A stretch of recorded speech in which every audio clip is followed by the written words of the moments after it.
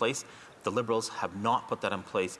They announce a lot of numbers, but don't put in the hard work to get it really done and to help new Canadians. Questions and comments. The member for Cowichan, Malahat, Langford. Thank you, Mr. Speaker. You know, it's truly remarkable watching Liberals and Conservatives argue over housing. It's kind of like watching two arsonists argue who burned the house down. The Conservatives want you to magically think that these problems all started in 2015, when in fact what we are seeing today is the natural conclusion of decades of Liberal and Conservative-backed policies that have gotten us to where we are. So, Mr. Speaker, through you, a simple question. Do my Conservative colleagues support the call by housing advocates to stop the financialization of housing by implementing a moratorium on the acquisition of affordable housing units by financial landlords and the creation of a non-profit acquisition fund? It's taken a long time to dig this hole from Liberals and Conservatives. It's going to take a sustained effort to get us out of it. Does he support that? Honourable member for Edmonton Millwoods. We're almost out of time, but let me answer your question. Well, Mr. Speaker, it is absolutely imperative that we do build more homes in Canada, and what we support is actually a private member's bill that we have by the Conservative leader right now to build more homes and not Bureaucracies Act, Mr. Speaker. This bill would help to build more homes so new Canadians can move into homes. Canadians who are already here that can move into homes, Mr. Speaker. We need more homes in Canada. We need to work with municipalities to ensure that they remove the gatekeepers, that they remove the red tape, and build more homes for Canadians to move into. Reprise du débat, continuing debate. The honourable member for Vancouver East. Well, thank you very much, Mr. Speaker. I'm delighted to enter into this debate. First, let me thank the my bloc colleagues for bringing this motion forward. They're absolutely correct to say that the federal government needs to consult with provinces and territories with respect to Canada's immigration plan. There's no question about that, and I do believe that the Canadian government is doing that. But that said, though, what needs to be done, of course, is for the federal government to show the necessary leadership to support provinces and territories so that they have the necessary resources to support newcomers. But not only just to support newcomers, but to support all communities, for us to be healthy communities.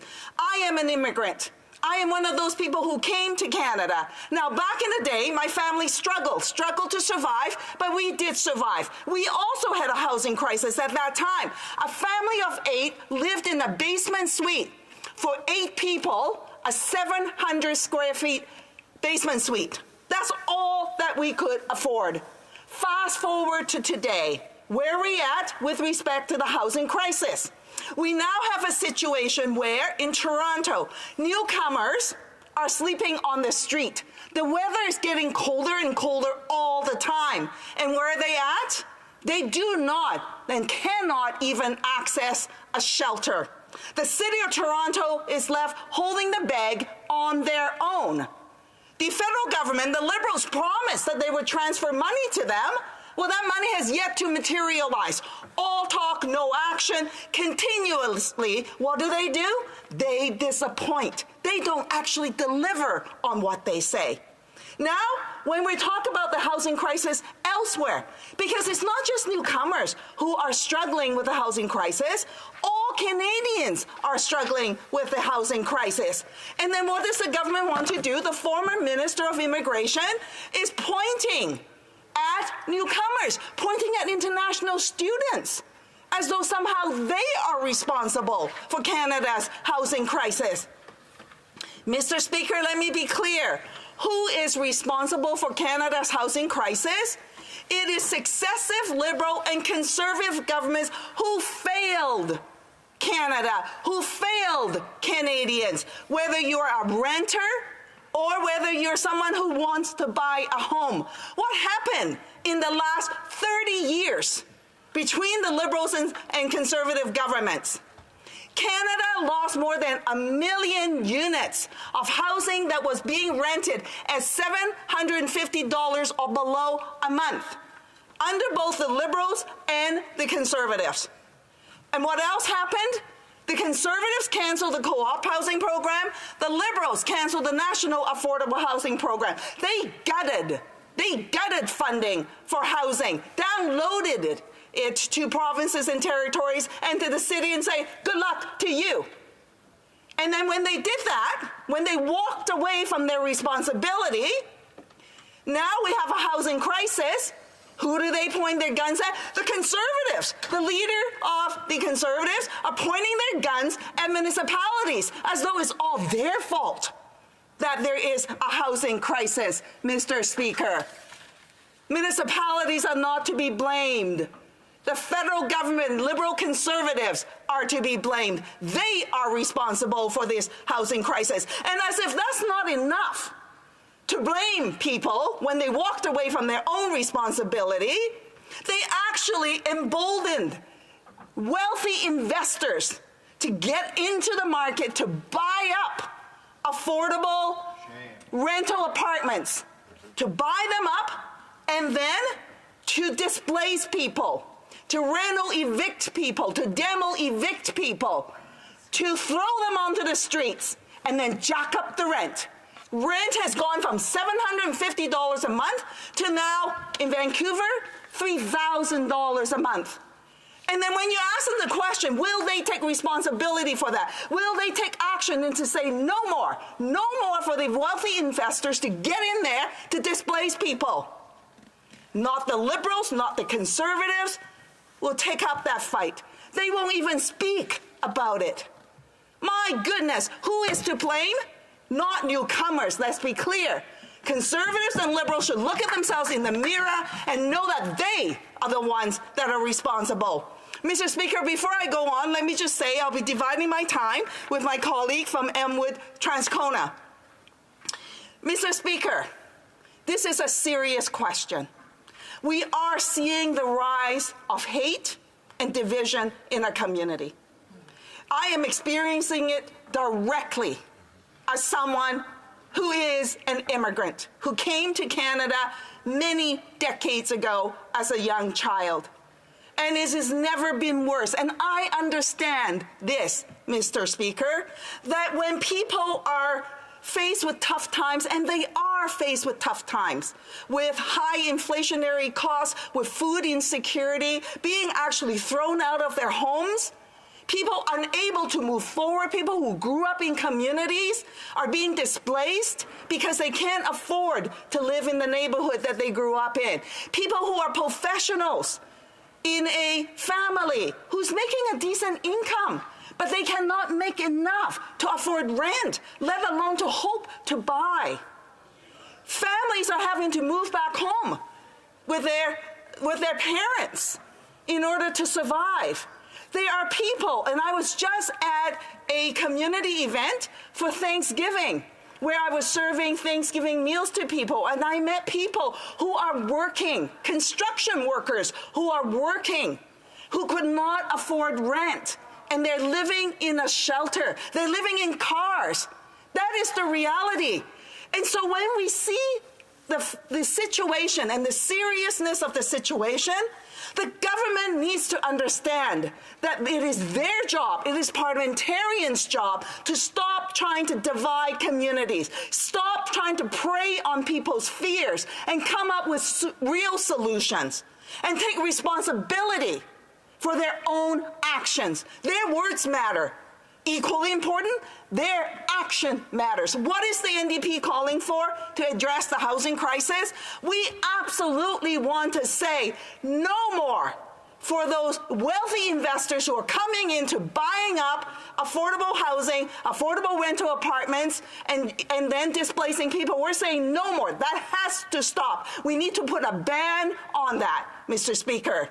In addition, we need to ensure that the government puts forward investments to support the nonprofit sector so that they can go in and buy up the units that come onto the market, to create a nonprofit acquisition fund. This is something that the NDP has been calling on for a very, very long time. It is time for the government to act.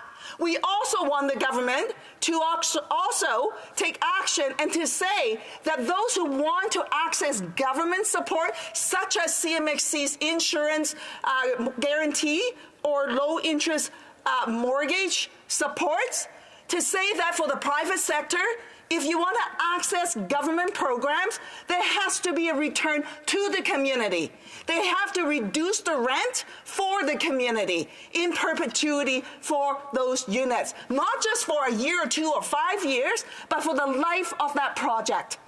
Because that is taxpayers' resources, and we need to ensure taxpayers' resources benefit the community and not line the pockets of wealthy investors. Hear, hear. We need to make sure that the government take real action and to build social housing and co-op housing like we used to.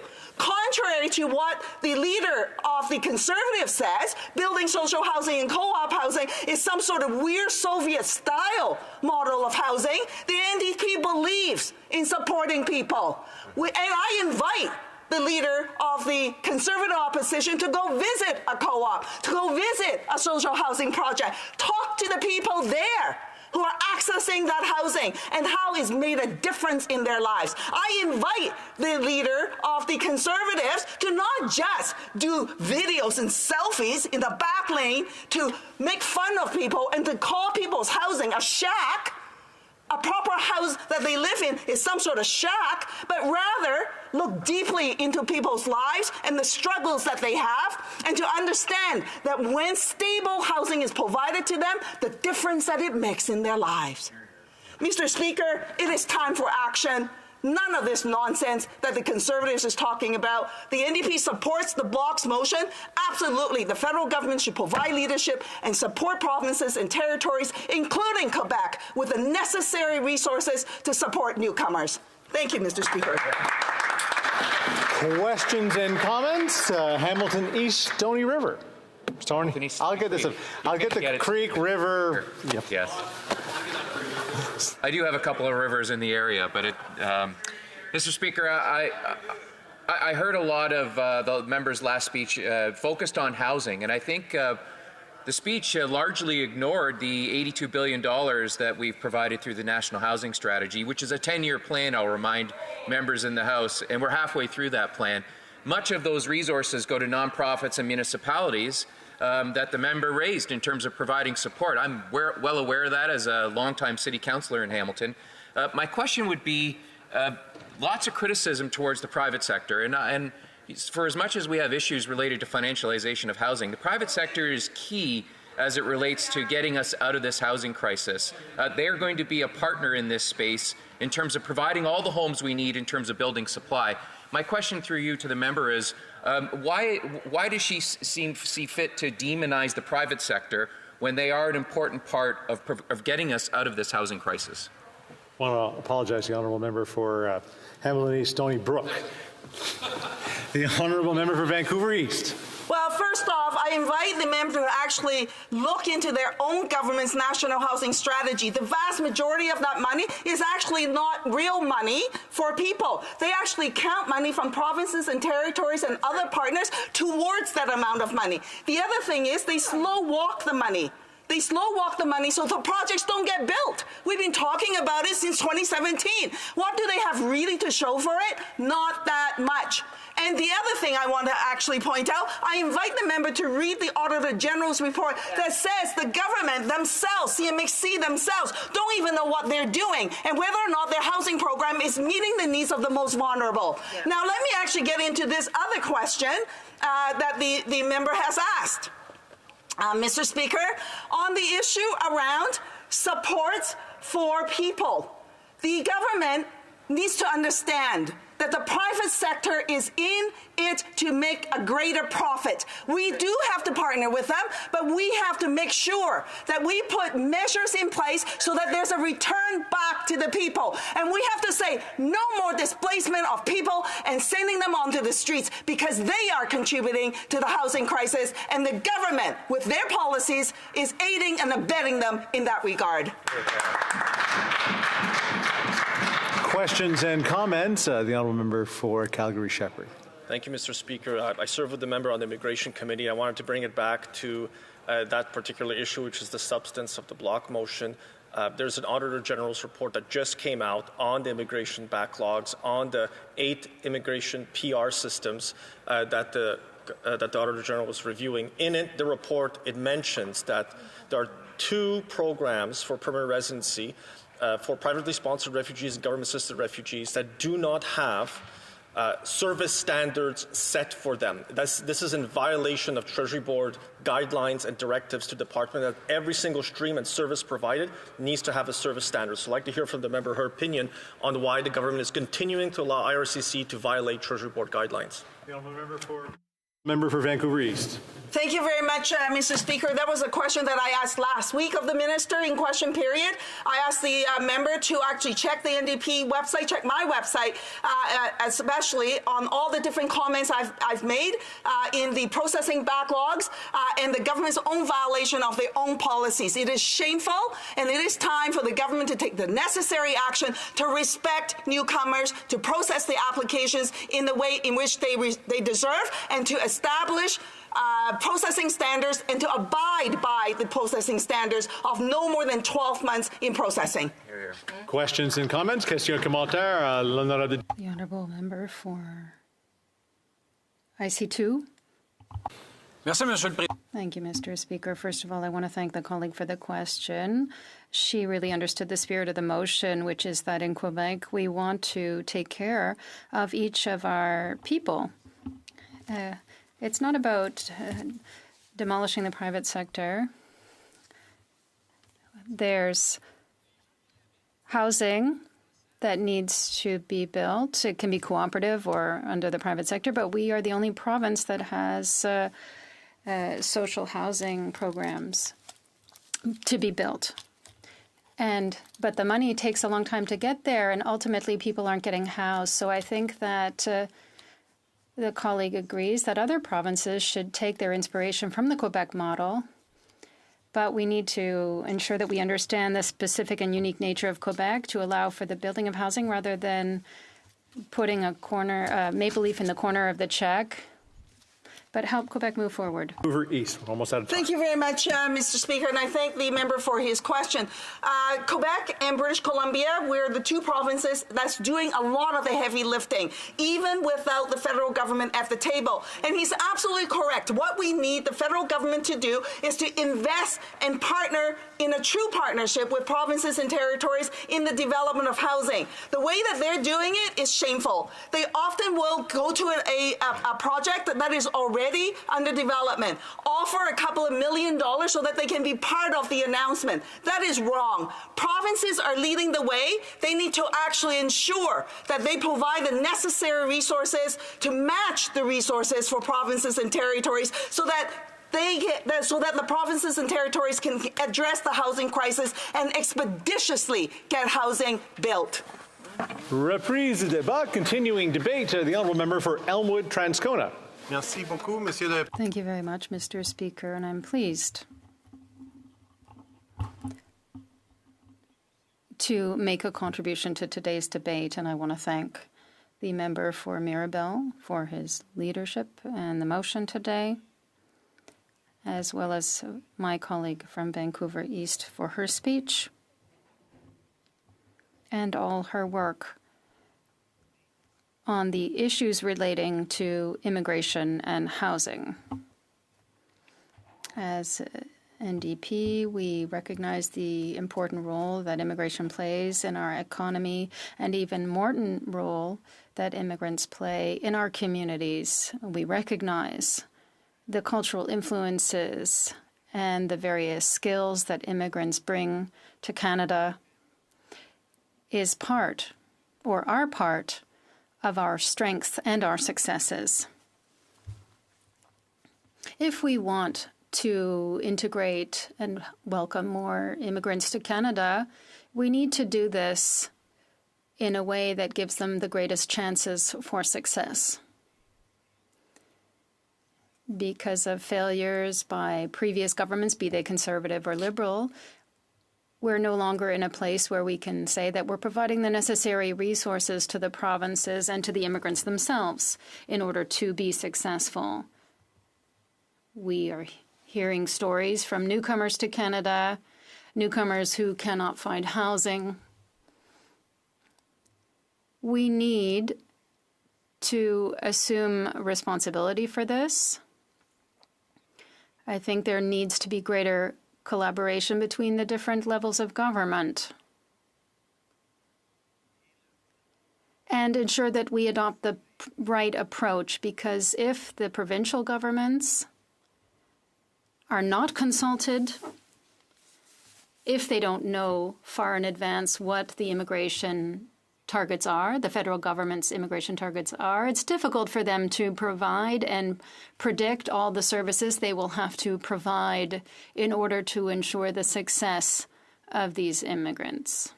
So we can talk about the healthcare system, of course, but I'm also thinking at this time of problems, intense and significant problems in the area of housing.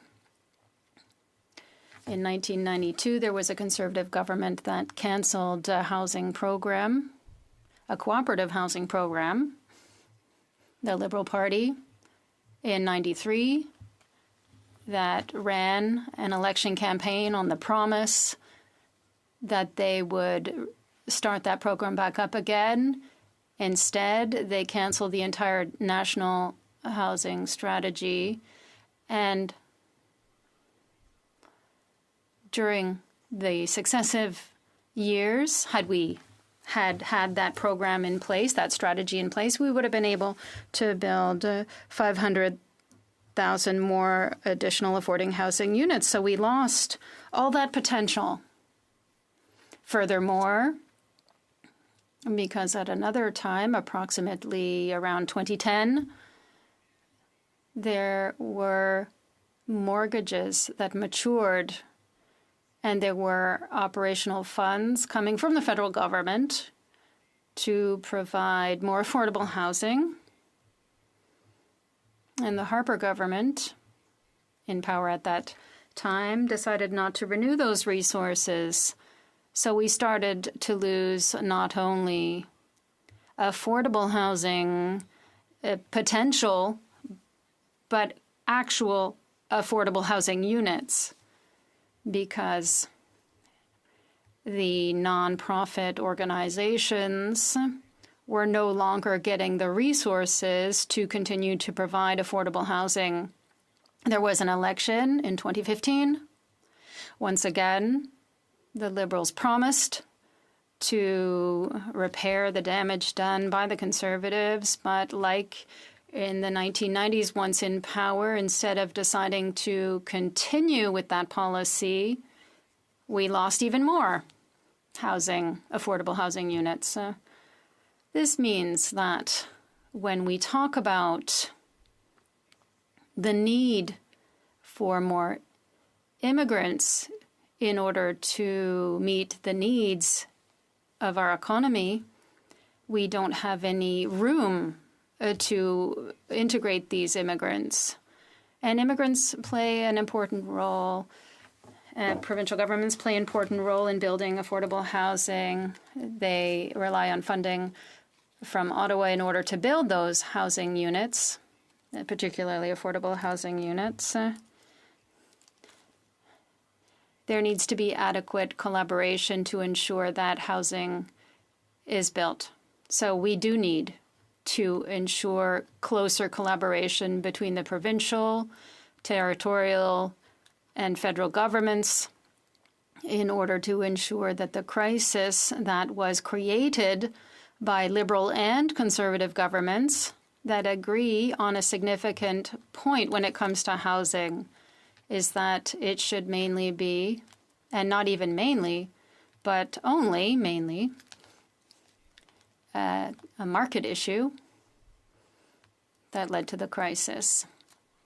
So I believe that the voice of the New Democratic Party in this House is extremely important.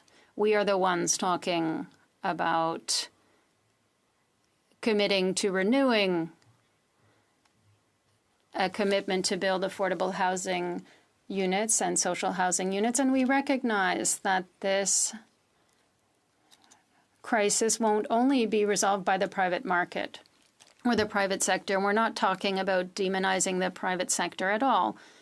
We need to be able to say when there are stakeholders and corporations that move people out and take affordable housing units and then raise the rents. We need to be able to talk about that because that is one of the problems. It's not the only problem, it's just one. And we need to address that issue if we want to resolve the housing crisis. We also recognize that there is a major and important role for the private sector to play. If we talk only about solutions within the market itself, we'll never address all the aspects of the housing crisis itself, and we won't resolve those issues. And that's why it's extremely important to put the focus on social and affordable housing, cooperative housing as well, because the two major parties in the House of Commons never really talk about those things. And even if the Liberals do talk about it a little bit, they don't act. So that's why we are here to stress and highlight this aspect. I apologize. Thank you very much, Madam Speaker, and I'm eager to answer any questions. Thank you. Questions and comments. The Honourable Member for Mirabel. Thank you, Madam Speaker. Recently, the Liberal government, in order to promote housing construction, gave a GST rebate, and this will help the construction of housing in 2030, 2035. It takes time to plan housing. At the same time, it's announcing their immigration targets for 2026. That's right around the corner. They're going to tell the provinces, here is how many people we want to have, while recognizing in their own bill that it's going to take 3, 5, 7, 8, 10 years to plan the housing. Am I the only one here who thinks there's an inconsistency here, deep inconsistency, and not respectful of newcomers who are coming here? Or is it a general understanding in the House that there's inconsistency within the government's policy and planning and the role of the provinces and Quebec in the construction of housing? The Honourable Member for Elmwood Transcona. I want to thank the member for the question. I think this is a classic situation of the right hand that doesn't know what the left hand is doing. That's why I think that this is an important motion to encourage the federal government to consult the provinces. But consultation that will make a difference requires the government to do it far ahead so that the provinces have time to prepare and to announce immigration targets for 2026. Now, in 2023, when there is a housing crisis already, and we have to build those immigration targets along with the housing to ensure that it's available in time, I think it's a little bit still like the left hand and the right hand not knowing what each other is doing. Thank you. Comments. The Honourable Parliamentary Secretary to the Government House Leader. Yes, Madam Speaker. As I'm sure the member is aware, the Manitoba Provincial Nominee Program has been absolute gold for the province of Manitoba. And one of the biggest concerns I have in the province of Manitoba today is with respect to international students. Provinces, through the nominee program, have an opportunity to ensure that they can maximize the ability of international students that study, for example, in the province of Manitoba, being ultimately given a provincial nominee certificate, which would ultimately allow them to become permanent residents. I'm a big advocate for that, and I'm wondering if the member can provide his thoughts in regards to that aspect of the provincial nominee program and how international students could benefit by it. Honourable Member for Elmwood Transcona. Well, thank you very much, Madam Speaker. I, too, am a great fan of the provincial nominee program. It's been serving Manitoba very well in a number of ways for a long time. Just to the point of today's motion about collaboration between the federal and provincial governments, I remember a time when the Harper government unilaterally capped the amount of people that Manitoba could bring in under that program. That was not a helpful action, and it was certainly not something that the government of Manitoba of the day was on board with. Had they been consulted, it would have been an opportunity for them to make the case for how well the provincial nominee program and the immigration that occurs under it was serving the province of Manitoba. So I think that all goes to reinforce the importance of today's motion. I also think it's important when we talk about international students to be clear that the blame is not on them for the fact that they're coming in good faith to Canada to study. Canada needs to do a better job of ensuring that when they get here to study, that there's an acceptable place for them to live that they can reasonably afford. And I think too often international students, as many provincial governments defunded post-secondary education, were seen as a cash cow. And if governments were treating them with the respect they deserve, they wouldn't have seen them that way, and they would have been asking the questions, what resources do we have to invest in order to be able to support these students when they come to Canada, both for their education, but as the member says, beyond, so that they can become citizens and productive members of Canadian society. Questions et commentaires? Questions and comments? The Honourable Member for Vancouver East. Thank you very much, Madam Speaker. I want to thank my colleague for his comments. Just to build on the issue around international students, you know, one of the things that the federal government has not done is to show leadership in partnering up with provinces, territories, institutions in creating a housing plan for students. And a viable option would be to ensure that there's a cost-sharing plan between those three entities to ensure that housing is in place, not just for international students, but also for domestic students as well. I wonder if the member can comment on that concept for the federal government to show leadership. Member for Elmwood Transcona, 15 seconds. Thank you very much. I think that's an excellent idea. And what we need to do is stop defunding all kinds of important things, post-secondary education, housing, healthcare, in the name of lowering the corporate tax rate, which has really been the story of the 21st century in Canada. We've had a corporate tax rate that went from 28% to 15% today, just in the last 20 years alone. And a lot of these cuts in funding have been in order to pay for those corporate tax rates. Corporate Canada should be paying its fair share. And we do have to resume debate. Reprise du débat, l'honorable député. Resuming debate, the Honourable Member for Beauport-Limoilou. Thank you, Madam Speaker, and I would like to say to start that I will be sharing my time with my exceptional colleague from Thérèse de Blainville. Madam Speaker, the subject we're talking about today is a sensitive one. It's sensitive because we're talking about human beings who have had the courage to leave everything behind them, either voluntarily or through the force of events, human beings who have crossed the planet to start a new life. Many of them will never again see the land where they were born and grew up and the loved ones they had there. Many of these people have experienced traumatic events. We're also talking about human beings who want to offer the best possible welcome, who want to have a new and positive life that lives up to their highest expectations, who want a society where everyone is equal under the law and in reality. We're talking about immigration. When we talk about immigration, rather, that's what we're talking about, that and so much more. So today we're talking about immigration, but more importantly, successful immigration. There's an important question we absolutely need to answer, and that is, what is successful immigration?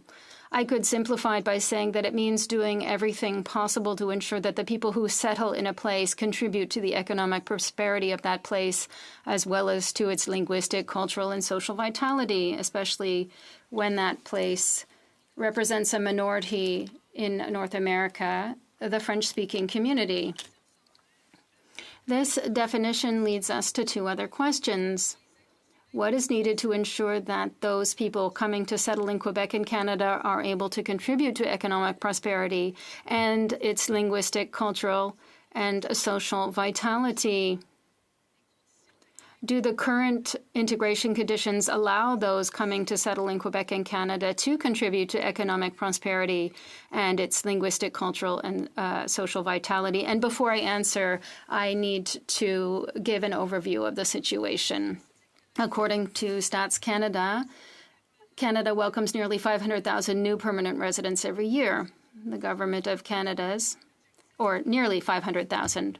The Government of Canada's objective is to reach or exceed 500,000 new permanent residents every year. 500,000 new permanent residents is the equivalent of having to build a city between the size of Halifax and Quebec City every single year. Have we built such a city in the last year? No. Will we build one every year in the future? No. Add to that students, asylum seekers, and temporary workers. And we arrive at a staggering figure of 2.2 million people for the period July 2022 to July 2023. I'm not making it up. These are Stats Canada figures. 2.2 million students, temporary workers, and asylum seekers means having the equivalent of a city almost as big as Toronto to integrate them every year and to accommodate them decently. Have we built enough housing units to house a new Toronto city in the last year? No. All these people need not only jobs, but they need housing and various services. We haven't built a new Toronto or a new Quebec City to the extent that the number of people without housing is alarming. Shelters are overflowing. Sometimes more than one family winds up in accommodation that is barely big enough for even one family alone. This leads to disappointment, stress, anger, and incomprehension. For months, we have been hearing economic players say that they need more workers. However, we have to admit that many immigrants end up with jobs that are below their skills and knowledge. We're talking about minimum wage jobs. Many of them have to hold down several jobs to make ends meet. Furthermore, like any other population group, immigrants need public services, be it education, healthcare, childcare spots, transportation, integration, and enculturation services, employment measures, and so on. All these are important services, and they're not the responsibility of Ottawa. They're the responsibility of Quebec and the provinces, with the exception of daycare centres outside Quebec, which were set up by the federal government. Everyone is entitled to quality services, be they newcomers, permanent residents, or citizens. It's easy to say we're going to welcome 500,000 new permanent residents every year when you're not responsible for the services that those people actually need. All the services I've just mentioned are services that people need, that allow people to integrate society and feel included, services that make them feel good enough to contribute to economic prosperity and linguistic, cultural, and social vitality. So we do know what is needed. These are the conditions to ensure successful integration and inclusion. These are the conditions for successful immigration, being able to offer the same services to everyone with the same level of access and the same quality of services. Now, are these conditions actually in place? All of these services that I've named exist. However, the demand is much greater than the supply. Not a single week goes by without me getting a call from a parent who needs a subsidized daycare spot. Not a single week goes by without somebody calling me to ask if I know of any doctors. I don't even have one myself. Every week I get calls from isolated mothers who don't have any family here and who need support. Every week, I make referrals to different organizations in my riding for these mothers to be able to build a social life for themselves and have somebody to whom they can talk. This hasn't been caused by immigrants. It's the result of immigration targets that don't take into consideration current service capacity. People call me from everywhere, including Quebec. Everybody knows what the problems are, no matter where they were born, how old they are, the color of their skin, or their religion. And that makes no difference when we talk about the needs. You have to train for 2 years to be a carpenter, a plumber, a plasterer, a painter, 3 years of post-secondary education to train a nurse, 3 to train an early childhood educator, 6 for a teacher, an engineer, 7 for a general family doctor, 11 for a specialist doctor. These are only a few examples of people that we need now. And even if we have specialized immigrants, they need to adapt their knowledge to our legislation, our regulations, our geography, our culture, our community. We need people who work in these professions in order to ensure the success of our society and to ensure that everybody can contribute to the economic development and the social, linguistic, and cultural vitality of the community in which they live. These are conditions that are essential. And basically, what the Century Initiative is calling for, it's basically what is in the interest of McKinsey and BlackRock. Dominic Barton himself says that it never occurred to them to think about the social consequences of a huge influx of immigrants. All they were thinking about was the economy. So what are the possible consequences of not meeting the basic needs of newcomers in order to settle them successfully?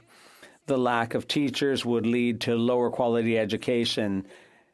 Those most affected would be children with learning disabilities. Instead of getting ahead and overcoming their problems, they would be stuck and they won't get the skills that they otherwise could. The lack of hospital staff could lead to misdiagnoses and to avoidable deaths. The lack of construction workers means that we won't have all the housing we need. So, Madam Speaker, bringing in more people shouldn't mean cramming people into overcrowded apartments and with only one bed and expecting them to eat Kraft dinner. When newcomers come here to fulfill their dreams, they're accepting Canada's invitation for a better life here. Canada is collecting their application fees, but putting all the pressure on Quebec and the provinces when it comes to providing the services. There has to be thought and planning that goes into this. There have to be mature conversations about this sensitive topic. Quebec is mature and capable of discussing things as sensitive as immigration. It's mature and responsible to want equality for all and to help people achieve their full potential. Thank you, Madam Speaker. Questions and comments? Hamilton East, Stony Creek. Oh, thanks, Madam Speaker.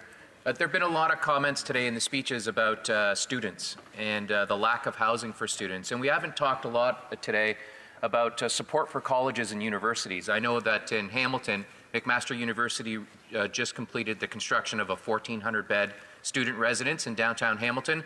But they've done that, I think, largely without financial assistance from any level of government. And I think it's important that we recognize there's space in the sector for us to contribute to student housing issues across the country. And so my question through you to the member would be, does she see any opportunity for our government and others to contribute to student housing pressures that almost all university and college towns are facing across the country today?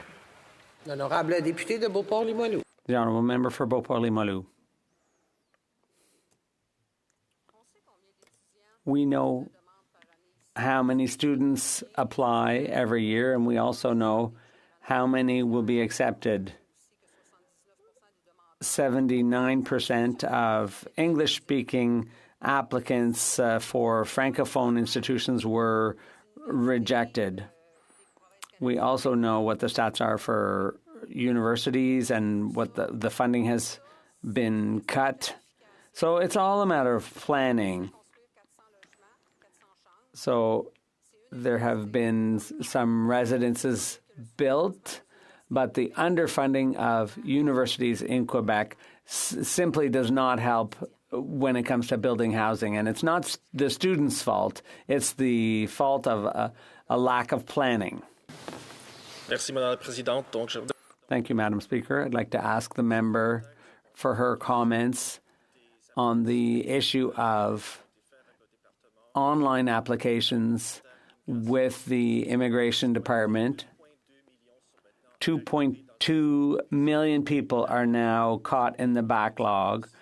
And a year ago, the government announced that with its online application portal, anyone trying to change their immigration status or to come to Canada to visit as a visitor or a student, all of those applications would now come in under that system. But the backlog hasn't changed in a year.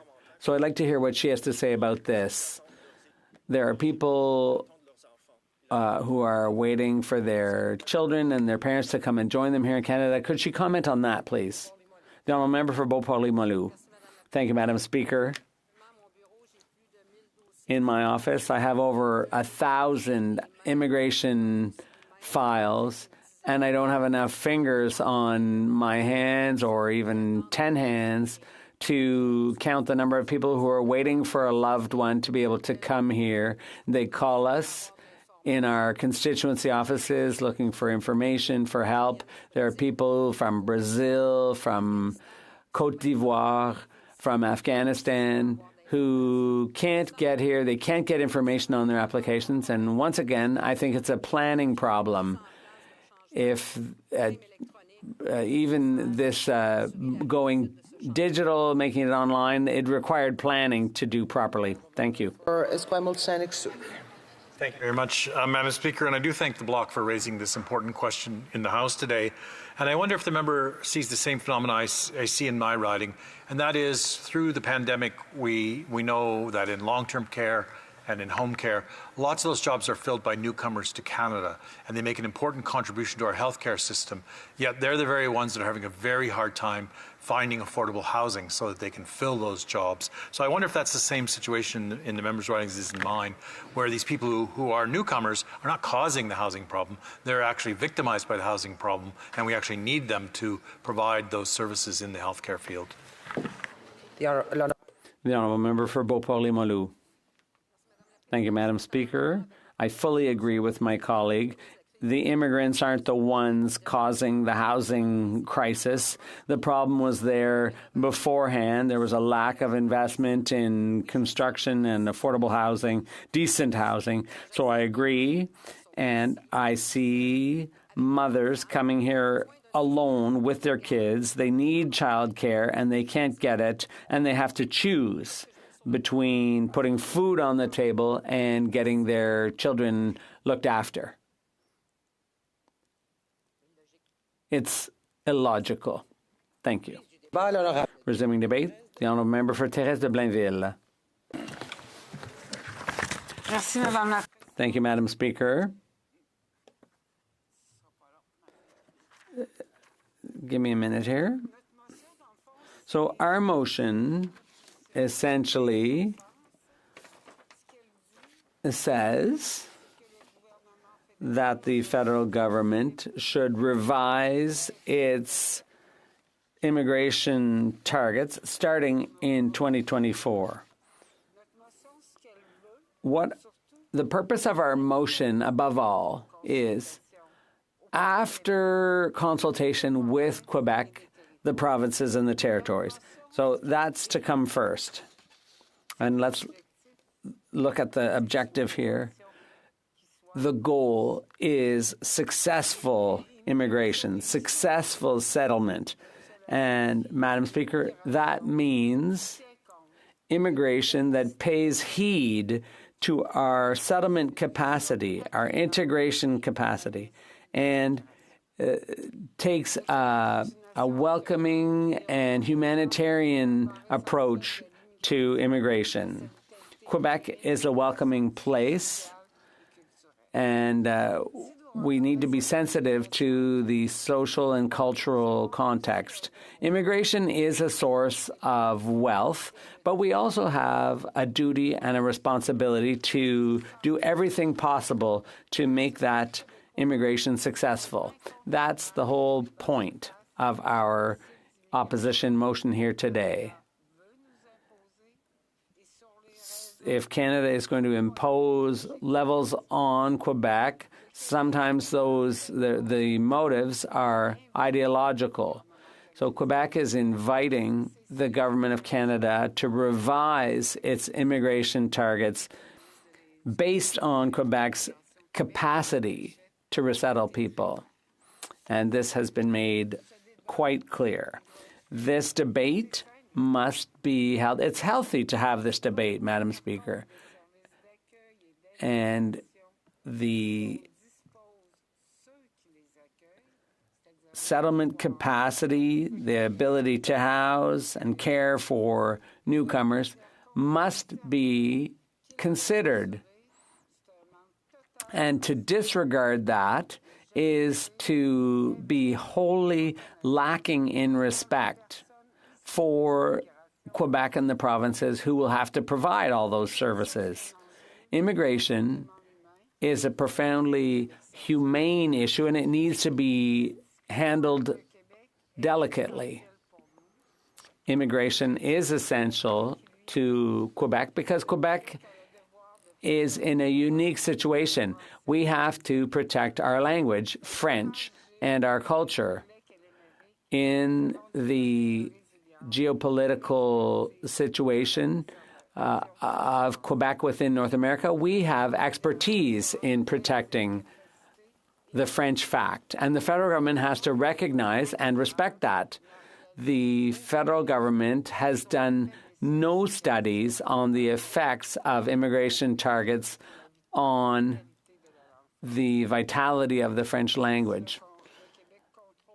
Quebec controls immigration in part, but the declining proportion of French in Canada, the levels of immigration in other parts of Canada will affect, and in fact, water down Quebec and French's demographic position within Canada.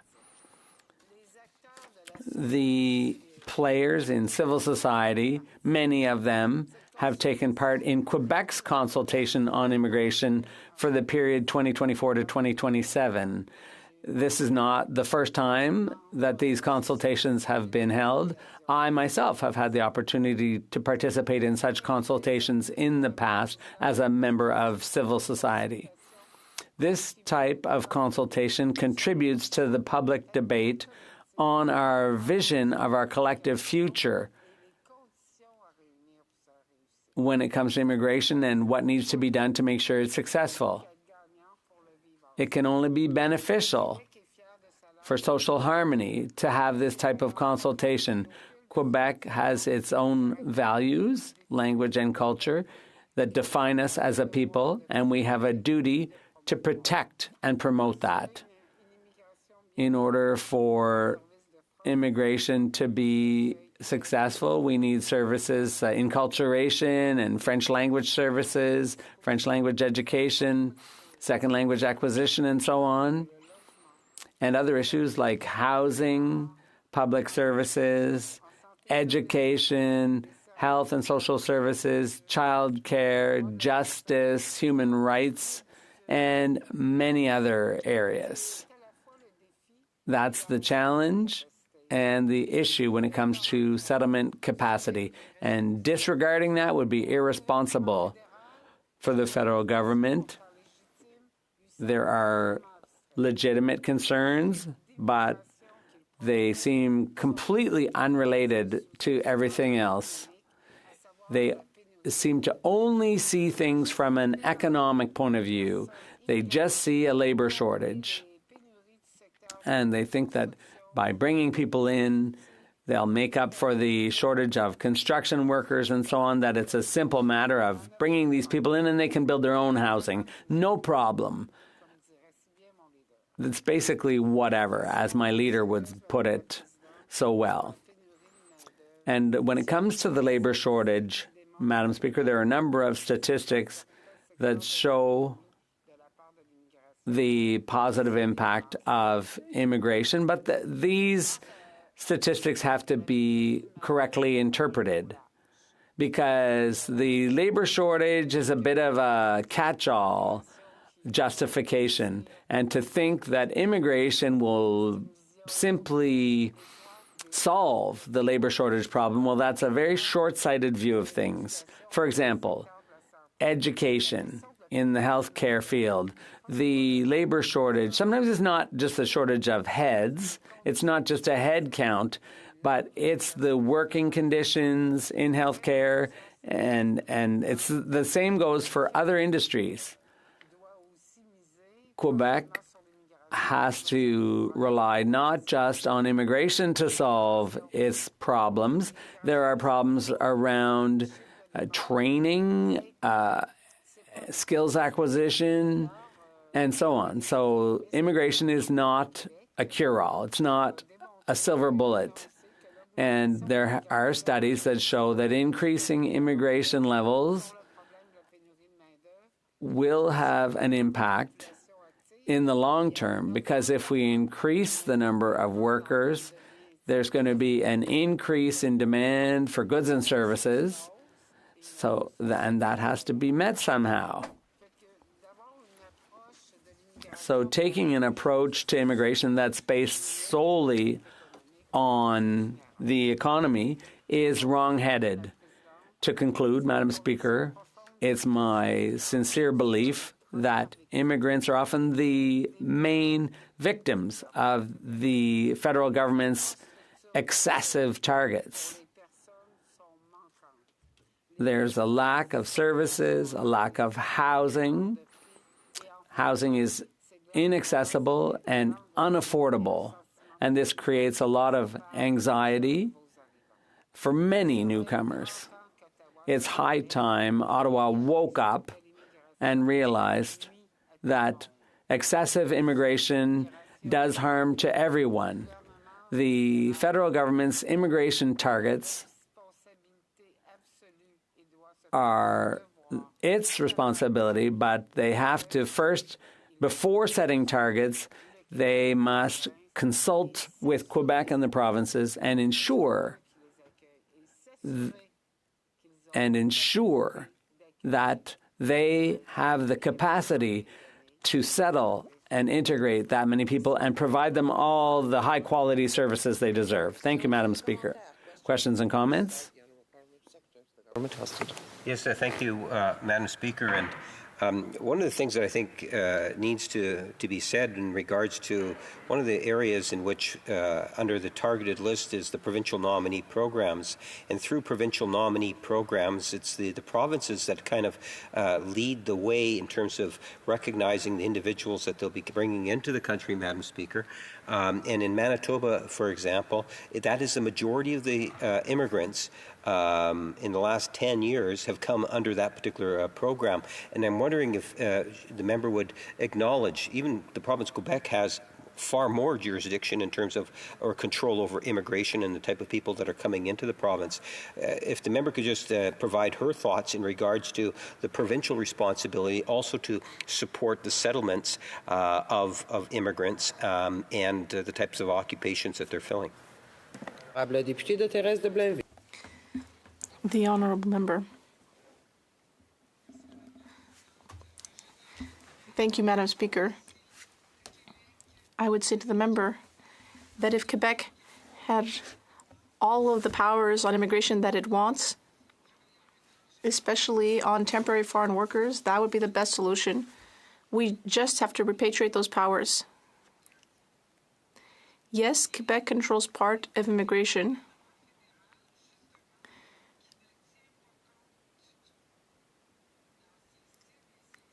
But it's the federal government that does not consider in its immigration targets, that does not consider that capacity. It's essentially making decrees and orders before even consulting. If we had that capacity to properly welcome immigrants, there's only one way to do that, as my colleague from Mirabel said. Either we become independent and we properly have control over this capacity on our territory, the capacity to welcome people will be living alongside every day. And we want the situation to be as good as possible for them. Resuming debate, reprise du débat, l'honorable secrétaire parlementaire de la... The Honourable Parliamentary Secretary. Questions, I'm sorry. The Honourable Member for London Fanshawe. Thank you, Madam Speaker. I guess I am quite far away. Maybe hard to see. I want to thank my honourable colleague from the bloc for her speech and for the Bloc bringing for that the motion today. We certainly agree in terms of the questions that they raise. I would like to specify, New Democrats have been talking a lot in the House, but today as well, about the housing crisis. We believe that is a fundamental human right. She spoke about that welcoming of immigrants, that humanitarian side of what we do to create a home for newcomers to this country out of that respect. So to focus on that housing as a human right, to respect all human rights as we define them in the Charter, no matter what that means, no matter that's the right to religion, right to freedom of speech, and all of those things, would she agree that what we need to do is focus, as New Democrats have been proposing, on that profiteering of housing, that focusing on housing as a human right, and ensuring that people can afford the housing, and that governments build social housing, cooperative housing, all levels of housing that are needed to ensure that we have that human rights-based approach in terms of housing. Honorable député de Thérèse de Blainville. The honourable member for Thérèse de Blainville. Madam Speaker, I completely agree with what my colleague said. Yes, as I said yesterday, housing is a right. People have a right to a roof over their heads and a right to be able to put food on the table. As long as we see housing as being based on the market, we will not be able to meet the realities of people, vulnerable people, and people on low incomes.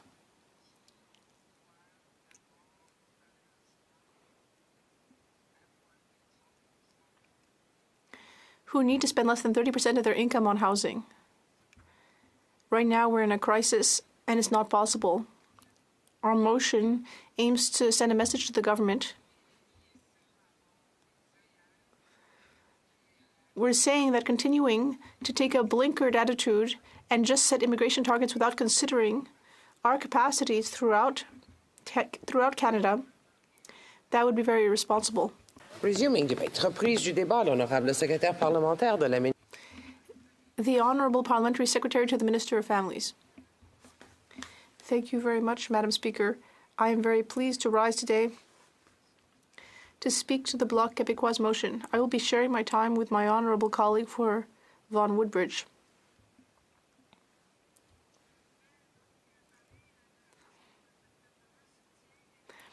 I would like to speak about how our government is supporting new arrivals, as well as the various processes used by our provinces, territories, and municipalities, including Quebec.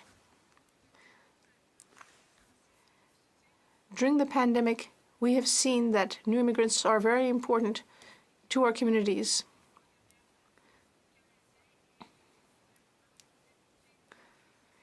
Canadians and new arrivals have shown great resilience over the last few years with all of their challenges.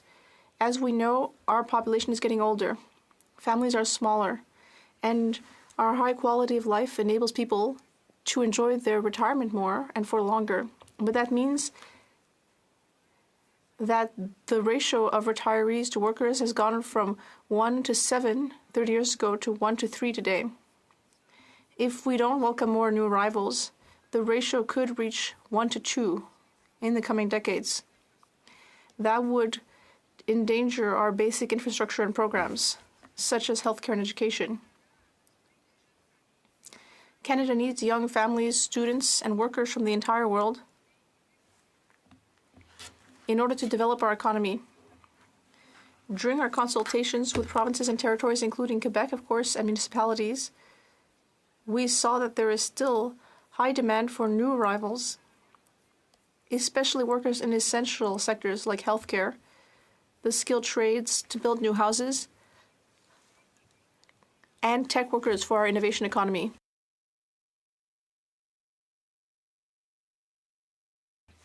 We need an immigration plan to support our economy and help communities thrive. With that in mind, Canada must continue to welcome new arrivals so that they can also thrive. Our government is actively engaged and has worked with provinces and territories in order to understand what we need for our annual plan on immigration targets.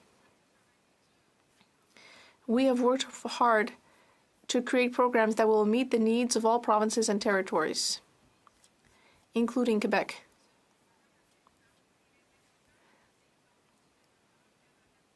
Madam Speaker, under the Canada-Quebec Immigration Agreement, Quebec holds responsibilities on the number of immigrants going to the province, as well as the selection, welcome, and integration of these immigrants.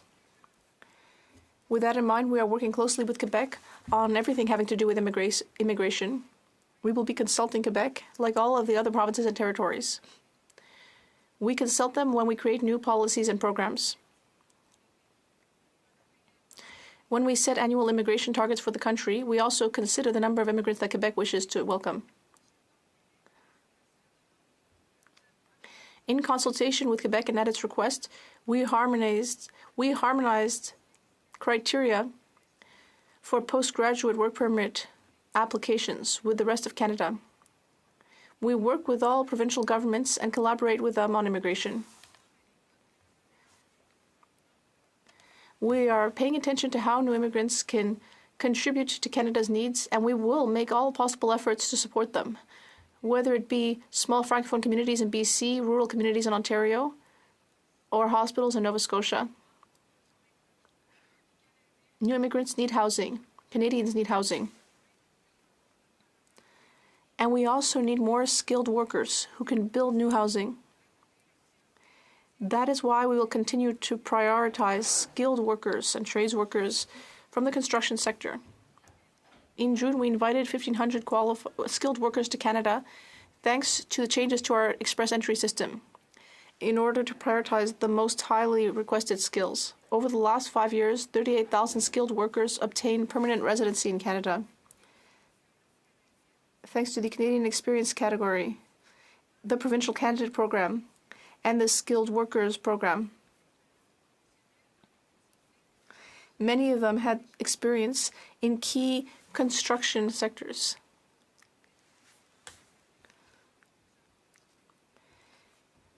These individuals have the experience we need in order to build housing throughout the country. We are continuing to harmonize our programs in order to better meet the needs of employers and provinces and territories. We are listening closely to the needs of Canadians and communities.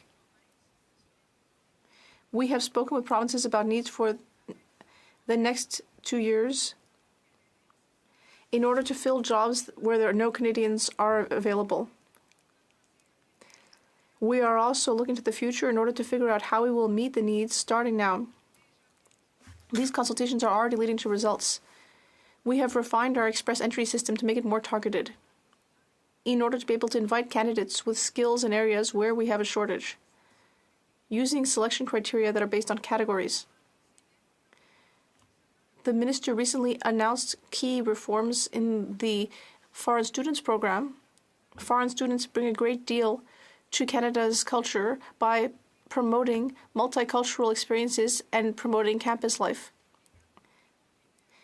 These students are bright and talented and help grow our economy. We are also aiming to align our admission of foreign students to our current and future economic needs. That is why we have asked IRCC public servants to look into the program in order to ensure that the program meets needs.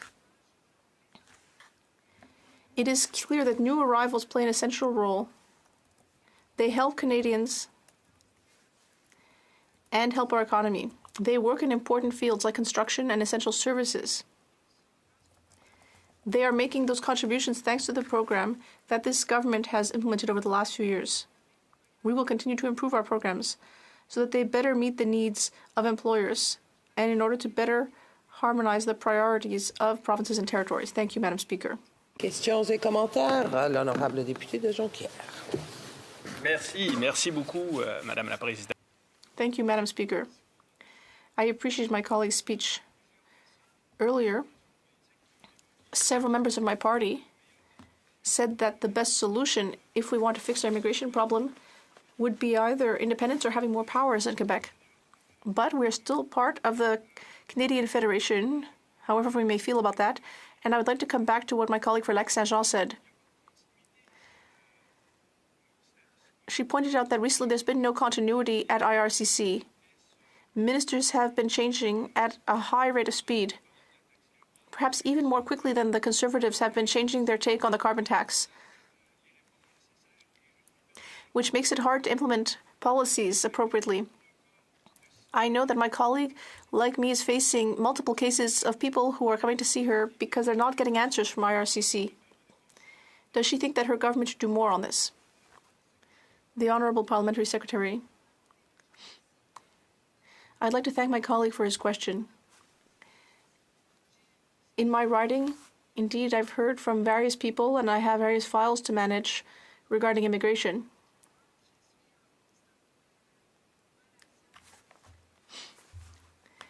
And I constantly meet with organizations in my writing that make it easier to welcome immigrants. Just yesterday, I was at a virtual roundtable with a number of entrepreneurs from throughout the world who told me about the various opportunities that they've seen in Quebec and Canada to come here and help us benefit from their skills. This is a major issue, and I'm very glad that consultations have been held and will continue to be held to continue improving our system. Merci, Madame la Présidente. The Honourable Member for Calgary-Shepherd. Madam Speaker, listening to the Parliamentary Secretary, it sounded like everything is just fine in this country. It sounds like everything is going just like the government intended. But we know that we have a backlog of 2.2 million applications. We know that this is creeping up month by month. And we see that now some foreign students are going to food banks on a regular basis. That was rare more than 8 years ago. And now it's very common. I'd like to hear from my colleague as to whether this is the immigration system that her government wanted. Is that what they wanted in 2015? The Honourable Parliamentary Secretary. Thank you, Madam Speaker.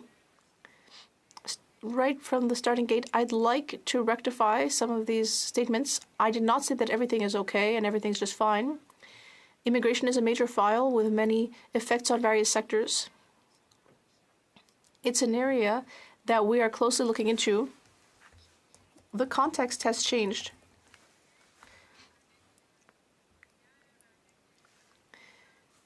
Since 2015, things have changed. For example, with the wars we've seen, Afghans, Ukrainians who wish to come to Canada, everyone who needs to leave their country and flee violence, we need to adapt to these new situations. We need to bring forward new programs and measures, and that's what we're doing.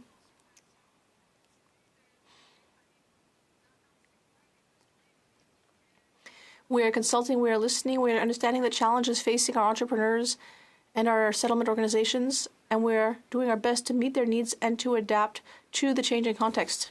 L'Honorable Ministre des Services Publics. The Honourable Minister of Public Services. Thank you, Madam Speaker. And I'd like to thank my colleague for speaking so eloquently about the immigration context in Canada and Quebec. I'd like to invite her to give us examples of situations where, for economic or social reasons, whether it be childcare, nursing, hospitals, long-term care, schools, teachers, I'd like to ask her to give us examples of people who come to Canada from elsewhere in the world who are making a difference in her community. The Honourable Parliamentary Secretary. I'd like to thank my colleague. I really appreciate that question. Indeed, in my riding, we know that a lot of people come to Sherbrooke every year. It's a very welcoming place, and thanks to the organizations that are working so hard to facilitate their integration, and, well, we are managing to meet our objectives. When I visit hospitals, or when I visit someplace like the Maison of Lumière, when I visit childcare or the new bakery that opened, it's a Colombian immigrant who opened the bakery and is happy and proud to showcase recipes from her culture. It's really quite remarkable. The Honourable Member for Vaughan Woodbridge. Merci, Madame la Présidente. Je suis heureux. Thank you, Madam Speaker. I'm very pleased to rise today to speak to the opposition motion. I think it's important to note several points. First of all, the government has carried out in-depth consultations on immigration levels, as it does every year, and we spoke with partner organizations like resettlement groups,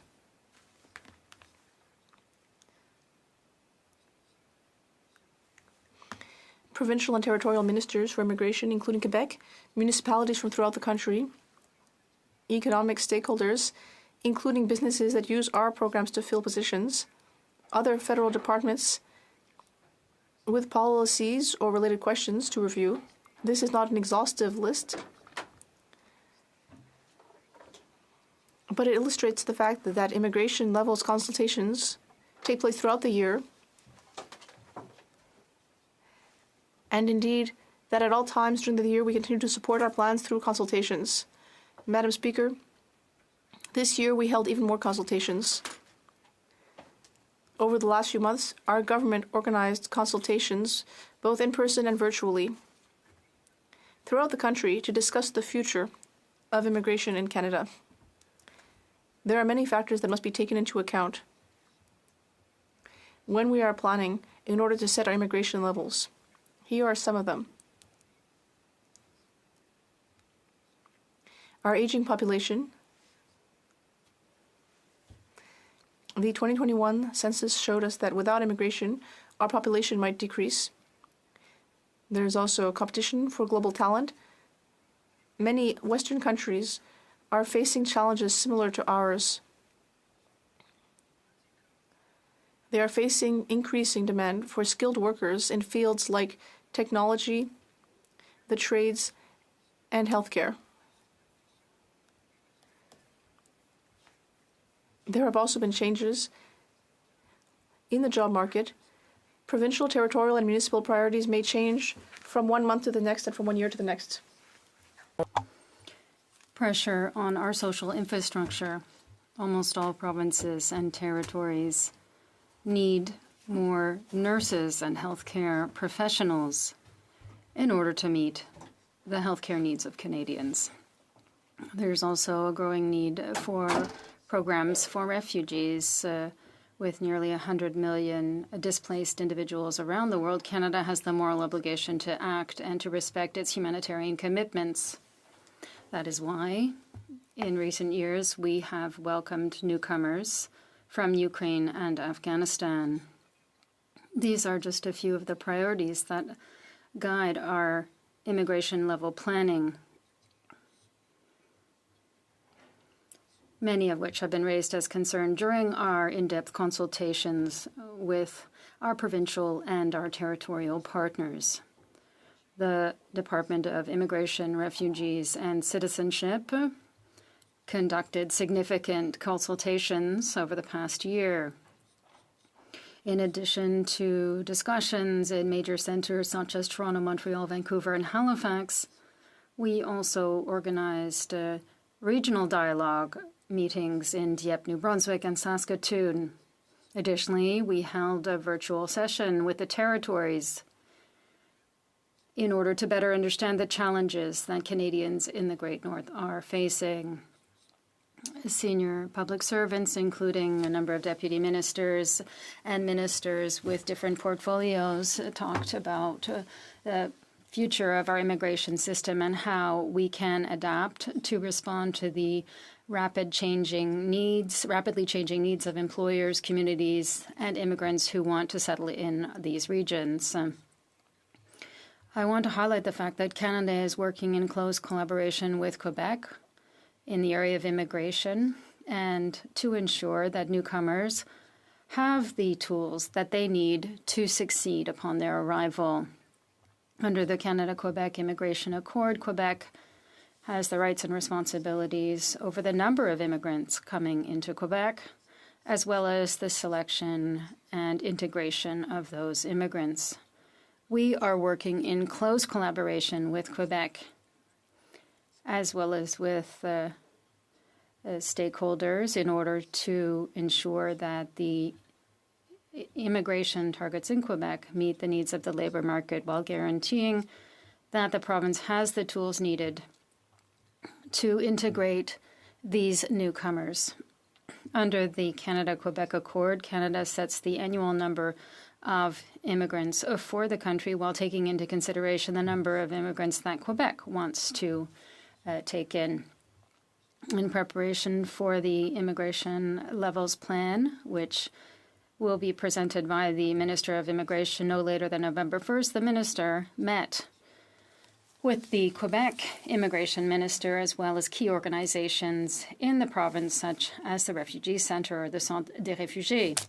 The government is working with the provinces and territories on immigration. We met with important social and cultural groups in order to look at how immigration meets their needs.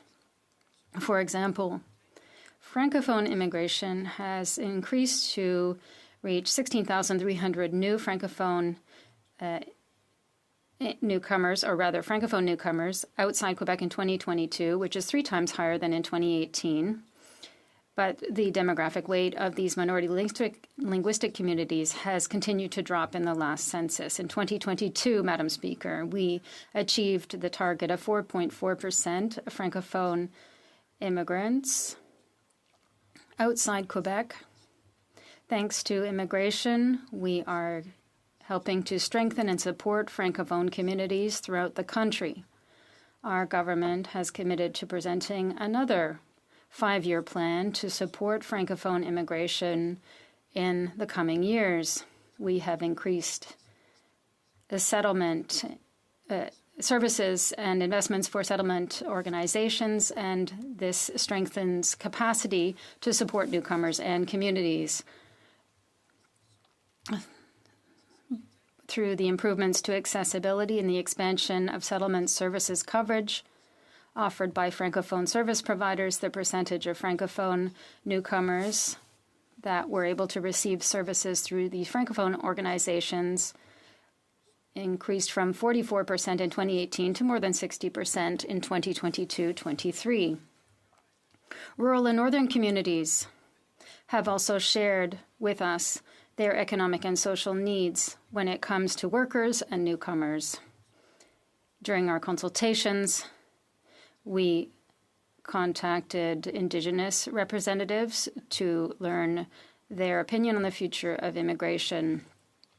Young people shared their unique opinions. We heard current and former clients of IRCC in total. There were some 17,500 contributions that were received from over 2,000 organizations, Canadians, newcomers, and clients across the country. What Canadians told us in general is that they appreciate what newcomers bring to Canada. That is their entrepreneurial spirit, their commitment to Canada and our communities as well. They know that immigration helps to support our economy, to fill jobs, and support social programs. That's why Canadians support immigration. They see the face of immigration on a daily basis, be it a neighbor, a friend, a member of their family, or a coworker. The minister recently recognized at committee that it was essential to examine the ability of communities to welcome newcomers and to ensure that they have adequate housing as well as access to social services.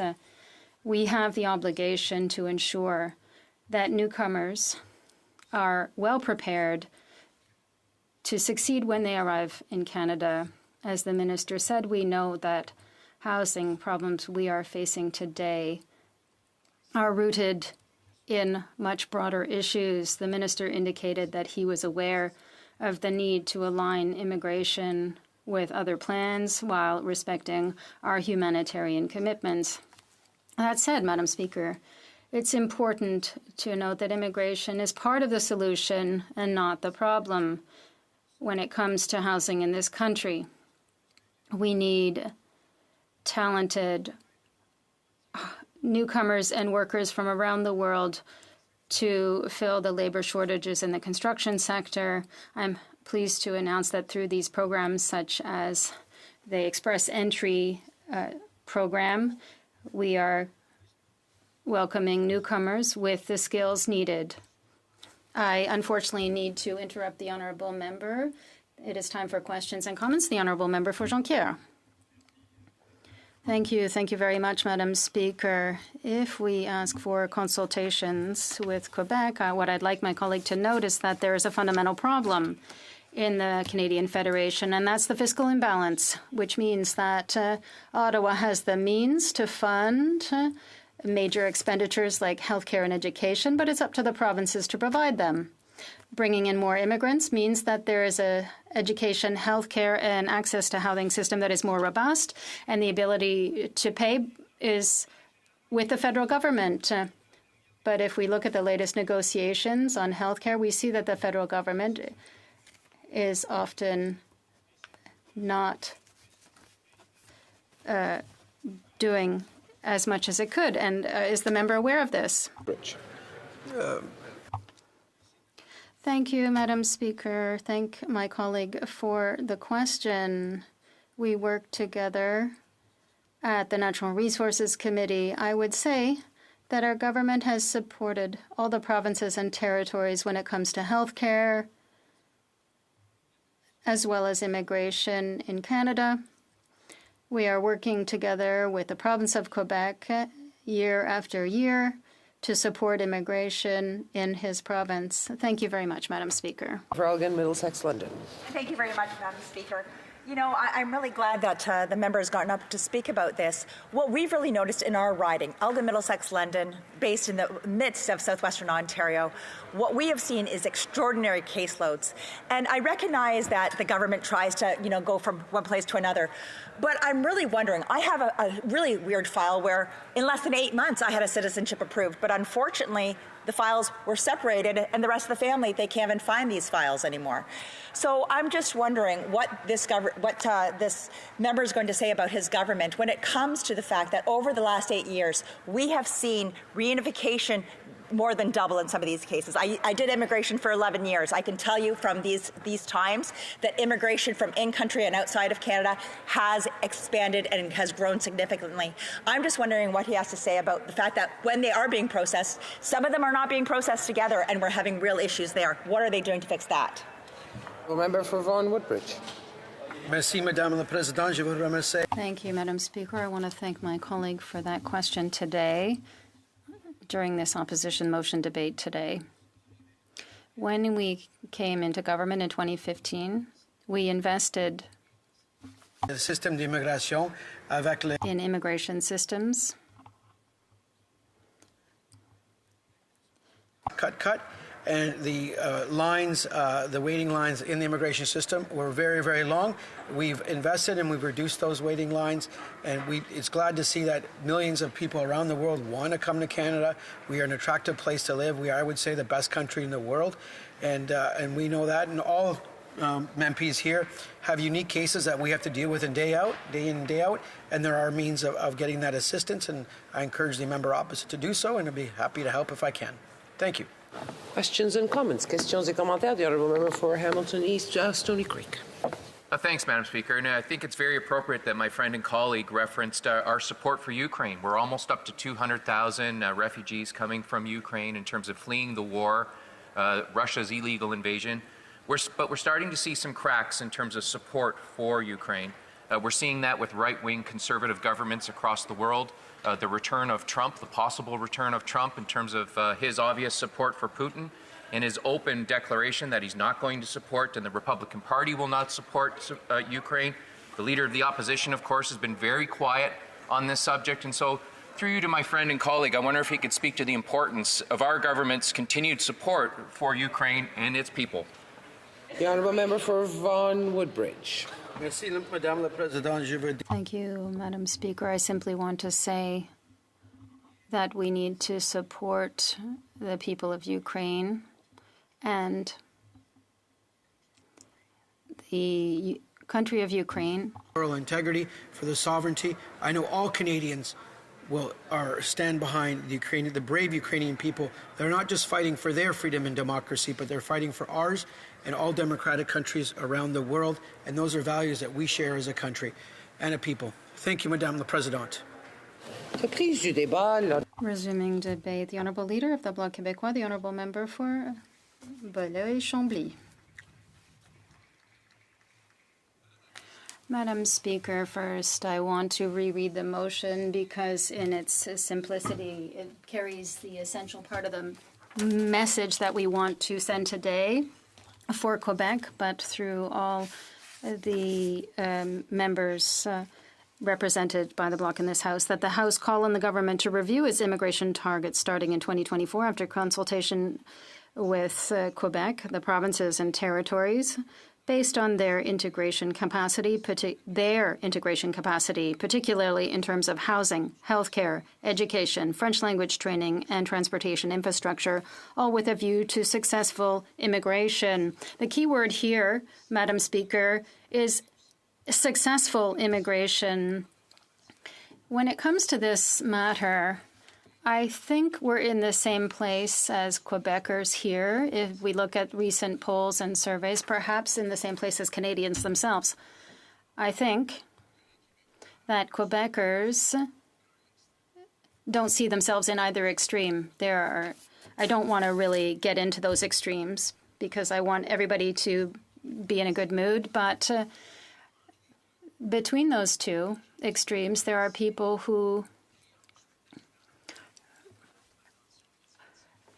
aren't trying to get a lot of media attention, and we hope that these people will see themselves in the Bloc because it's a very consensual motion here. So I think that we have to talk about this issue calmly. The Bloc was talking about immigration, and we thought there would be some flames from the media, and I didn't want that when this motion was tabled to see that. It's the people who are speaking to us about this. A growing number, not a majority, but a growing number of constituents across Canada are more and more concerned. They're not against it. They're not taking a negative attitude towards immigration, but they're rather expressing a fear. Fear is being expressed because the process by which Canada brings in immigrants is going much faster, on one hand, and I'll come back to that, than its real capacity of the federal government and the provinces and territories to integrate these newcomers, but also to adapt to this new reality on a planet that has a bigger and bigger population, and that is becoming smaller and smaller for these individuals, where in a few months every year, the global population consumes everything that is renewable and lives on green credit for the rest of the year. With the growing effect of climate change, my esteemed colleague talked about Ukraine and Ukrainian refugees just a few moments ago. There will be migrations. There will be people who will have to move in the hope of a better life. And I would submit to the House this. The first goal of any immigration policy that is a decent policy would be to help people who have come to find a better life for themselves and their families. So we mustn't confuse hostility or mix in this hostility. Often there is this accusation. Toronto and other cities often talk about this, but they have to have the services and the public finances to support these newcomers. There is kind of a solid the federal government is putting its feet in cement. There's some uncertainty about what the citizenship is. but Quebec won't think along those lines. How can Canada claim that is the land where it welcomes people? It claims that it does when its ability to provide basic services is collapsing. It seems easy to look at it from Parliament because it's Quebec and the provinces that are left with the bill for vulnerable workers. Perhaps it's changing, but that the Conservatives and the Liberals shared. We have to see that it's a failure. Canadians and Quebecers are concerned, and this requires an acknowledgement of this failure. It also requires an ability to measure success. You can't measure immigration by the number of people coming into Canada and Quebec. You measure the success of immigration based on the success. And there's this new compulsion for the Bloc to talk about successful immigration, and it can be measured, except the tools for that don't exist yet. How many are adequately, have found adequate employment that is fitting or appropriate for their qualifications? How many people who have decided to live in Quebec came through immigration and now can master or have a basic mastery of French in 1, 3, 5 years? How many people who came here as an asylum seeker will sleep on the streets of Toronto or the streets of Montreal or the streets of Vancouver this winter without having an address? These are measures that we don't have, but they appear necessary if we want to determine if we are in fact seeing successful immigration. Canada has no moral authority to talk about immigration or immigration thresholds when it talks about numbers instead of quality, as long as people within it aren't prosperous, live in safety, security, in ways that Canada is currently not providing. There is moral authority here that is at work that is, in fact, lacking. We can talk about numbers now. That's how you define, if you decide successful immigration that way, but I don't think so. So they continue to push this, though. Not so long ago, I said that if there were doubts about immigration, people were xenophobic, and I hope that this is something of the past. It was unhealthy and, in fact, a poor way of looking at the situation. But the thought is evolving in Canada, and we've moved on. In Quebec, there is a unique variable. It's the only society that, other than Canada and the U.S., that defines itself as a nation, a territory with a history, values, an economic model, and with a language, of course. There's been a big paradigm shift, and that is to look at immigration from an economic point of view and shifting to looking at it from roles and responsibilities. So this plan to have 100 million Canadians by the year 2100. So Canada would be bringing immigrants in for selfish reasons, to keep our economy running smoothly, to keep it booming. Now, obviously, we need workers and people will be happy to have jobs. But should we be looking at immigration from this perspective through the prism of labor alone? I think immigration needs to be looked at from a different angle. As a nation, inviting people to come to Canada or Quebec from a planet that's all too small. We should be looking at those who are migrating, who are fleeing, who are dreaming of better lives, people who are migrants before they become immigrants. These are people looking for a better life, and we have a duty to offer them just that. We need to resettle people successfully in Canada and in Quebec. And the model in Quebec is different, so be it. The Canadian and Quebec models do have a certain amount of things in common, all the same. They're subject to the same risks. The planet seems to be getting smaller. People are migrating more and more. They're moving around, and they want to come here. And nobody wants to see their national culture or identity disappear. And so in order to avoid that, we need to have successful immigration. And the resulting community will not be entirely the same as it was before.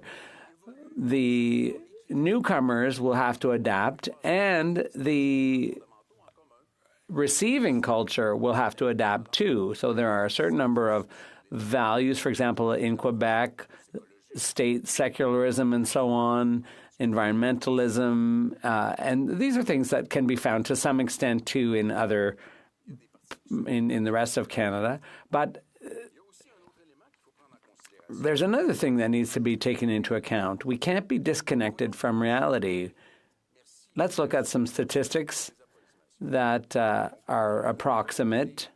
We understand that Canada wants 500,000 more immigrants by the turn of the next century. It's all a bit vague, but if you were to lower that by 30,000, that wouldn't make much of a difference, because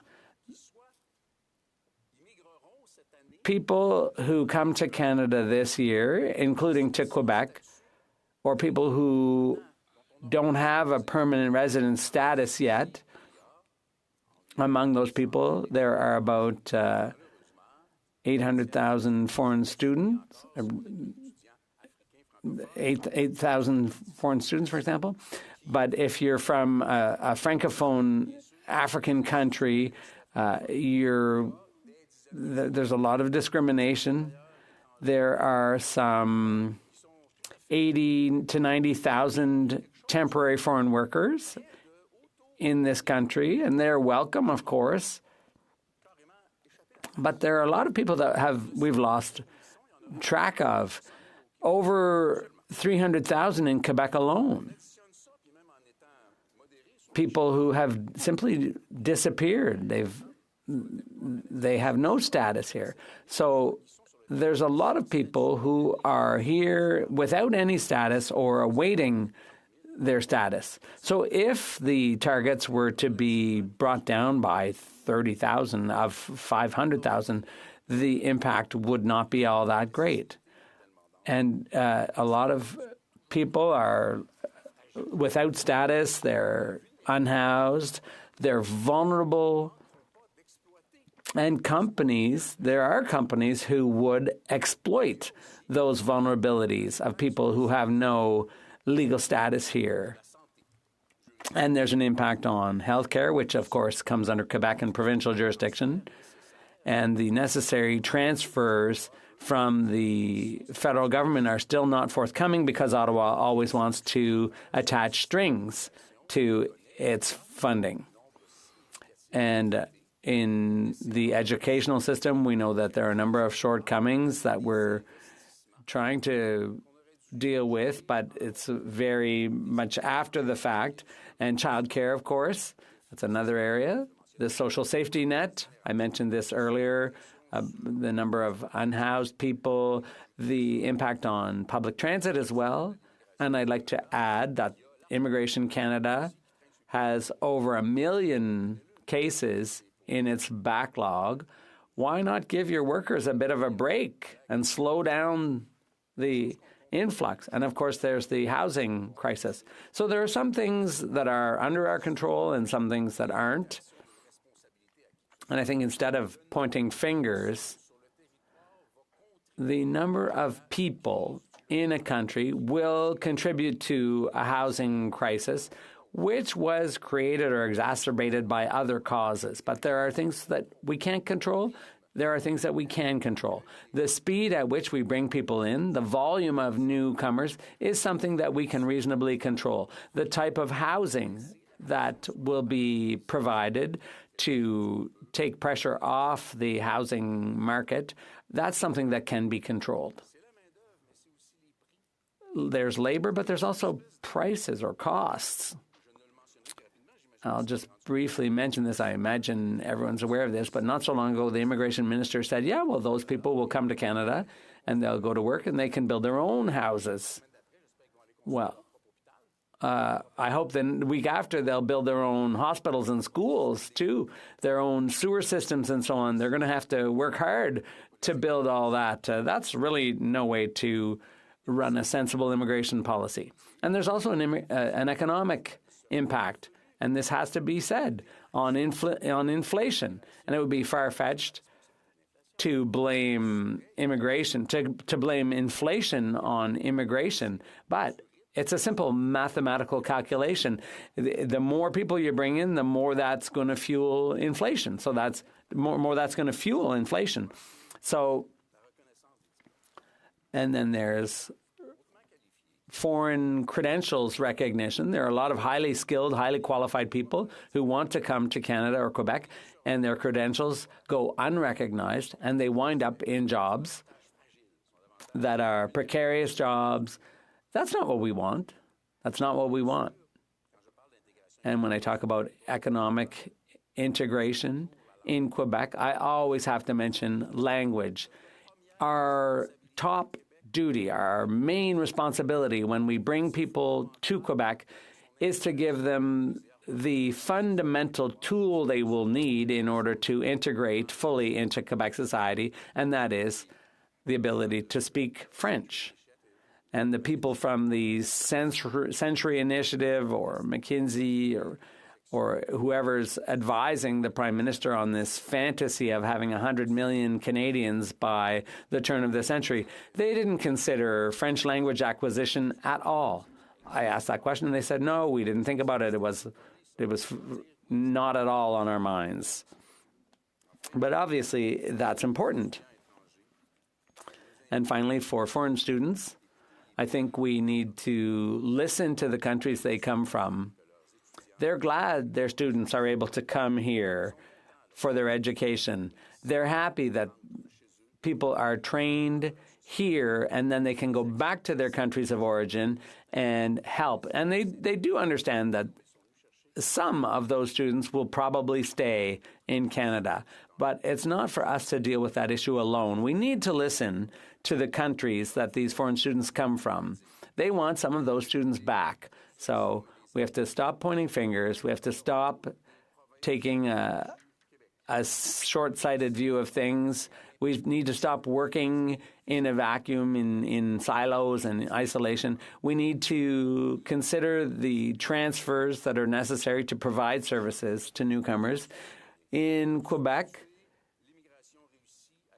we need to, we have a model, and that needs to be paid attention to, and we need to be thinking about successful integration, successful settlement, and successful immigration. If Canada wants to avoid being considered irresponsible in how it resettles immigrants, well, Quebec does want to be seen as responsible and will be responsible. It would be so much simpler and so much healthier to have separate immigration policies otherwise, as well as in every other area. The Honourable Parliamentary Secretary to the Government House Leader. Thank you, Mr. Speaker, Madam Speaker. Madam Speaker, I'm not aware of any provincial jurisdiction in Canada that is saying that Canada needs to let fewer immigrants coming into the country.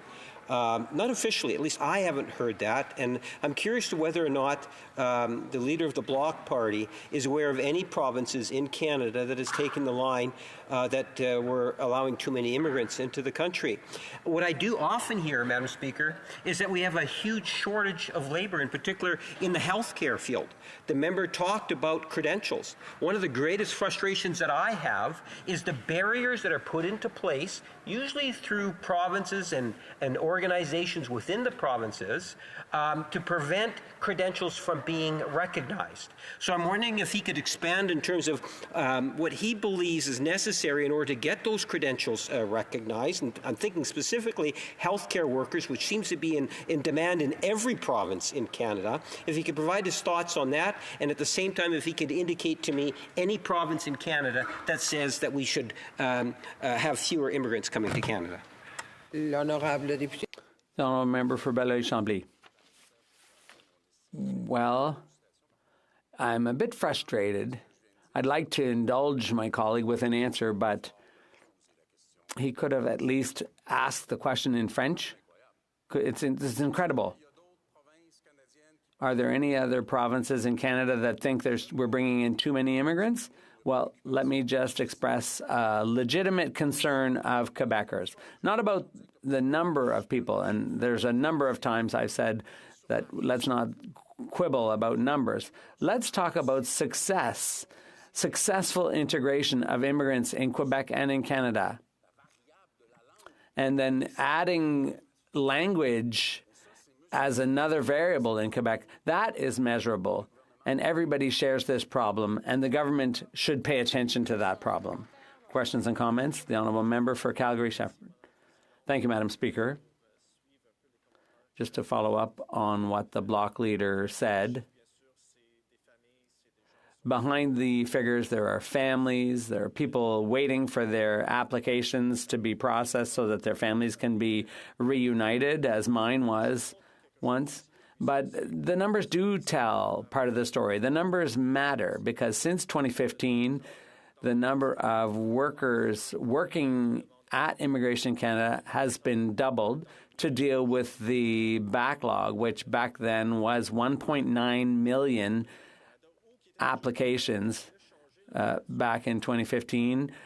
People wanting to come to Canada or change their status from temporary to permanent resident and eventually become citizens. So the number of workers at the department has been doubled. There are over 12,000 people working at Immigration Canada, but the number of applications in the backlog has gone up steadily in spite of that. There were 137. Now there are 227 directors in the department, and the backlog keeps growing. One of the basic goals we should have is if a person makes an application, there should be a service provided to them. They shouldn't have to wait years and years in a precarious situation. I'd like to hear what the Bloc member has to say about that. The honourable member for Belleuil-Chambly. Well, I'm not sure the member wants to hear what I have to say about this because he expressed his own opinion there. But what we can see with the department is that the backlog is very real. It's a very significant problem. All of these people who want a better life by coming to Quebec or to Canada, all these people have to wait a ridiculously long time because the machine is so backlogged. They have to train people. There are so many instructions they have to follow. There's just more and more pressure on the machinery. And that's another reason why the federal government should take a big step back and control the flow, slow things down, and get it right for people who choose Quebec or Canada. Questions and comments? The honourable member for La Prairie. Thank you, Madam Speaker. I'd like to commend my colleague on his work and on his speech, the Bloc leader. The immigration minister often simplifies things, oversimplifies them by saying that immigrants can build their own houses. But I have a bit of a problem with that. It's not just about labor. In my riding, there's one town where there's no water. There's been a moratorium. They haven't been able to build a single new housing unit. So construction is one thing, but there's the infrastructure that can't be neglected. You can't overlook that. That's part of the settlement capacity. There are areas that are green zoned, if you will. It's agricultural land. You're not allowed to build in those zones. So, and there are other areas that are called white zoned where no construction is allowed. So how are you supposed to build more when you're not allowed to build in so many areas? What about the municipal infrastructure, the water and sewage and so on? The Honourable Member for Belleuil-Chambly. We have to talk about everything. Everything has to be taken into account. The impact when 40,000, you have 40,000 people living in an area without status, with no legal status. The municipalities get their knuckles rapped if their zoning is not compliant with federal regulations, even though the municipalities don't report, they don't come under federal jurisdiction at all. So if there's more and more pressure on the system, who is in the worst position to deal with these problems? We need to have a holistic view of the situation when it's something as fundamental as a country's immigration policy. And Canada obviously has a far different demographic situation than Quebec. Merci beaucoup, Madame. Thank you very much, Madam Speaker. I'd like to thank my honourable colleague for his speech and today's motion. Where I'm from, in Châteauguay-Lacolle, I'm very proud of the work that's being done in the area of immigration. And of course, we have a labor shortage, and everyone's very thankful for the work that's being done. I'd like to hear what my colleague has to say about the following problem. Quebec has imposed its own limits on family reunification. And I have people in my riding who are Francophone Quebecers who are waiting for their spouses to be able to come. Obviously, though, they often already have housing and work, and they'd be very happy if their spouses could join them. But there's a quota, and that quota has already been filled for 2023. The Honourable Member for Belleuil-Chambly. The question should have been addressed to her federal colleague, but I'd like to say yes, among the criteria that the immigration criteria, then obviously family reunification should be one of the top priorities. It's a fundamental thing. And so to answer my colleague's question, yes, there are labor market issues, and in agricultural riding, obviously that's an issue. But it shouldn't be as simple as bringing as many people as quickly as possible without consideration for all the other factors. Resuming debate, the Honourable Member for Surrey Newton. Thank you, Madam Speaker. Madam Speaker, I would love to wish all the kids and families in Surrey Newton and from coast to coast to coast a happy Halloween. Enjoy the tricks and treats. Madam Speaker, as an immigrant, I would support this motion brought forward by the Bloc Québécois. I'm pleased today to rise in this House and share my time with an honourable member who I believed in before he got elected in the by-election. And I remember that snowing in Manitoba, and I was there helping my dear friend, who's one of the hardest working members of Parliament, and particularly when it comes to immigrant communities, the work that he does is unparalleled, and that member is honorable member from Winnipeg North. So I will be sharing my time with him, Madam Speaker. Let me share some of the key facts with regards to Canada's immigration levels, as well as consultants with Quebec. Tomorrow, the Minister of Immigration, Refugees and Citizenship is set to share with the House the immigration levels for upcoming years. When it comes to welcoming newcomers to Canada, we know that they support our economy and contribute meaningfully to our communities. Madam Speaker, our population is aging and our workforce is aging. To ensure that we can maintain the social services Canadians rely on, we need more people working to address current labor shortages across the country. As such, permanent immigration is vital to Canada's long-term economic growth. It accounts for almost 100% of our labor force growth. And by 2032, it is projected to account for 100% of the population growth. And with countless newcomers currently working in the healthcare field, construction, or filling important roles for small and medium-sized businesses across the country, we cannot minimize the importance of immigration and newcomers, Canada's economy, and that we need for the Canada's economy and for future growth.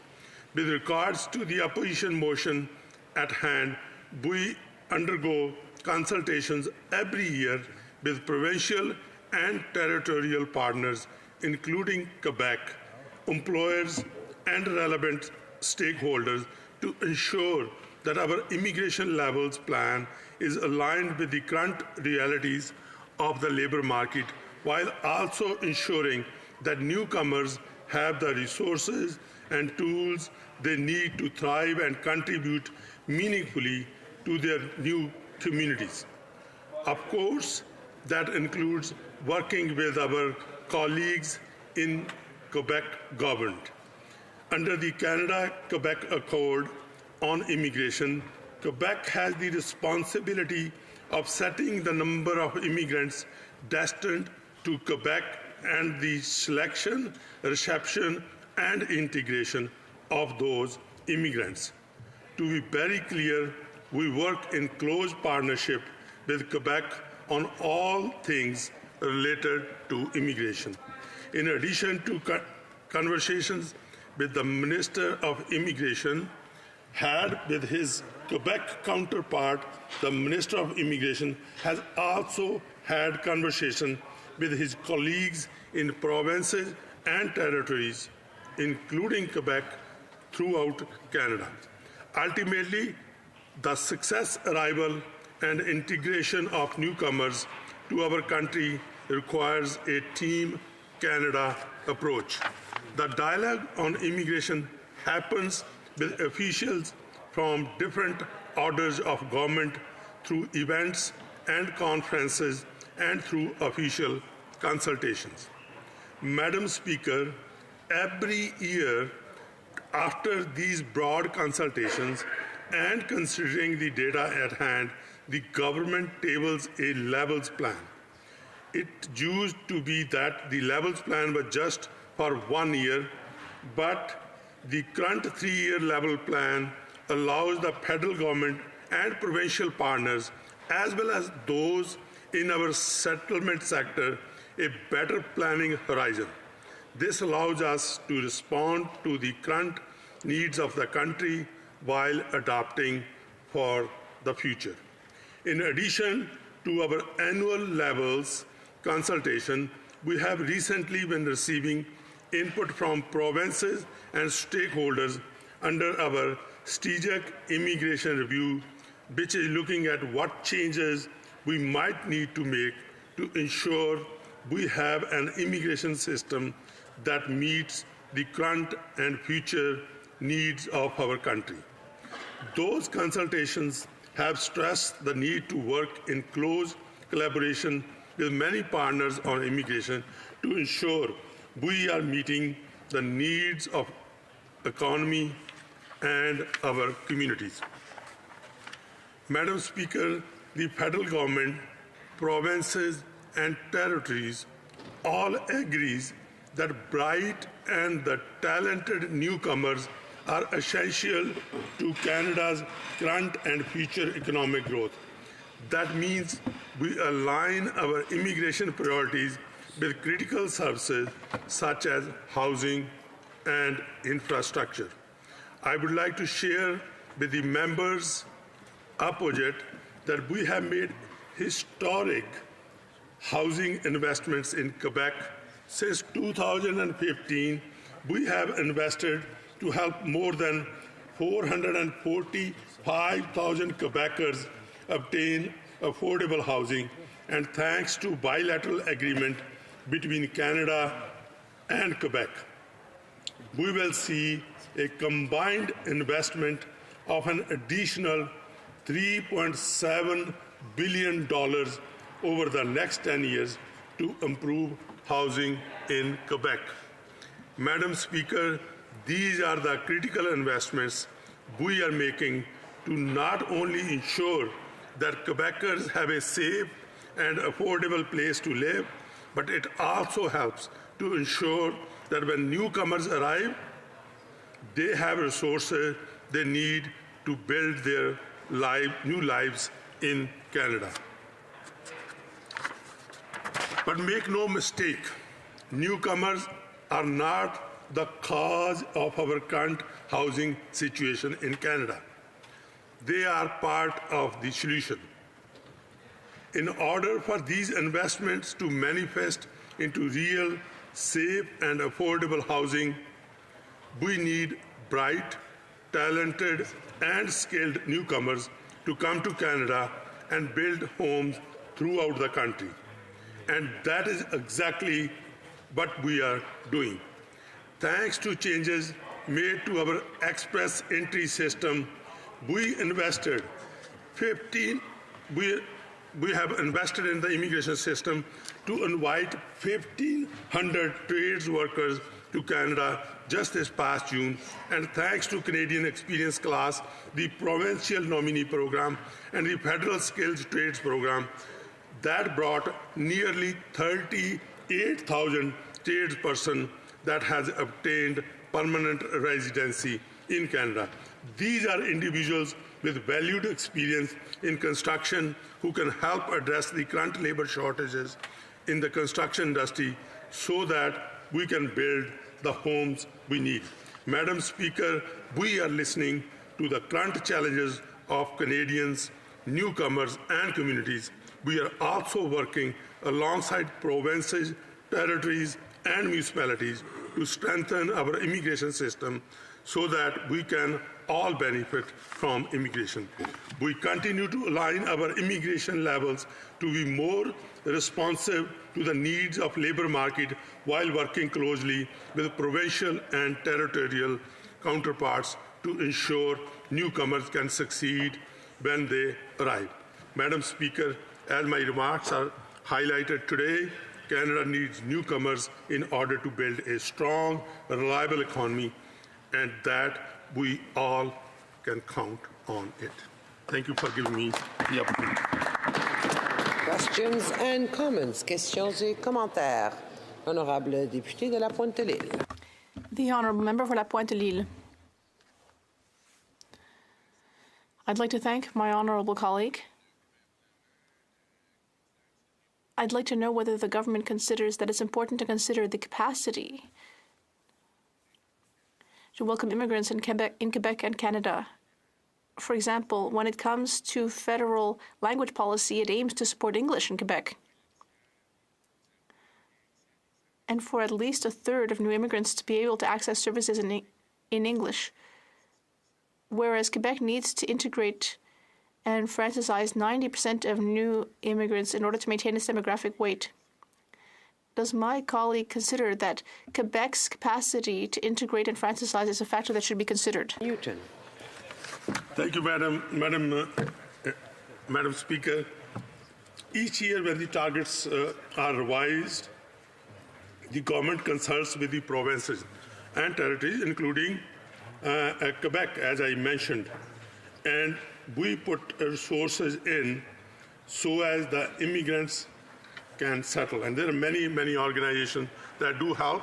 And when it comes to Francophone immigration, and particularly outside the Quebec, Madam Speaker, I can tell you that BC Francophone Association has always advocated to have more and more Francophone, settle in British Columbia. And our government has achieved that 4.4%, and we are willing to go up to 6% and making sure that they have the resources, not only the English-speaking people that are coming to Quebec, but also the French-speaking that are coming and settling outside of Quebec. Questions et commentaires? Questions and comments? The Honourable Parliamentary Secretary to the Government House Leader. Yes, thank you, Madam Speaker. And just before I get underway with my question, I recall the 2010 by-election, and the member would be wearing his shoes even through snow, recognizing how important it was to go and visit actual homes, and I appreciated it then. And I've learned a great deal in regards to immigration from the member, because the member is a very strong, powerful advocate in regards to immigration policies. And I'm wondering if he could provide his thoughts in regards to how it is that it goes back to Jean Chrétien, where we developed the provincial nominee program, which enabled provinces to have more say in regards to immigration. And if he could provide his thoughts in terms of why it's important for Canada and the federal government to work with provincial jurisdictions to ensure that we further advance in the interest of immigrants. The Honourable Member for Surrey Newton.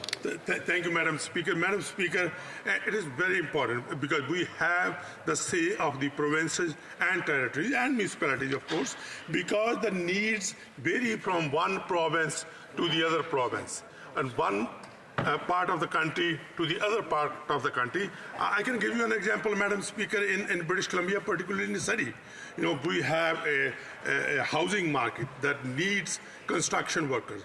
We have a hospital and healthcare that needs health workers. So this is up to the province to decide which particular trades that those provinces should be welcoming. And that is why it is very important that the provinces and territories, including Quebec, should have a full say with the Minister of Immigration on a national level to bring in new immigrants and make sure that we have resources to settle them down in a very efficient and good way. Questions and comments? L'Honorable Député de la Pointe-Lille. The Honourable Member for La Pointe-Lille. Thank you, Madam Speaker. My colleague mentioned organizations to support French outside Quebec, but within Quebec, there is no group for promoting French that receives funding under the Official Languages Action Plan. Can my colleague tell me what he thinks of that? Member for Surrey Newton. Thank you, Madam Speaker. When it comes to Quebec, Quebec has exclusive powers to select the majority of their immigrants. Under the Canada-Quebec Accord, financial compensation is given to Quebec annually to ensure that the Francophonisation of newcomers is there. The total funding included in 2023-24 estimates for the grants to Quebec is $726.7 million. And Quebec's immigration jurisdictions are always respected. We have to resume debate. The Honourable Parliamentary Secretary to the Government House Leader has 5 minutes to start his comments. Yes, thank you very much, Madam Speaker. And it's a pleasure to be able to rise and talk to an opposition motion that actually has a great deal of substance and I think is relevant in terms of what is happening today. Immigration is a very important, and I would suggest to you, a critical file. And it's something in which I'm very comfortable in talking about because it has meant so much to me throughout my 30-plus years as being a parliamentarian, Madam Speaker. I understand and I appreciate the many contributions in every aspect of life immigrants play in our communities. Large and small, every region of the country has benefited by immigration. And as a government, the government is committed to, and it's demonstrated in the past, to working with provinces, municipalities, different stakeholders in order to try to deliver the best possible immigration suite of services possible, Madam Speaker. Take a look in terms of some of the things that we've been able to accomplish in a relatively short time span. We can talk about the Syrian refugees, the Afghanistan refugees, the displaced people from Ukraine, Madam Speaker. Not to mention when the members talk across the way about processing times, and they like to be critical of processing times.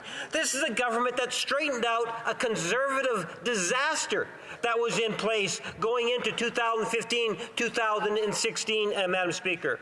I was the immigration critic when the Stephen Harper government actually literally canceled the sponsorship of parents and grandparents, not recognizing the many contributions to our economy and to our society that parents that come as immigrants to our communities, Madam Speaker, let alone grandparents, whether it's assisting in the business world, whether it's continue to work or provide the supports and the rock of support in homes, Madam Speaker, enabling others to be able to participate. I was there when the Conservatives actually completely deleted 1 million plus files of individuals that had files in the system, Madam Speaker.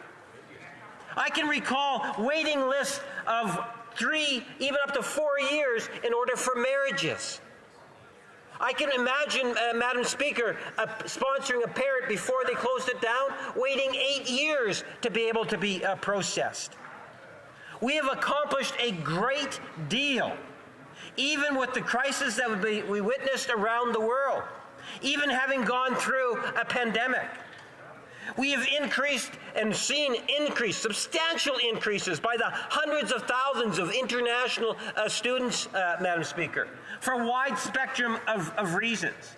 It's not to say that there's not problems within immigration that need to be resolved. We have a current minister that is saying that we are going to continue to work with provinces and specifically in dealing with the issue of international students. I am very much concerned about the plight of international students, as I know my colleagues are, Madam Speaker. And we have a minister that's committed to working with the different stakeholders and our provinces to try to straighten out the issues that are taking place today with international students. The issue of temporary working visas, visiting visas are always issues in which not only myself but my colleagues give a great deal of attention to, because we see the value of those temporary visas, whether it's to work or employment here in Canada, to the need to have visitors, family coming over for celebrations, whether they're weddings, graduations, or at times, sadly, for funerals, Madam Speaker. There's a wide spectrum of immigration services, and a part of that is ensuring that we get the targets right. And this is a government that is focused on ensuring, and part of that focus means working with provinces. As I posed the question to the member, the leader of the Bloc Party, is he aware of any province that is saying, we don't want any more immigrants? It's actually the opposite when it comes to healthcare workers, where we want to see more. I'll be able to continue after questions. The honourable member has 5 minutes and a half to complete his speech.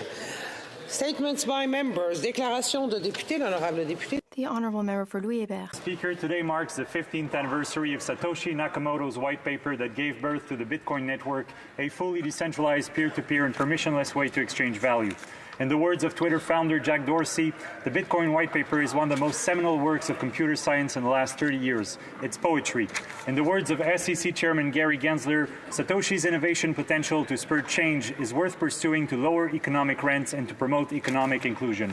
I couldn't agree more. In fact, over the last decade, we've seen Bitcoin empower the underbanked as well as those living in oppressive regimes. Women, for instance, who use Bitcoin all over the world to evade unjust restrictions on their financial freedoms. it's also helped thousands of families avoid the tragedy of currency debasement. Now, in full disclosure, Madam Speaker, while I do own Bitcoin, I'm not advocating for anyone to buy it, but for everyone to study it, progressives in particular, because after all, Bitcoin was born in the midst of the great financial crisis as an alternative to big banks' greed and the system that never failed to bail them out. It stands for a truly progressive ideal. So today, Madam Speaker, let me thank Satoshi Nakamoto, whoever that may be, and wish a happy 15th anniversary to Bitcoin's white paper. Thank you, Madam Speaker. The honourable member for Prince George, Peace River, Northern Rockies. Sarah, a mother of 4 from Whitehorse, told me yesterday how expensive life has gotten because of a carbon tax. Sarah spent $240 to fill up her truck last Friday. That tank of gas will only last her 1 week going back and forth to work along with some kids' activities. That's $1,000 a month. Sarah also said her food bill is up 30% and is now forced to spend $1,300 to $1,400 per month as carbon tax has doubled transportation costs. From local Yukon MLA Stacey Hazard yesterday, Yukon has the highest cost of living in Canada. Quote, tell the federal government about the impact of the federal carbon tax on the cost of living here in Yukon. And the North has been more affected by the carbon tax than any other region in the country. Meanwhile, today, the Minister for Northern Affairs denied he'd heard any concerns from Northerners about the unfair carbon tax stunt. My question is to the Liberal Member of Parliament for Yukon. Will he stand up to this Northern Affairs out-of-touch minister and demand that the carbon tax be permanently removed for all Yukoners? The Honourable Member for Kitchener. Mr. Speaker, over the weekend I had the honour of attending the Kindred Radiant Ladies' Night organized by the Coalition of Muslim Women. October is Islamic History Awareness Month, and this event was a platform for raising funds in support of the Coalition's vital advocacy work and their services dedicated to assisting victims of gender-based violence, discrimination, hate, and Islamophobia in our community. As we bid farewell to Islamic History Month, which celebrates its theme this year as Celebrating Muslim Women in the Arts and Sciences, we are reminded to appreciate the significant contributions of Muslim women throughout history and in Canada. They have left a lasting impact on the fields of arts, sciences, and society. As we move beyond Canadian Islamic History Month, let us continue to actively engage with and celebrate the rich history and culture within our diverse Muslim communities. Thank you. The Honourable Member for Rivière-des-Mille-Îles. Thank you, Mr. Speaker.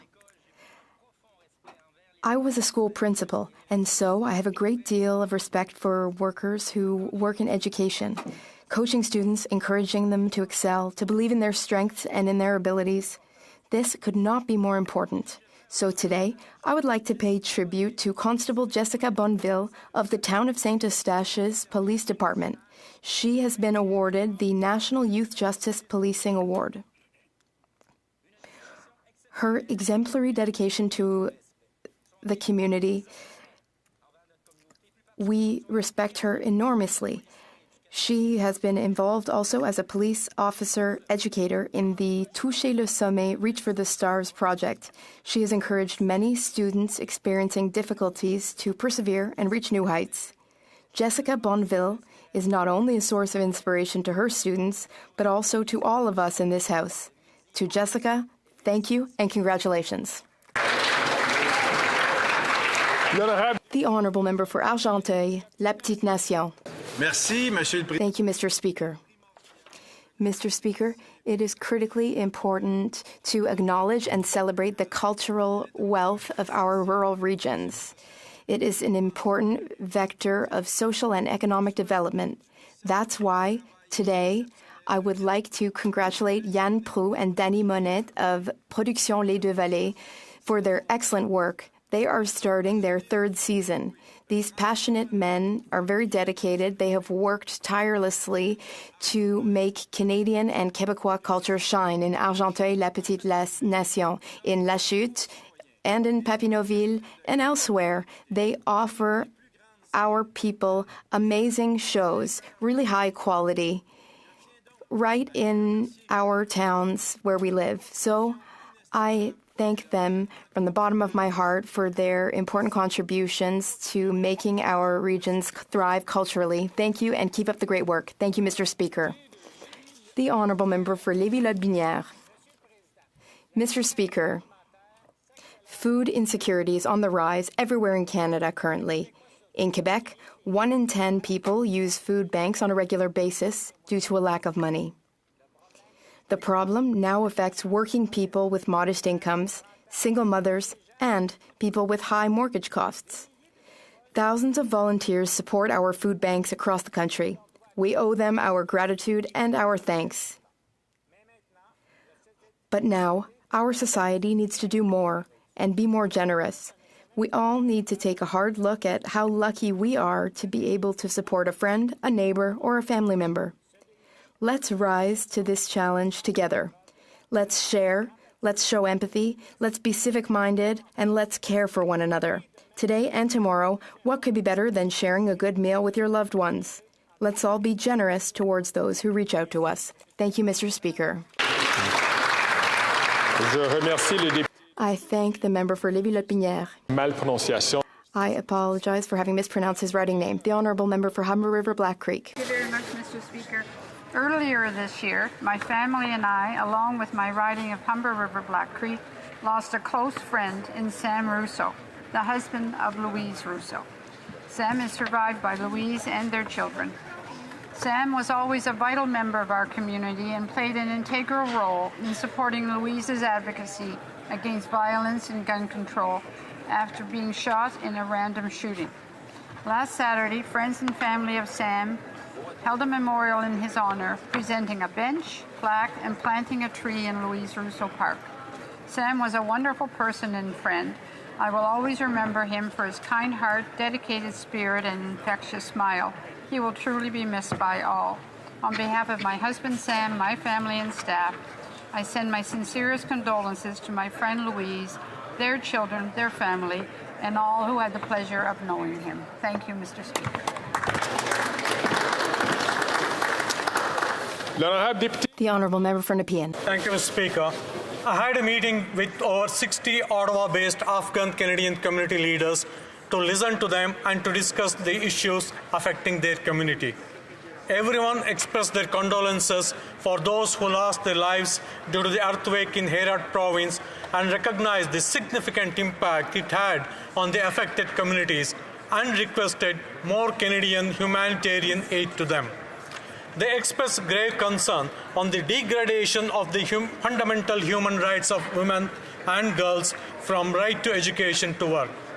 All speakers conveyed their concern for the Afghan nationals currently in Pakistan who have no legal status and today's deadline for them to leave that country back to Afghanistan. They also expressed concern that Afghanistan would again become a safe haven for the global jihadi groups. Thank you, Mr. Speaker. If I could ask members for their attention. I'm certain we all would like to listen to the different declarations by members, especially the member from Peterborough, Kawartha. Hear, hear, hear, hear. Yeah. The Liberals continue to double down on what Canadians already know. Their agenda isn't about helping all Canadians. It's about holding on to power and keeping their seats. That's right. This Prime Minister came out admitting his carbon tax is punishing Canadians and making life unaffordable. That's right. His solution? Temporarily removing a small portion of the carbon tax just in Atlantic Canada. The Liberal minister from Newfoundland and Labrador said on national news the decision was based solely on votes. Unreal. Political science, not real science. She said only people who vote Liberal matter. Another Liberal minister said he's sick and tired of people talking about the cold winter.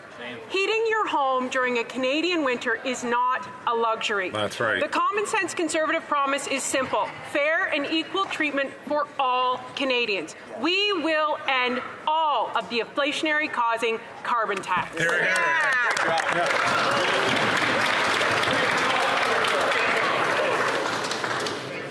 The Honourable Member for St. John's East. Mr. Speaker, the 2023 Poppy campaign is in full swing, and it is a way to remember and honour Canadian veterans.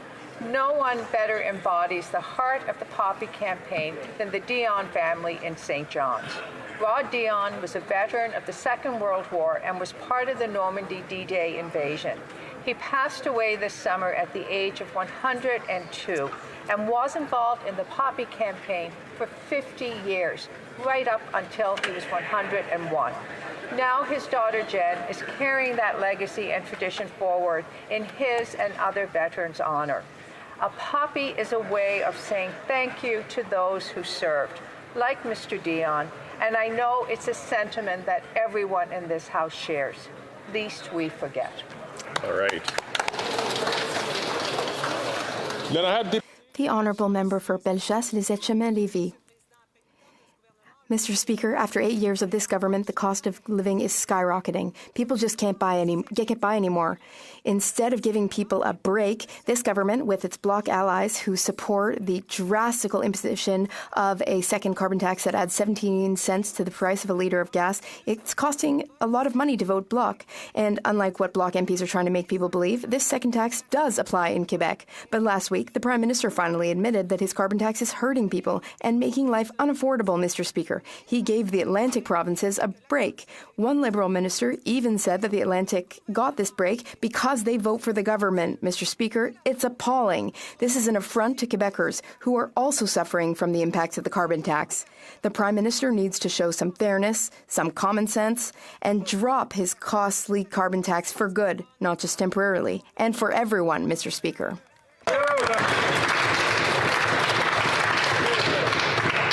The honourable member for Portage-Lisgar. Mr. Speaker, after 8 miserable years, it's clear that the Prime Minister and this Liberal NDP coalition aren't worth the cost. A desperate Prime Minister in total freefall finally admitted that his carbon tax is punishing Canadians and making life unaffordable. But this weekend, the Minister for Rural Economic Development admitted this exemption wasn't granted to Canadians across the country because they don't vote Liberal.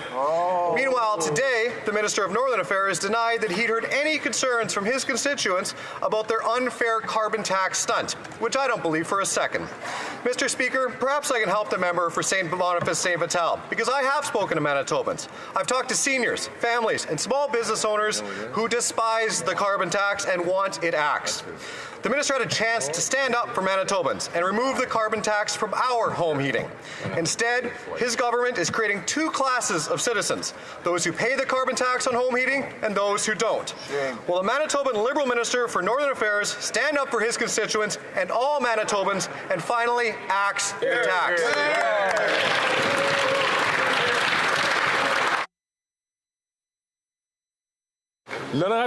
The honourable member for Davenport. In Canada today, nearly 1,000 patients are in need of life-saving stem cell transplants. But less than a quarter of patients find a compatible donor among their family members. The rest rely on volunteer donors who aren't family members to save their lives. Patients are more likely to find a compatible donor within their own ethnic group. That's why it's so important for our stem cell registry to become as diverse as our country is. Tomorrow, Wednesday, November the 1st, Canadian Blood Services will host the Hope on the Hill event from 8 a.m. to 1 p.m., where parliamentarians, staff, and the Hill community will have the opportunity to join the stem cell registry in person.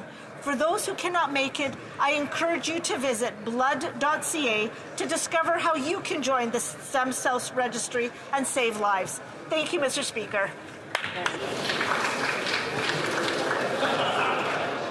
The honourable member from Vancouver East. New Democrats condemn the Hamas terrorist attack on innocent children, women, and the elderly. Now, people who have nothing to do with Hamas are getting killed. Right at the outset, New Democrats call for a ceasefire, the release of all hostages, the protection of all civilians, and an end to the siege and bombardment of Gaza, and for humanitarian aid to reach civilians urgently and without restriction. We condemn all acts of anti-Semitism, anti-Palestinian racism, and Islamophobia, xenophobia, including any glorification or cause for the killing of innocent people, Israeli or Palestinian. As the siege and bombardment continue, a whole population could be wiped out. Humanity must be at the forefront of this war, any war. We must support ICC investigations into all war crimes. Canada must end the arms sales to Israel and condemn settler attacks in the West Bank. We must invest in building a just peace for Palestinians and Israelis and put an end to the occupation.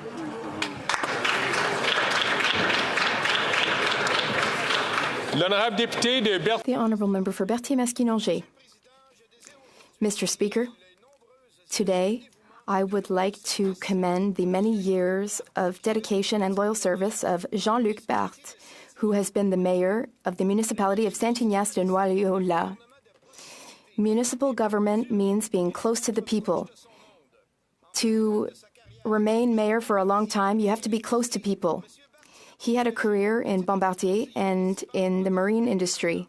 First, he was municipal councillor for 21 years, and now he's been mayor for 14 years, for a grand total of 35 years of public service.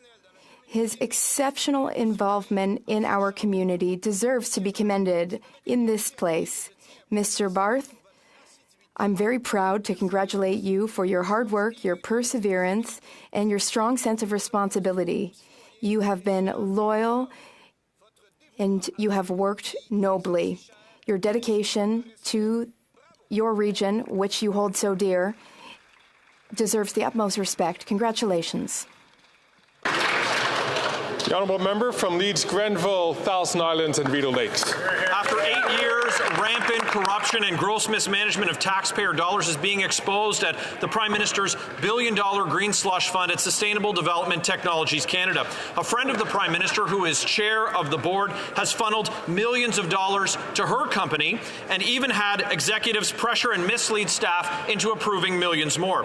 Recent reports reveal that of a small sample of companies that received funding, 3 of them were ineligible, but they still received a staggering $53 million. The companies didn't need the funding. The external reviewers recommended against funding them, but they got tens of millions of taxpayer dollars anyway. Because under this NDP Liberal government, insiders get paid and Canadians pay the price. Conservatives have alerted Canada's Auditor General to the corruption at the Liberal Green Slush Fund and have called for a full forensic audit. Canadians deserve answers because this Prime Minister, well, he's just not worth the cost. Hear, hear.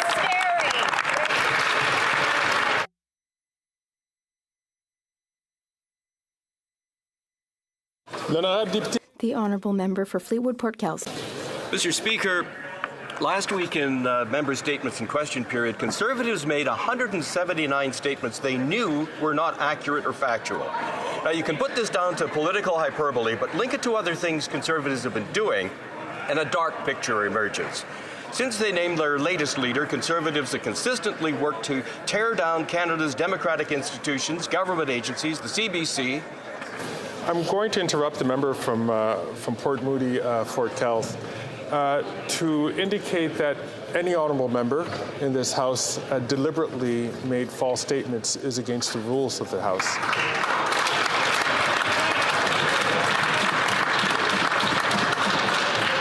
If the member is able to, I will encourage the member to start his statement again, but understanding what I've just said, and would conduct himself accordingly.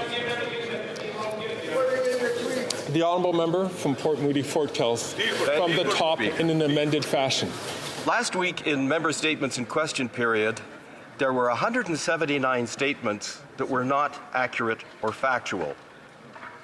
You can put this down to political hyperbole on part of the Conservatives, but link it to other things that Conservatives have been doing, and you get a very dark picture. Since they named their latest leader, Conservatives have consistently worked to tear down Canada's democratic institutions, government agencies, the CBC, to diss our economy and attack our courts, and to disrespect the Speaker as well. Everything is broken, promotes distrust. They feed the public a steady diet of anger and doubt. Is this a setup? to create citizens' willingness to elect a strong man who'll take away some of their freedoms in exchange for an illusionary sense of protection? Is this the Conservative leader's agenda? If so, risky and reckless. If not, then he should follow the advice from Cicero. When some speak ill of you, live so that none would believe them.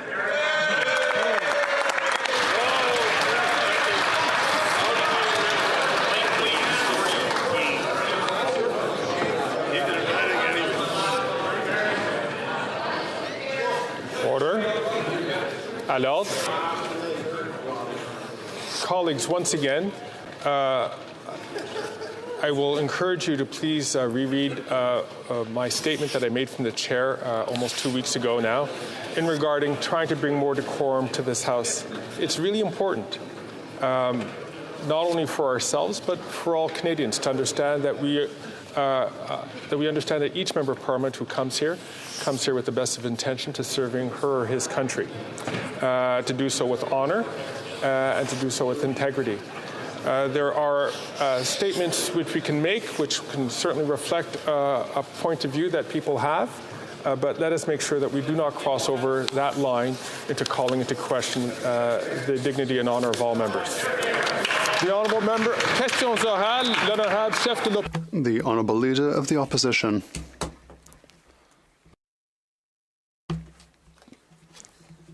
The Prime Minister's flip-flop with regards to carbon tax causes issues with Canadians because there are now two categories, those that are temporarily exempted and those who will have to pay the second carbon tax as applicable to Quebec. It will continue to increase the price of gas, diesel and food for Quebecers. Minister of Rural Affairs said that Prairie Canadians are going to have to continue to pay the carbon tax because they didn't vote Liberal. Will he denounce her divisive comments or admit that he's hitting Canadians with higher taxes as punishment for not voting for him?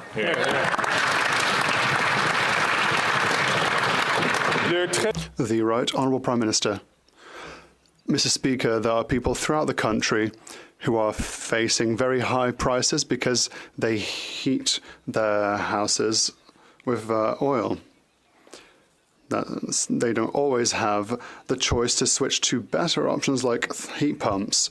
This decision focuses on switching to heat pumps, which is good throughout the country. We're here to work with all provinces who want to make sure that low-income households receive heat pumps for free so that they may finally put an end to their dependency on oil, which is more polluting, more expensive, and that doesn't help families at the end of the day.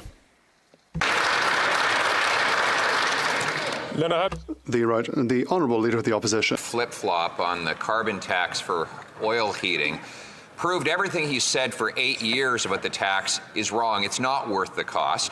He said that the tax would make people better off. He's now admitted that that's not true. Yep. He said it's about the environment, but he leaves the tax on lower emitting and more environmentally friendly natural gas, and now he's dividing Canadians based on where they live. So will he stop creating two classes of Canadians? Will he take the tax off all so Canadians can keep the heat on?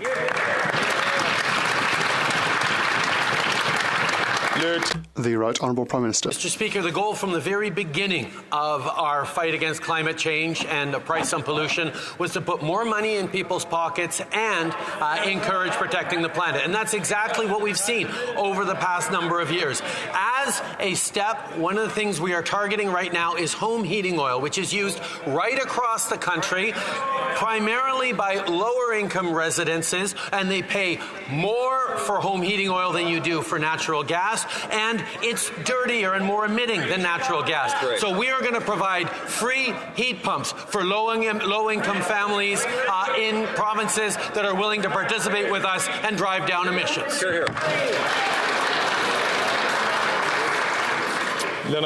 The Honourable Leader of the Opposition. Admits that he's keeping the tax on cleaner and lower emitting natural gas. This is clearly not about environmental science, it's about political science. And that political science with him is always divide and conquer. Tear the country apart to serve his own narrow personal interest? Does he not realize that what he is doing is not just bankrupting Canadian households, 14% of whom are living with unsafe temperatures because of higher energy costs, but he's actually tearing our national unity apart.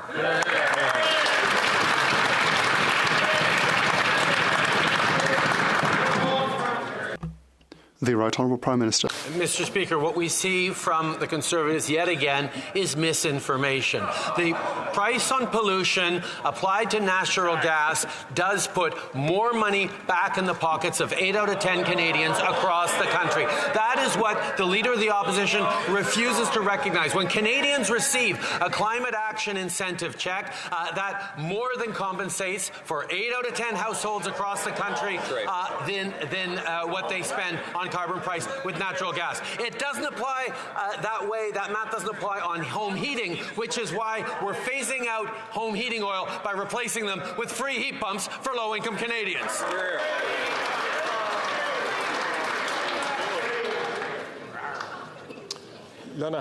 The Leader of the Opposition. That he continues to contradict the parliamentary budget officer who said that 60% of Canadians pay more in his carbon tax than they get back in the rebates.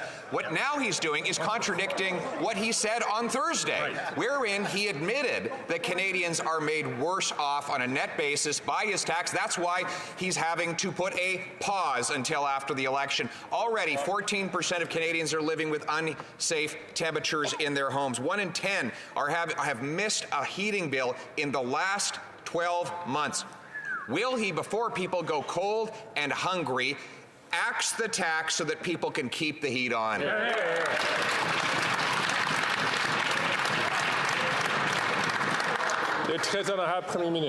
Home heating oil is more expensive, more emitting, more polluting, and is in households that on general are lower income and don't have the means to support it. That's why we're putting forward a program that is going to give free heat pumps installed right across the country as long as the provinces step up and partner with us the way 3 provinces already have. We know the best way to support families is to have them save thousands of dollars a year on heating. That's what they're going to be able to do with a heat pump. That's why we're delivering it right across the country as provinces step up.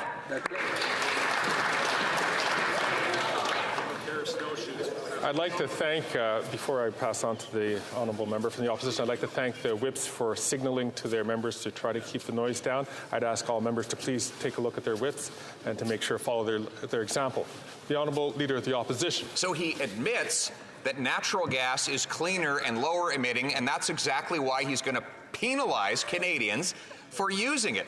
Mr. Speaker, he says he wants to bring in a pause for some people in some places. I want to get rid of the tax for all people in all places and forever. But wait, why don't we let Canadians decide? Why doesn't the Prime Minister pause the tax across the country until Canadians go to the polls so we can have a carbon tax election and Canadians can choose his plan to quadruple the tax or my plan to axe the tax?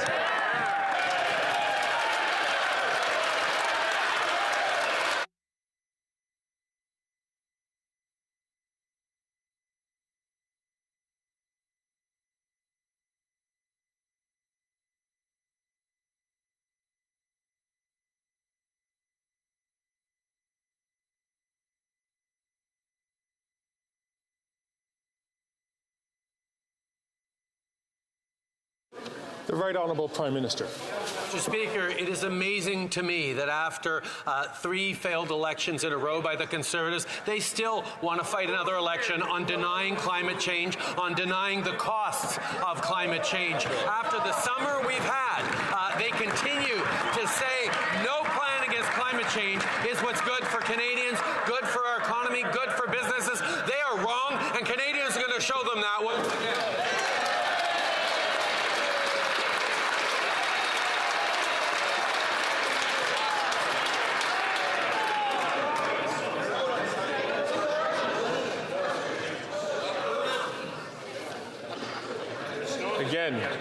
Again, I'd like to thank the whips for encouraging members to please to be able to exercise some manner of self-control, especially when we're listening to somebody providing an answer. The Right Honourable Prime Minister still has 15 seconds on the clock. I'll let him continue. Mr. Speaker, in homes across the country that heat with natural gas, the carbon price delivers more, the carbon rebate delivers more than the carbon price costs in 8 out of 10 homes across the country. That is why and how we are fighting climate change and putting more money back in people's pockets. With home heating oil that is dirty, more expensive, we're phasing it out and replacing it with free heat pumps if the provinces sign up.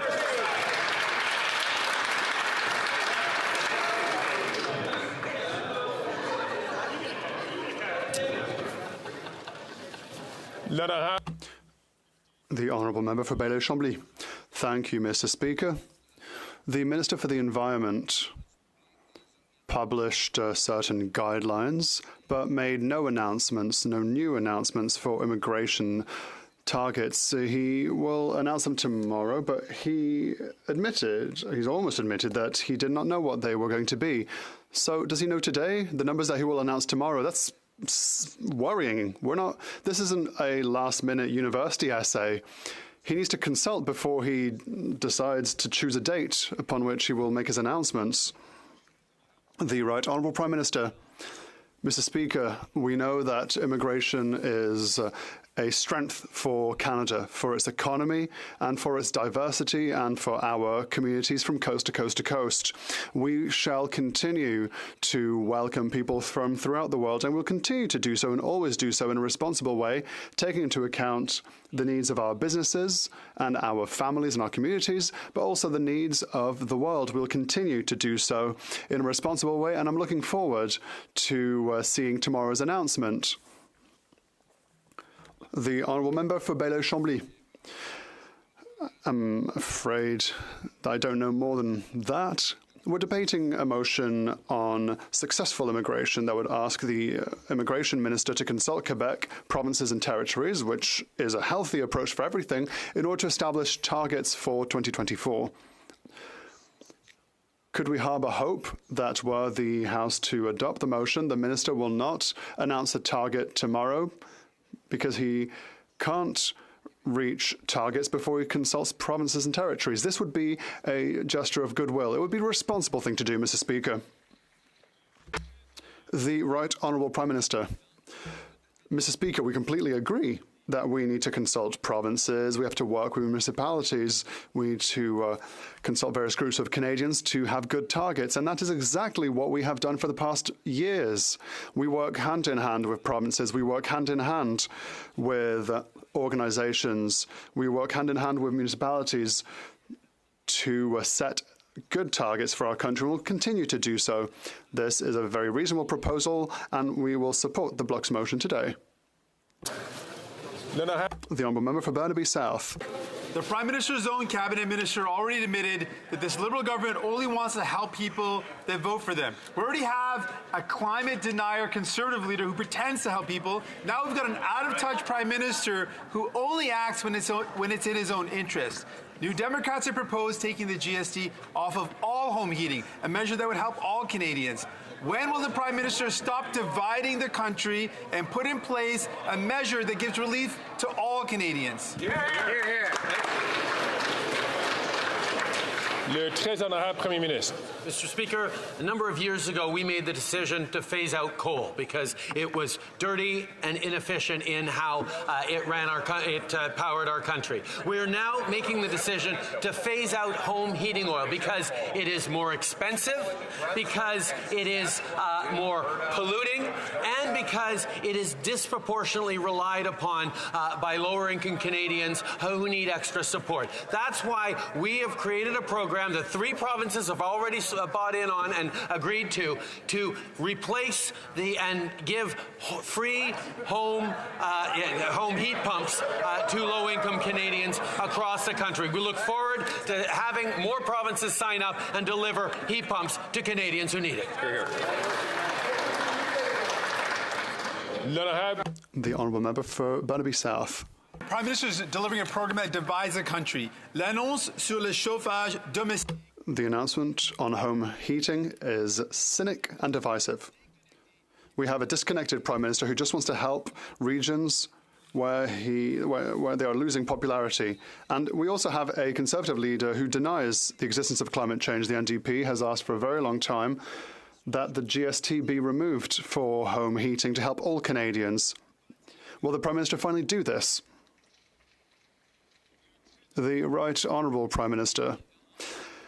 Mr. Speaker, the member across the way knows full well that there are Canadians who use home oil heating throughout the country. In our programme that will be applicable from coast to coast to coast, we'll be here to help them to make a change towards a more efficient, a less expensive, and a better for the environment heat pump. We are here to work with provinces. We are here to deliver heat pumps for free for Canadians, low-income Canadians. We'll be here to fight against climate change.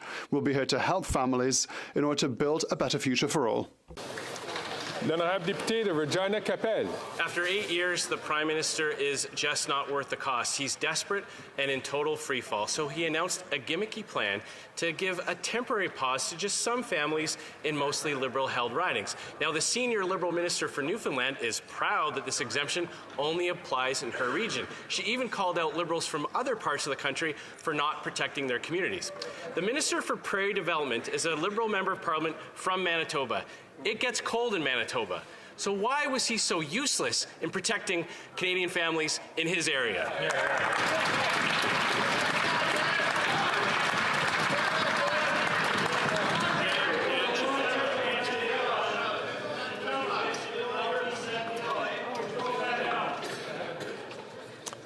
L'honorable Ministre.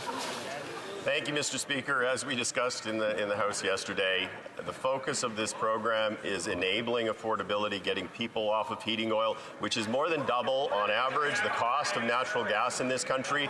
It is about reducing carbon emissions at the same time. It is an important step forward for climate. It is an important step forward in terms of addressing a key affordability issue, and certainly it is good public policy. The carbon tax is a complete failure. It drives costs up, hasn't allowed the government to hit their own emissions targets, and now the Bank of Canada confirms that the carbon tax alone is responsible for 16% of the extra inflation plaguing Canadians. And now with this announcement, families who heat their homes with clean Canadian natural gas will be punished just for living in areas where the Prime Minister is massively unpopular. He once said a Canadian is a Canadian is a Canadian. So will he stop his divisive tactics and take the carbon tax off of home heating for all Canadians, Mr. Speaker?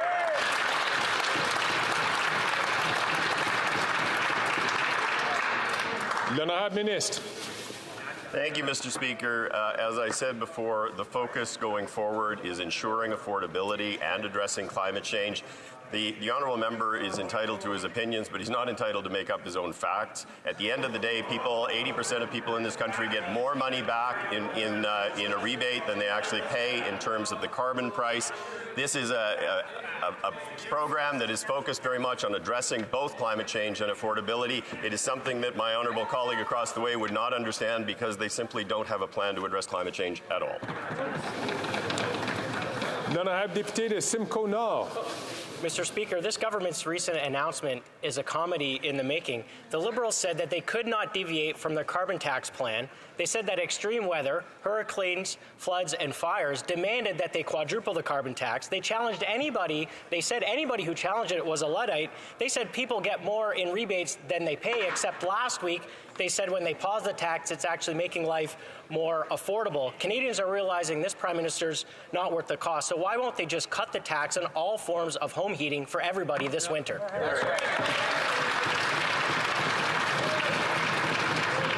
L'honorable Ministre.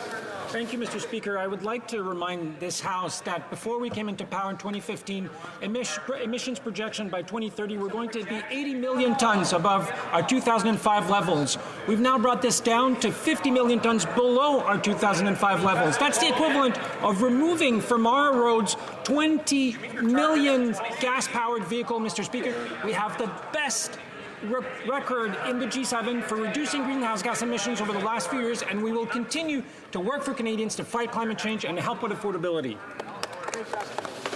L'honorable député de Simcoe North.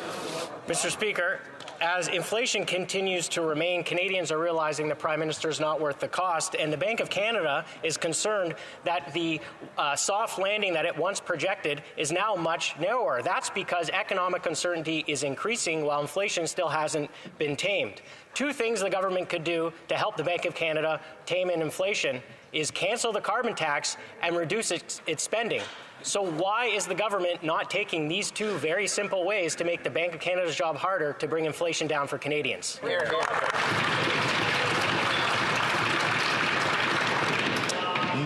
L'honorable secrétaire parlementaire. Mr. Speaker, it's wonderful to hear the Conservatives quoting the Governor of the Bank of Canada, someone that they wanted to fire a few months ago. But it's surprising and it's wonderful because if we actually listen to what the Governor of the Bank of Canada said, he said that carbon pricing was contributing 0.15% to inflation and that cutting carbon tax would have no long-term effect on inflation and no effect past that 1 year. So if the Conservatives are serious about helping Canadians, let's get supportive of what this government is doing to increase affordability and stop peddling whatever it is that they're trying to peddle.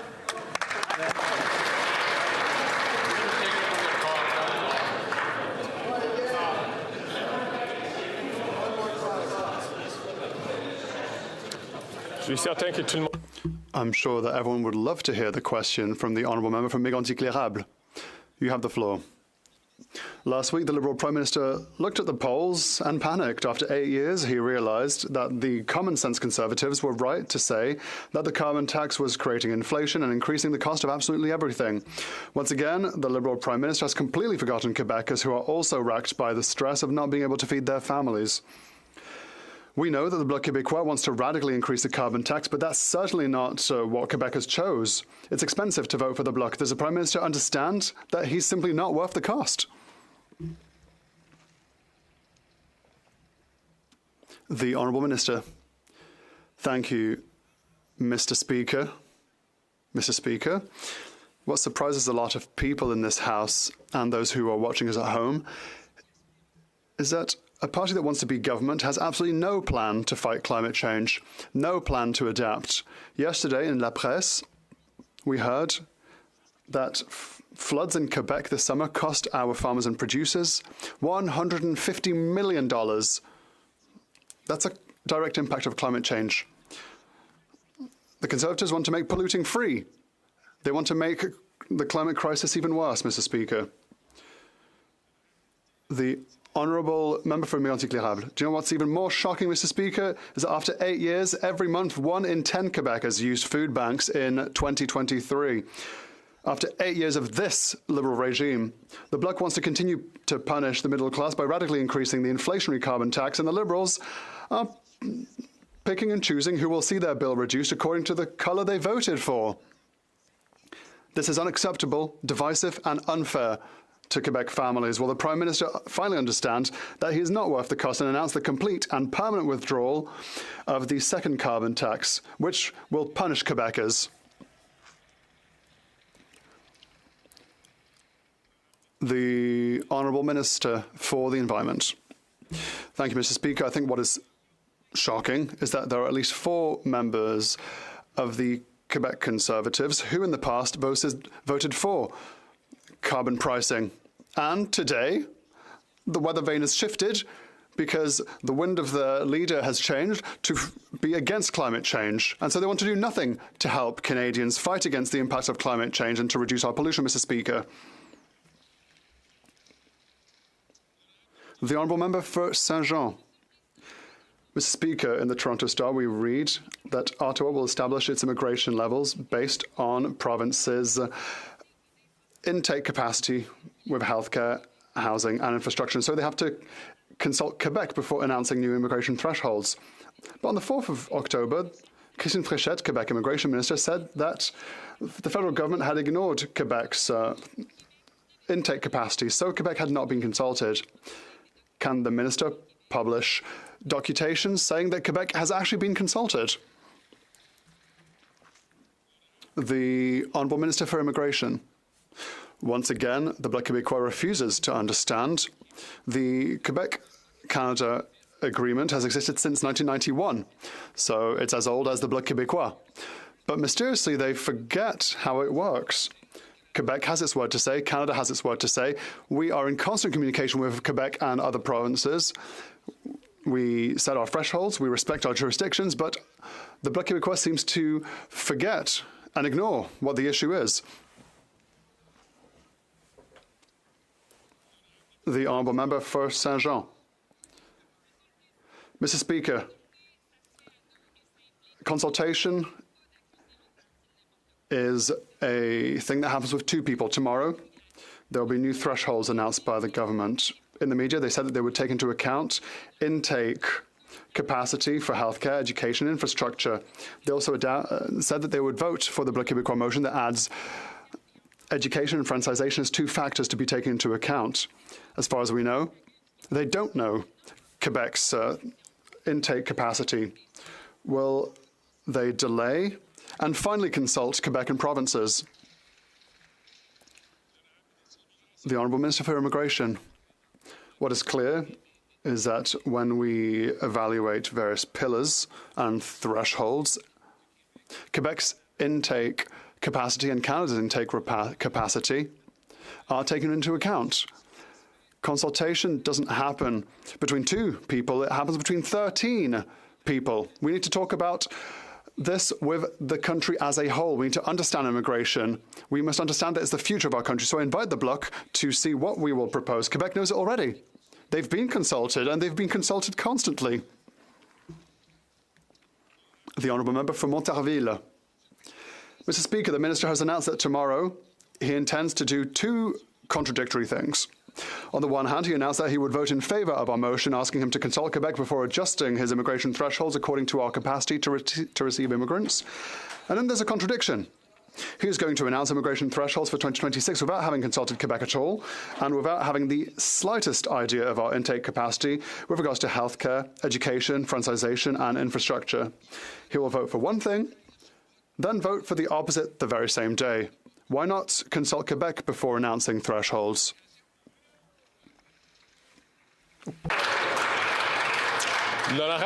The Honourable Minister. I'll repeat this once again because I don't think the Blocistes are listening. One, consultations are underway. Two, people, they're very frustrated because we're voting for their motion. The Honourable Member from Lambton, Kent. Mr. Speaker, after 8 years, a desperate Prime Minister is in total free fall, and he has admitted that his carbon tax is punishing Canadians. The Prime Minister has announced his re-election platform. Vote Liberals to increase the carbon tax on your home heating, gas, and groceries. Even the Minister from Long Range Mountains admitted that the exemption wasn't given to all Canadians because they didn't vote Liberal. What about the Liberal MPs from London? Why are Liberals so incompetent and so ineffective at getting an exemption on home heating for folks who are struggling in Ontario?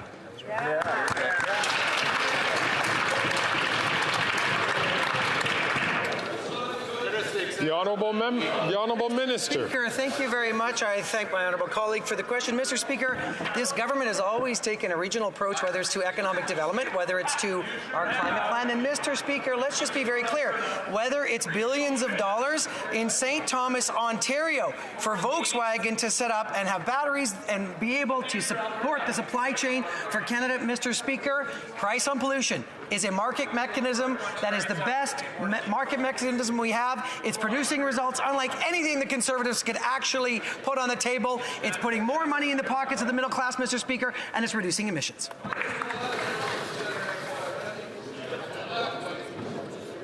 The Honourable Member from Lambton, Kent. Mr. Speaker, this government is living in a fantasy land. The Liberals have finally said the quiet part out loud and have admitted that all Canadians are not equal to them. After 8 years of this NDP Liberal government, Canadians are struggling to pay their bills. The gimmicks that the government is offering is not going to help families who are stressing over how they're going to afford to heat their homes this winter. This Prime Minister is not worth the cost. So will the Liberals listen to the Leader of the Opposition and introduce legislation today to axe the tax on all forms of home heating for all Canadians?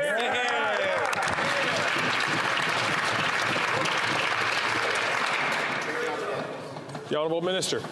Thank you, Mr. Speaker. I've heard words like gimmicky and various kinds of things coming from the other side of the House.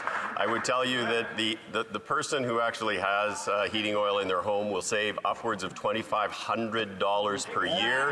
It is an enormously important affordability measure. We are going to ensure that we are addressing affordability while we are concurrently fighting climate change.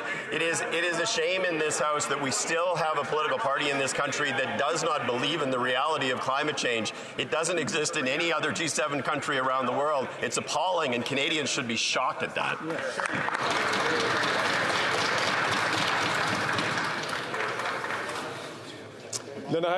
The Honourable Member for Portneuf-Jacques-Cartier. Thank you, Mr. Speaker. Last week, the Liberal Prime Minister gave Atlantic provinces a gift by reducing the carbon tax temporarily. But Quebecers and the rest of Canada must continue to pay for it. I read that some families have had to cut back on their spending recently just to get by, while still they're having to change their habits just to survive. Today, on Halloween, Bloc Québécois MPs have dressed up as Liberals and are dipping into Quebecers' wallets. Will this time-worn government extend its plans to Quebecers and the rest of Canada and stop dividing our country?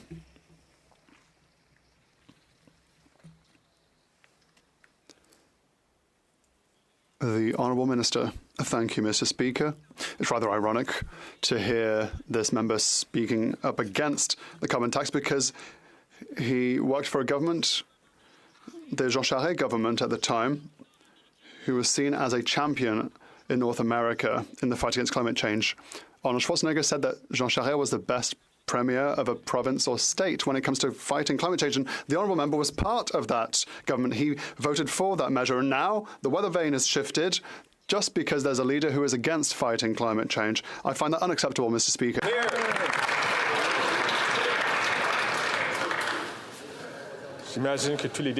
I imagine that all members want to hear the question and the answer. The Honourable Member for Portneuf-Jacques-Cartier. Mr. Speaker, I'd like to know what they think of this minister. It's more costly for Quebecers to have voted for the Bloc because they want to add a second tax to the tax so that Quebecers pay even more. They've stated loud and clear here in the House that the government should increase yet again, more drastically, the carbon tax. Will the government hear reason and be more reasonable than the Bloc and extend the reduction of the carbon tax to Quebecers and all Canadians? Thank you, Mr. Speaker.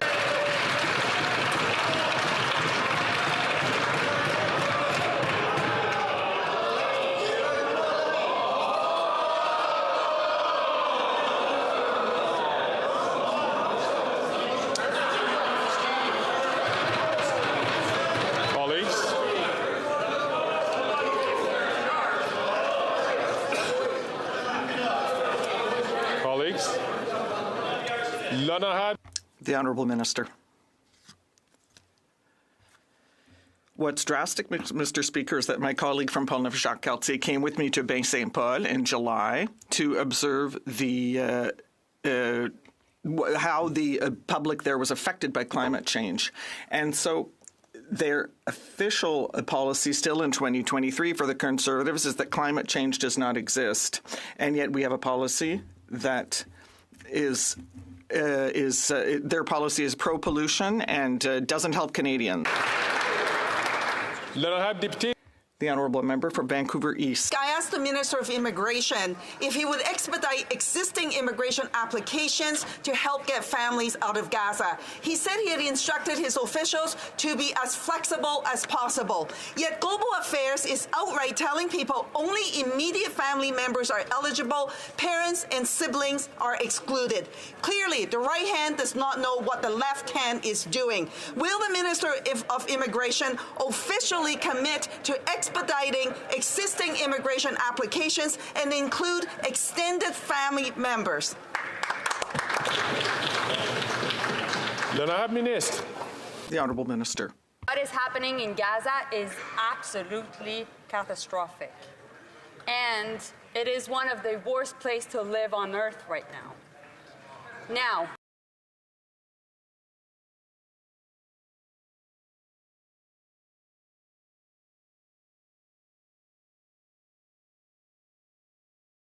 we'll be putting pressure on all parties Israel, making sure that we do so working also with Egypt, working with Qatar, who's speaking to Hamas, and making sure that our Canadians are coming back home and brought to safety. Thank you. Great job. The honourable member from Hamilton Centre.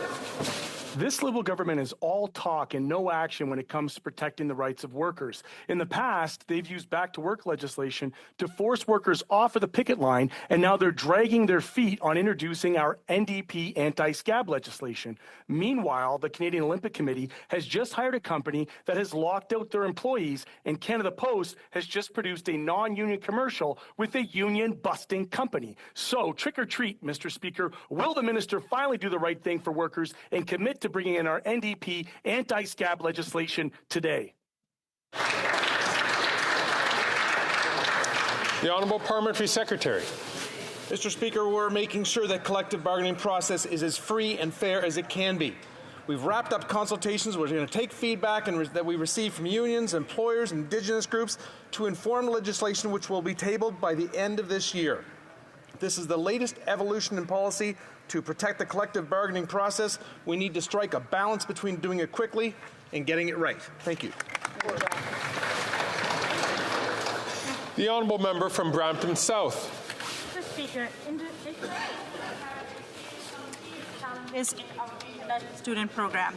In Brampton, I know many of them have come to my constituency office and asked for help. They become victim of fraud. Unscrupulous consultants have taken advantage of them. Mr. Speaker, this is not right. We have to protect the integrity of our program. What are we doing to combat fraud and protect the victims? The Honourable Minister. Mr. Speaker, I want to thank the member of Brampton South for her question and her advocacy in particular.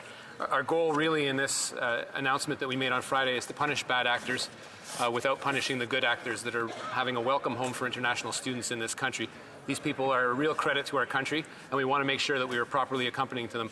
What we announced on Friday is making sure that we are verifying that the letters that are issued by designated learning institutes are properly verified so that we nip fraud in the butt, but also making sure that we're moving towards a recognized institution model to make sure that we are really ensuring that those institutions are actually doing their jobs and making sure that student experience is comprehensive. Thank you.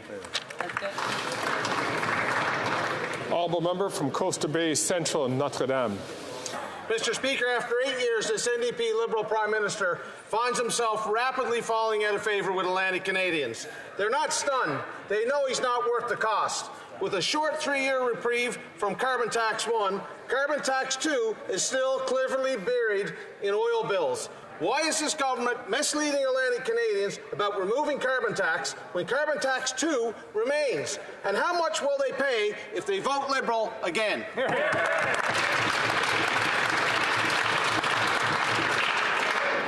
L'Honorable Ministre. The Honourable Minister. Speaker, as I've said a number of times in this House, the focus is on addressing affordability challenges, particularly as they relate to heating oil. Heating oil is by far the most expensive way to heat your home. The investment in heat pumps will actually save people significant amounts of money, but it will do so in a manner that will continue the battle against climate change, a battle that is an existential threat to the future of the human race, is an existential threat to the future of our children. It is a shame that the political party offside or over there has no plan nor any belief in the reality of climate change.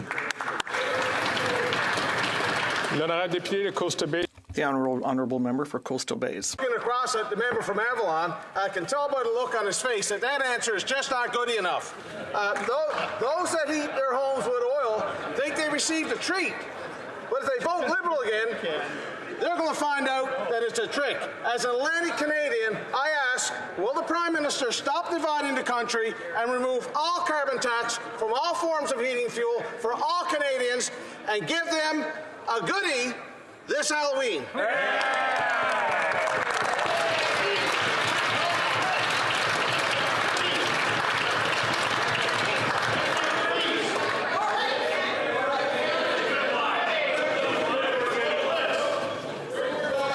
The Honourable Minister. Thank you, Mr. Speaker. This government adopts thoughtful approaches to public policy. We are addressing affordability concerns in a manner that is consistent with fighting climate change. But the honourable member, I am amazed, is somebody who actually is opposing one of the greatest economic opportunities of our time in Newfoundland and Labrador, supported by the province, developed by the province, developed by companies in Newfoundland and Labrador to ensure that they develop an offshore wind industry and a hydrogen industry that's going to create jobs and economic opportunity in his riding and in ridings throughout the province.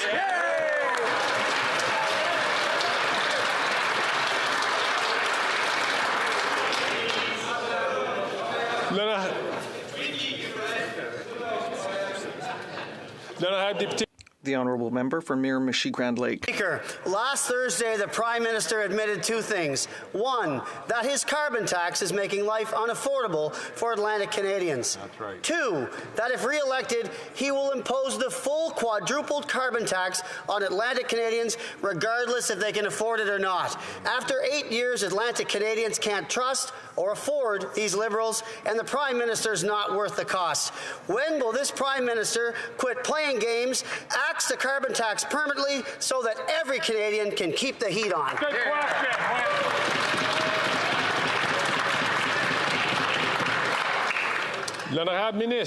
The Honourable Minister. Speaker, you know what? In this House, one thing is clear. What is clear is the Conservative Party actually has no belief in the reality of climate change and no plan to fight it. This government actually is focused on ensuring we are addressing affordability challenges in a thoughtful way while concurrently addressing the climate issue. It is a shame in this House, it is a shame in this country that we have a political party that denies the reality of climate change and is willing to give up the future of our children.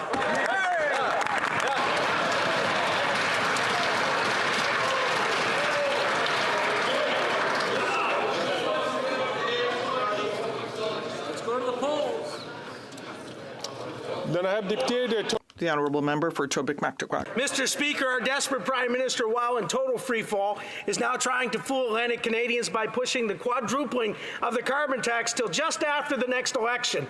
It's clear now more than ever that this Prime Minister is just not worth the cost, and after 8 years, everything is more expensive. The government should listen to Premier Higgs of New Brunswick when he told them that they should just cancel their unaffordable carbon tax altogether.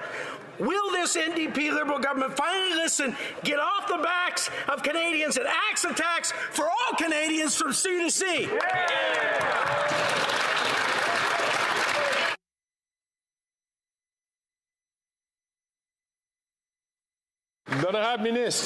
The Honourable Minister. Mr. Speaker, and through you, I would certainly suggest to my honourable colleague that perhaps he talk to his constituents about the $2,500 a year that they will save through the installation of a heat pump, that they are going to be able to do that in a manner that will enhance the affordability for their family, but also do so in a manner where they can assist in the fight against climate change. As I said before, Mr. Speaker, Conservatives in other G7 countries around the world marvel at the fact that in Canada we still have a political party that questions the reality of climate change and has no plan to fight it.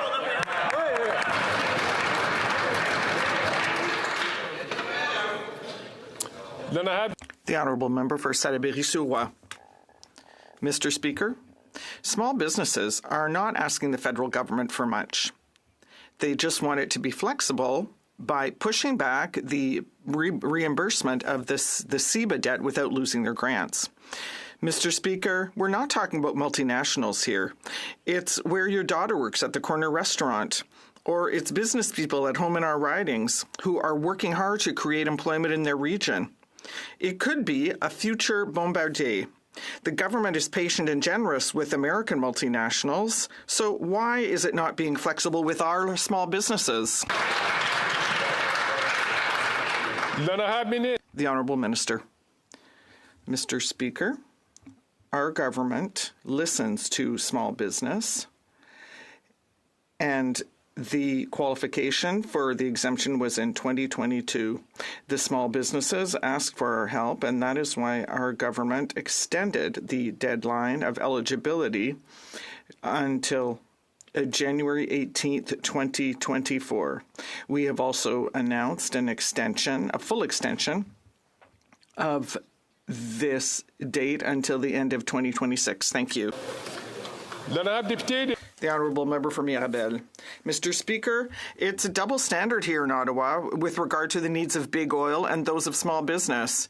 Neither the Liberals nor the Conservatives are challenging the $83 billion in subsidies to the oil patch over the past two budgets. According to them, that's responsible. But giving an extra year to the local small businesses to pay down their pandemic debts, for them, that's just too much.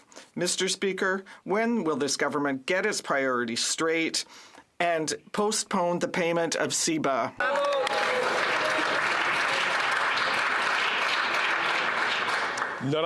The Honourable Minister. Thank you, Mr. Speaker. I'd like to correct what my colleague just said, because Canada is the first G7 country to have eliminated subsidies on fossil fuels 2 years sooner than our 2025 deadline. And we went even further because we also eliminated public support for fossil fuels, and no other G20 country has done that. We're the first. The Honourable Member for Hastings, Lennox and Addington. The carbon tax has made life unaffordable for Canadians, proving what we already knew. After 8 years, Canadians know this desperate NDP Liberal government is not worth the cost. On top of this, a member of this Liberal cabinet let the veil slip and admitted that people living in Eastern Ontario were denied an exemption on heating oil because they voted the wrong way. Mr. Speaker, I wonder if my neighbour, the member from Kingston, the Islands, shares the sentiment and can explain why the Liberals are refusing to cut the tax on all forms of home heating to all Canadians.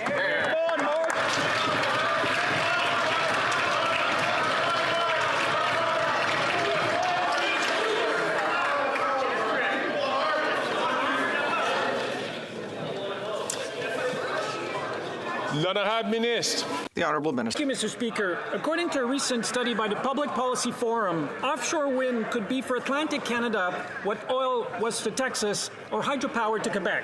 This is monumental, as the study quotes. The region could supply 6.5 million average homes, so twice the electricity currently consumed in Atlantic Canada.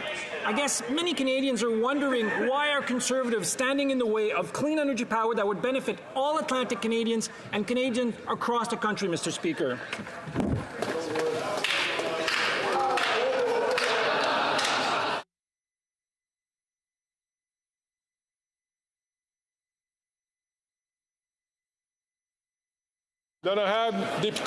The Honourable Member for Regina Louvain. After 8 long years, a desperate Prime Minister in freefall has finally admitted his NDP Liberal carbon tax punishes some Canadians more than others. The Prime Minister set his election platform recently. He said, if you vote Liberal, you'll increase taxes on gas, groceries and home heating after the next election. Canadians know this Prime Minister is not worth the cost.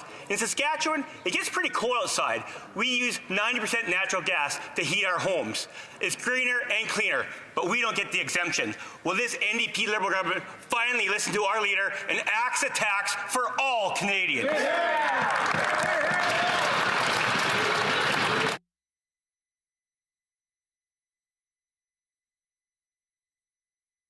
Thank you, Mr. Speaker. I would encourage my honourable colleague to do a little bit more reading. Home heating oil is 2 to 3 times as expensive as natural gas. It is imperative that we actually enable people to implement heat pumps to be more affordable, to ensure that they actually can save the $2,500 a year and do so in a manner that is consistent with fighting climate change. But, Mr. Speaker, we also have programs to encourage the displacement of natural gas-fired furnaces through the Greener Homes program, through the Greener Loans program, and to see the implementation of heat pumps. And certainly folks in Saskatchewan, where I grew up, are very, very, very much able to access those programs.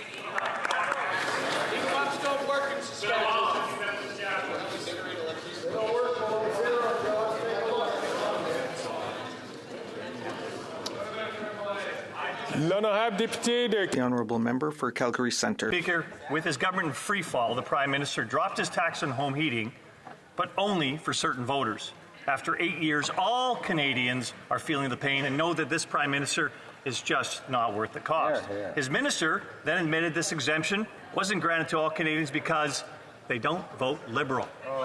What about the Liberal member from Calgary Skyview or the minister from Edmonton Centre? Just 1 year ago, these Alberta MPs voted to keep the tax on home heating. Is the Prime Minister ignoring his Alberta colleagues, or do they agree that Albertans should be taxed more for heating their homes than other Canadians?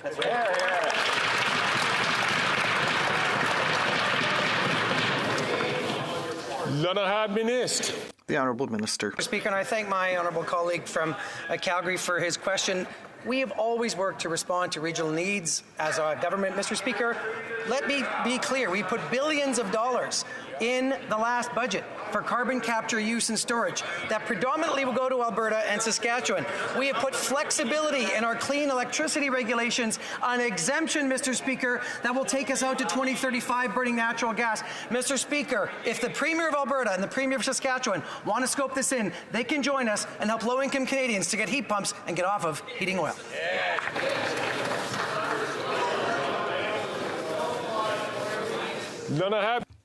The Honourable Member for Laval-les-Îles. Mr. Speaker, my riding of Laval-les-Îles has the largest Armenian community here in Canada. Many of my fellow citizens are very concerned by the humanitarian crisis, further to recent military activity on the part of Azerbaijan. How will the new Canadian embassy in Yerevan, opened by the Minister of Foreign Affairs, contribute to improving relations between Canada and Armenia, as well as resolving the conflict in the long term? Thank you, Mr. Speaker. The Honourable Minister. Thank you, Mr. Speaker, and I'd like to thank my colleague for his important question. Yes, I have just come back from Armenia, where we opened for the first time a Canadian embassy in Armenia. And I think, yes, it's good news for everyone.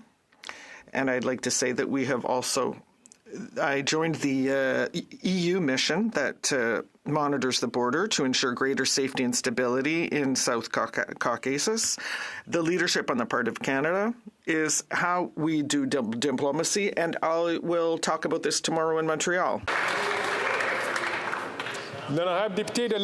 The Honourable Member for Lethbridge. After 8 years of this NDP Liberal government, Canadians are hurting more than ever before. And this government's solution is actually to divide our country by picking winners and losers. For some Canadians, they'll save $1 on the carbon tax with regards to their home heating because, of course, it'll be temporarily paused.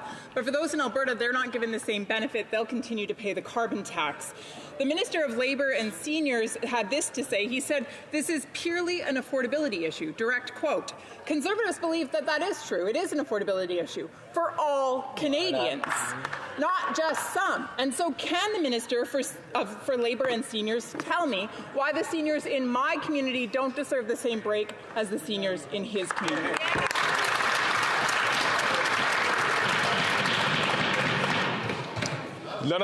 The Honourable Minister. Speaker, I thank the Honourable Member for the question. Let's look at the facts. Child poverty in this country cut in half thanks to the Canada Child Benefit, which the Conservatives, how do they vote, Mr. Speaker? They voted against. An affordable childcare system that is saving Alberta families up to $10,000 a year and creating 65,000 new spaces. How did the Conservatives campaign, Mr. Speaker? Against. Mr. Speaker, a pipeline to Tidewater. And what did the Conservatives do as we were getting TMX ready to be built? They argued against. Mr. Speaker, we're here for Canadians. We're here for Albertans. We're going to make sure that our climate plan works. They can argue against. We're here for Canadians every step of the way. Not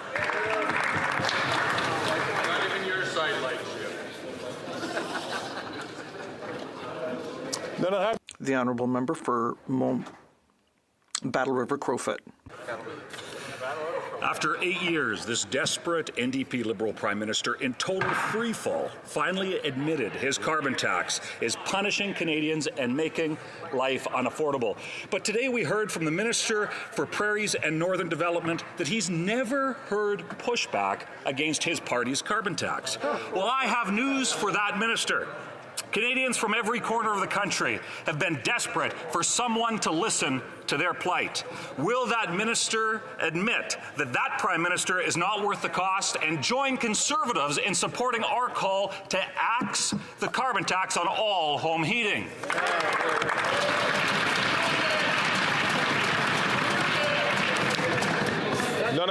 The Honourable Minister. Conservatives like to talk about axes, and it's clear that they've been working with the Premier of Alberta, because what does she want to do? She wants to axe renewables. She wants to axe low electricity rates in Alberta by doing a 6-month moratorium that's cost us already $12 billion in investment and $30 billion more probably leaving our province. Mr. Speaker, they want to slash supports for students and seniors and working class Canadians, Mr. Speaker. And you know what the icing on the top of the cake is, Mr. Speaker? They want to pull Albertans out of the CPP. Shame on them. We're going to move forward on climate change and protect Albertan pensioners.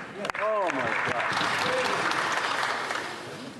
Before we move on to the honourable member for questions, I'd like to remind all honourable members, please, to not intervene while the floor is being occupied by somebody else. I know I don't have a clear view of what happens in the latter half of the aisle, but I can hear the voices of certain members, perhaps, and I would just ask members to please try to listen to their whips so that we can hear the questions. The honourable member for Montmagny-Lillet, Kamouraska-Rivière, Zulu. Mr. Speaker, after 8 years of this government, Quebecers are fed up. Food bank use is at a record high, with 1 Quebecer out of 10 using them monthly. And this government, with the Bloc support, wants to worsen things with its carbon tax. It's not worth the cost to vote Bloc. The Prime Minister gave a break to the Atlantic provinces, but not to Quebecers. Will the Prime Minister announce the complete and not just temporary rollbacks of this second carbon tax on all Quebecers? The Honourable Minister for Climate Change and the Environment. Given the enthusiasm of at the questions, I was not able to answer the member for Portneuf-Jacques-Cartier what they thought of my work as the Environment Minister. The representative of Greenpeace said that I was the best environment minister in the history of the country.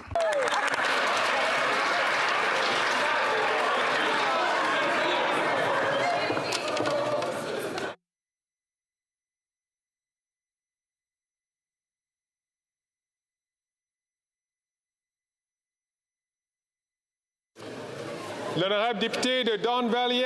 The honourable member for Don Valley East. Mr. Speaker, the late Nelson Mandela once said, "Sport has the power to unite people in a way that little else does." A great example of this are the Pan Am and Para-Pan Am Games. Earlier this month, Team Canada began its 2023 Pan Am journey, and in a few weeks from now, it will begin its Para-Pan Am journey. I think I can say with confidence, Mr. Speaker, that all members of this House are proud of our Canadian athletes. Can the Minister please update this House on our athletes at the Pan Am Para-Pan Am Games? L'honorable Minister. The Honourable Minister. I'd like to thank my friend and colleague from Don Valley East for his question. I was recently in Chile to support Team Canada. 470 Canadian athletes are participating in these games, with another 127 slated to compete at the Para-Pan Am Games in a couple of weeks. These include 3 athletes from my home riding of Delta. So far, Canada has won 105 medals and is on course to exceed its all-time medal count at these games. Thank you to all the athletes. Thank you to the coaches, to the parents, to the trainers, to everyone who makes it possible for these athletes to compete and succeed. On behalf of all Canadians, I'd like to wish our athletes well and say, go Canada, go!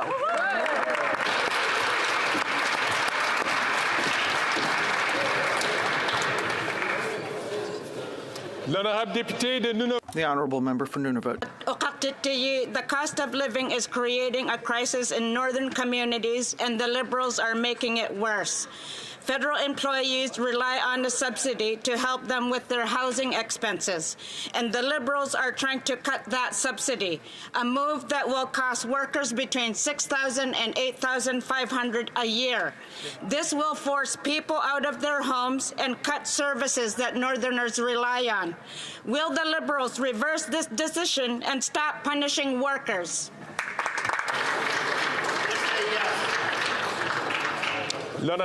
The Honourable Minister. Thank you. Thank the Honourable Member for that important question. And it's an important question. It's one that we're fully engaged in. I know I'm working with the Treasury Board. I'm working with the MPs from Nunavut, the MPs from Northwest Territories and Yukon on the question. And as soon as we get clarification, I will get back to the MP from Nunavut with the answer. The honourable member for Elmwood Transcona. Speaker, it's no secret that Canada's in a housing crisis. We've heard from builders, bankers, economists, policy experts that significant public investment in housing is required in order to get out of this crisis. What does the finance minister say? What about what the Bank of Canada will do? What about the rating agencies? Well, good news. At the Finance Committee yesterday, the governor of the Bank of Canada said that investments to increase housing supply in Canada would not be regarded as inflationary spending and might actually help bring down inflation. So the path is clear to replenish the co-investment fund, the Rapid Housing Initiative, and start a nonprofit acquisition fund. Is the government going to do it in the fall economic statement, or will they be missing in action?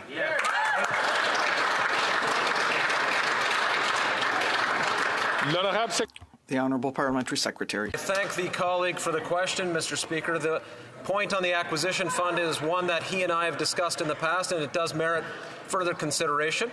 But I also point to the various other programs, the other programs that are part of the National Housing Strategy that he mentions, the Rapid Housing Initiative, the National Co-Investment Fund. These programs combined, added to others, have lifted 70,000 people off the streets. They now have wraparound supports that help them make a transition towards something better. 122,000 people, Mr. Speaker, who are near homelessness are now housed because of this strategy. We have more work to do. We will do that work in cooperation with partners.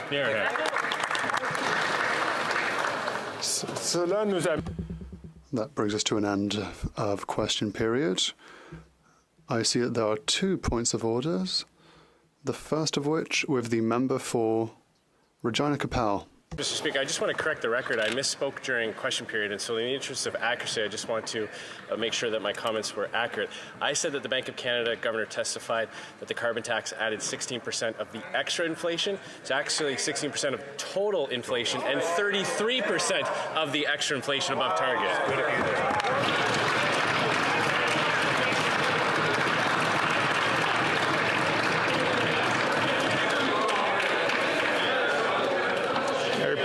Appreciate the precision that is bordering, if not crossing into the line of debate. The honourable member for La Prairie. Mr. Speaker, you often mention that we have to improve the House of Commons decorum. And so in answer to the second question from the honourable member for Saint-Jean, the Minister for Immigration said on the Bloc Québécois, there is an obstinate refusal to understand. This is non-parliamentary language, so I demand that the Minister retract his statement and that he offer an apology.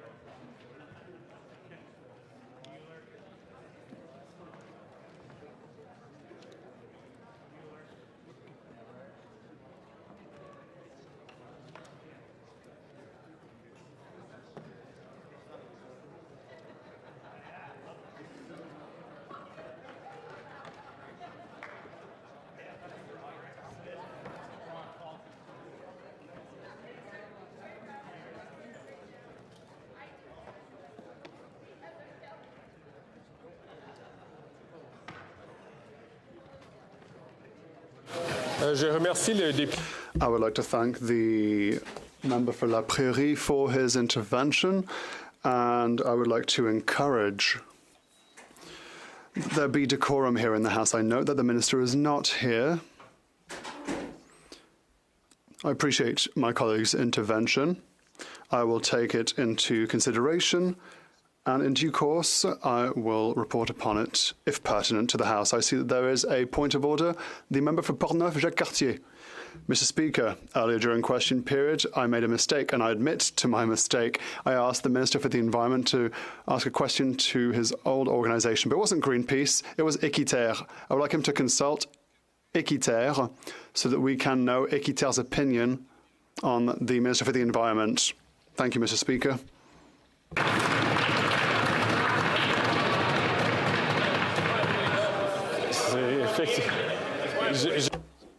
I would like to thank the Honourable Member for Portneuf-Jacques-Cartier. This seems to be more of a point of debate rather than a point of order, however.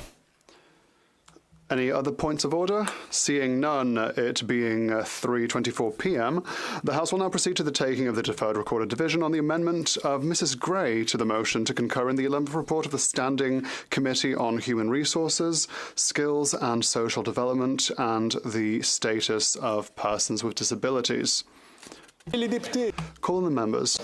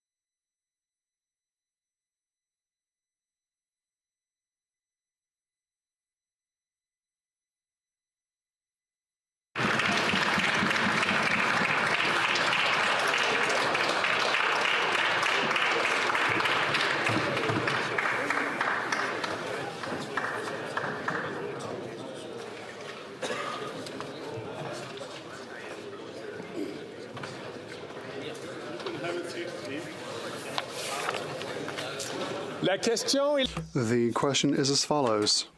Mr. Aitchison, seconded by Mrs. Gray, moved that the 11th report of the Standing Committee on Human Resources, Skills and Social Development and the Status of Persons with Disabilities, presented on Monday, June 12, 2023, be concurred in.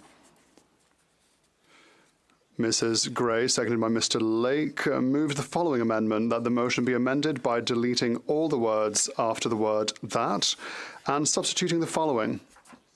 I quote, "The 11th report of the Standing Committee on Human Resources, Skills and Social Development and the Status of Persons with Disabilities, may I dispense?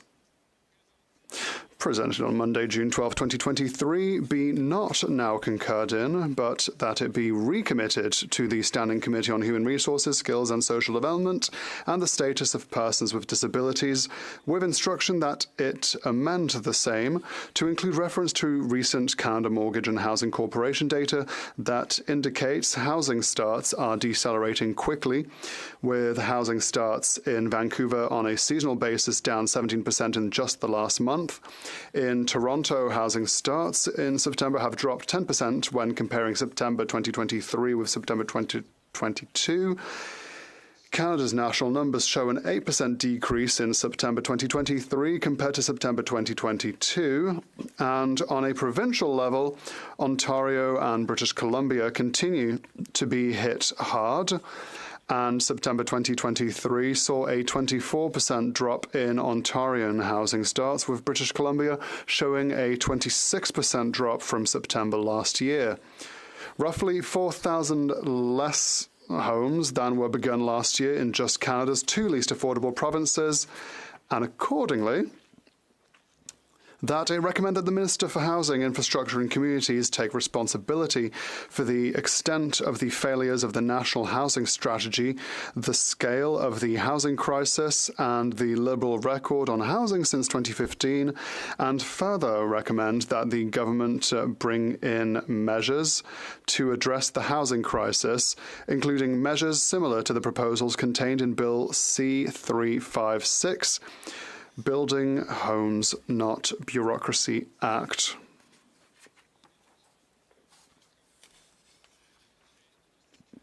End of quote. The 10-minute period for members voting electronically has started, and the House will now proceed to the vote for members participating in person. All those in favour of the amendment will please rise.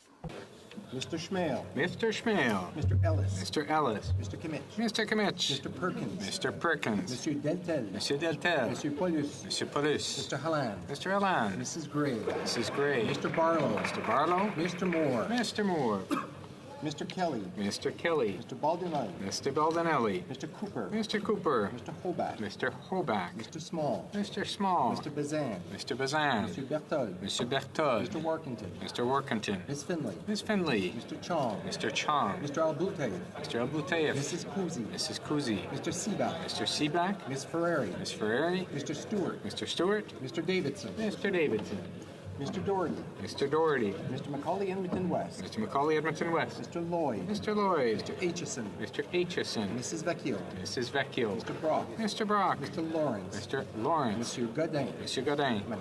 Madame Vien. Madame Vien. Mr. Tucker. Mr. Tucker. Mrs. Krant Nyman. Mrs. Cramp Nyman. Mr. Zimmer. Mr. Zimmer. Mr. Patzer. Mr. Patzer. Mr. Law. Mr. Law. Mr. Kitchen. Mr. Kitchen. Mr. Muse. Mr. Muse. Mr. Redikoff. Mr. Redikoff. Mr. Van Papta. Mr. Van Papta. Mr. Steinley. Mr. Steinley. Mr. Calkins. Mr. Calkins. Miss Rude. Miss Rude. Monsieur Loup. Monsieur Lou. Monsieur Généreux. Monsieur Généreux. Mr. Morantz. Mr. Morantz. Mr. Mazer. Mr. Mazer. Monsieur Martel. Monsieur Martel. Monsieur Gould. Monsieur Gould. Mr. Couric. Mr. Couric. Mrs. Gallant. Mrs. Gallant. Mr. Caputo. Mr. Caputo. Mr. Vidal. Mr. Vidal. Mr. Dreeshen. Mr. Dreeshen. Mr. Cram. Mr. Cram. Mr. Tolney. Mr. Tolney. Mrs. Wagenthal. Mrs. Wagenthal. Mr. Epp. Mr. Epp. Mr. Bragdon. Mr. Bragdon. Mr. Dalton. Mr. Dalton. Mr. Nader. Mr. Nader. Mr. Soroka. Mr. Soroka. Mr. McLean. Mr. McLean. Mr. Shipley. Mr. Shipley. Mr. McGuire. Mr. McGuire. Mr. Reed. Mr. Reed. Mr. Shields. Mr. Shields. Mr. Falk Provencher. Mr. Falk Provencher. Mr. Motts. Mr. Motts. Mr. Arnold. Mr. Arnold. Monsieur d'Entremont. Monsieur d'Entremont. Mr. Morrison. Mr. Morrison. Mr. Dowdall. Mr. Dowdall. Mr. Carey. Mr. Carey. Mr. Weber. Mr. Weber. Mr. Fast. Mr. Fast. Mr. Canna. Mr. Canna. Mr. Leslie. Mr. Leslie. Mr. Majumdar. Mr. Majumdar.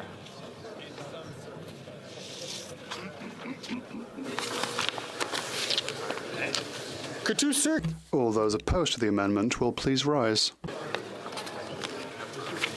Monsieur Duclos. Mr. Wilkinson. Mr. Wilkinson. Miss Bennett. Ms. Bennett. Miss Chager. Ms. Chager. Miss Scroll. Ms. Scroll. Mr. Scarpalagia. Mr. Scarpalagia. Mr. Casey. Mr. Casey. Madame Saint-Onge. Madame Saint-Onge. Miss Qualtrough. Miss Qualtrough. Monsieur McKinnon-Gatineau. Monsieur McKinnon-Gatineau. Madame Leboutillier. Madame Le Boutier. Miss Jazzy. Miss Jazik. Mr. Dollywall. Mr. Dollywall. Miss O'Connell. Ms. O'Connell. Mr. Oliphant. Mr. Oliphant. Mr. Lamoureux. Mr. Lamoureux. Mr. Fragascatos. Mr. Fragascatos. Mr. Biddle. Mr. Biddle. Monsieur Lozon. Monsieur Lozon. Mr. Kuzmarchuk. Mr. Kuzmarchuk. Monsieur Cormier. Monsieur Cormier. Miss Dillon. Ms. Dillon. Monsieur Elkoubi. Monsieur Elkoubi. Mr. Fillmore. Mr. Fillmore. Mr. Fonseca. Mr. Fonseca. Mr. Hardy. Mr. Hardy. Mr. Housefather. Mr. Housefather. Mr. Badaway. Mr. Badaway. Mr. Sousa. Mr. Sousa. Mr. Malloway. Mr. Maloney. Correction, Mr. Maloney. Mr. Sarai. Mr. Sarai. Ms. Vandenbelt. Ms. Vandenbelt. Madame Koutrakis. Madame Koutrakis. Mr. May Cambridge. Mr. May Cambridge. Mr. Johari. Mr. Johari. Mr. Long. Mr. Long. Mr. Longfield. Mr. Longfield. Mr. McDonald Avalon. Mr. McDonald Avalon. Mr. Morrissey. Mr. Morrissey. Monsieur Robillard. Monsieur Robillard. Ms. Hefner. Ms. Hefner. Mr. Chang. Mr. Chang. Madame Shanahan. Madame Shanahan. Mr. Sobera. Mr. Sobera. Mrs. Zaid. Mrs. Zaid. Mr. Rogers. Mr. Rogers. Madame Mendez. Madame Mendez. Mr. Van Bynen. Mr. Van Bynen. Mr. Baines. Mr. Baines. Miss Bradford. Miss Bradford. Madame Châtel. Madame Châtel. Mr. Gahir. Mr. Gahir. Madame Lapointe. Madame Lapointe. Mr. McDonald Malpec. Mr. McDonald Malpec. Monsieur Thérien. Monsieur Terrien. Madame Normandin. Madame Normandin. Monsieur Bergeron. Monsieur Bergeron. Monsieur Garon. Monsieur Garon. Madame de Bellefeuille. Madame de Bellefeuille. Madame Larouche. Madame Larouche. Monsieur Perron. Monsieur Perron. Monsieur Plamondon. Monsieur Plamondon. Monsieur Savard-Tremblay. Monsieur Savard-Tremblay. Monsieur Beaulieu. Monsieur Beaulieu. Monsieur Trudel. Monsieur Trudel. Madame Bérubé. Madame Bérubé. Monsieur Désilet. Monsieur Désilet. Mr. Julian. Mr. Julian. Miss Kwan. Miss Kwan. Mr. Garrison. Mr. Garrison. Miss Blaney. Miss Blaney. Miss Idlout. Miss Idlout. Mr. Canning. Mr. Cannings. Mr. John. Mr. John. Mr. McGregor. Mr. McGregor. Miss Barron. Ms. Barron. Mr. Bachrach. Mr. Bachrach. Madame Hughes. Madame Hughes. Mr. Angus. Mr. Angus. Mr. Davies. Mr. Davies. Miss Matheson. Miss Matheson. Mr. Morris. Mr. Morris. Sean Battelle. The House will now wait for the electronic voting period to end before resuming its proceedings.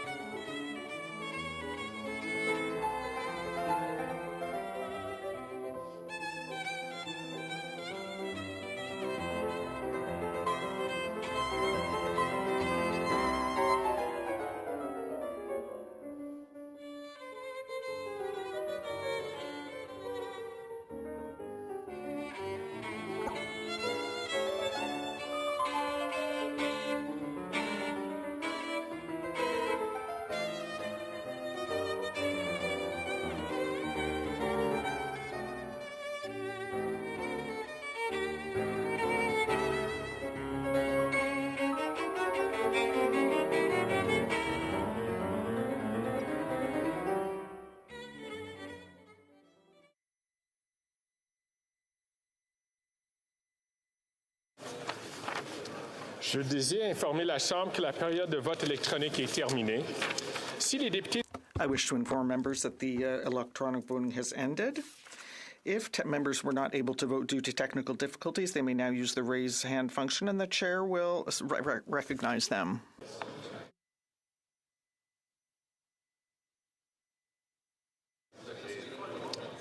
Mr. Lewis, I see your hand is up. Mr. Speaker, I vote against. Nay. Mr. Lewis, Kitchener-Conestoga, nay, contre. Madame Valdez, I notice your hand is up. Mr. Speaker, I vote against. Mrs. Valdez, nay, contre.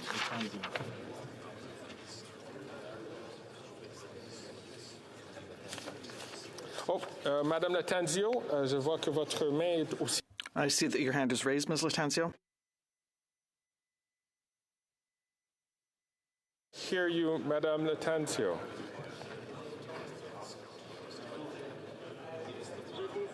No. Ms. Latanzio, nay, contre.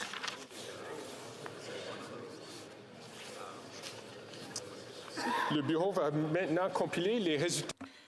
The clerk will now compile the results of the vote.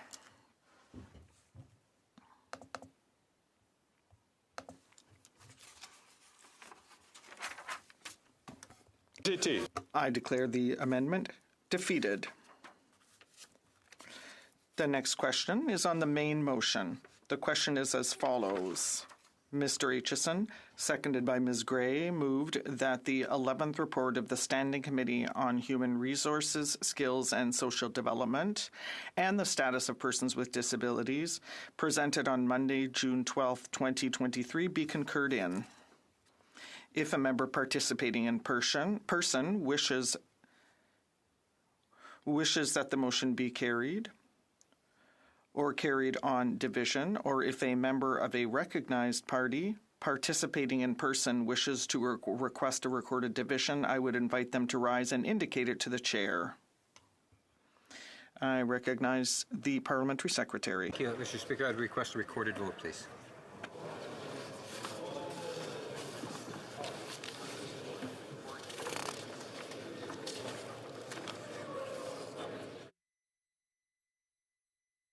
The 10-minute period for members voting electronically has started, and the House will now proceed to the vote for members participating in person. All those in favor of the motion will please rise. Duclos. Mr. Wilkinson. Mr. Wilkinson. Ms. Bennett. Ms. Bennett. Ms. Scroll. Ms. Scroll. Mr. Scarpellegia. Mr. Scarpellegia. Mr. Casey. Mr. Casey. Madame Saint-Onge. Madame Saint-Onge. Ms. Qualtrough. Ms. Qualtrough. Mr. McKinnon-Gatineau. Mr. McKinnon-Gatineau. Madame Le Boutillier. Madame Le Boutillier. Mr. Dollywall. Mr. Dollywall. Ms. O'Connell.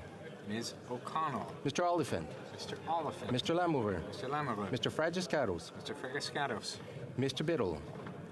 Mr. Biddle. Mr. Kuzmarchuk. Mr. Kuzmarchuk. Monsieur Cormier. Monsieur Cormier. Monsieur El Khoury.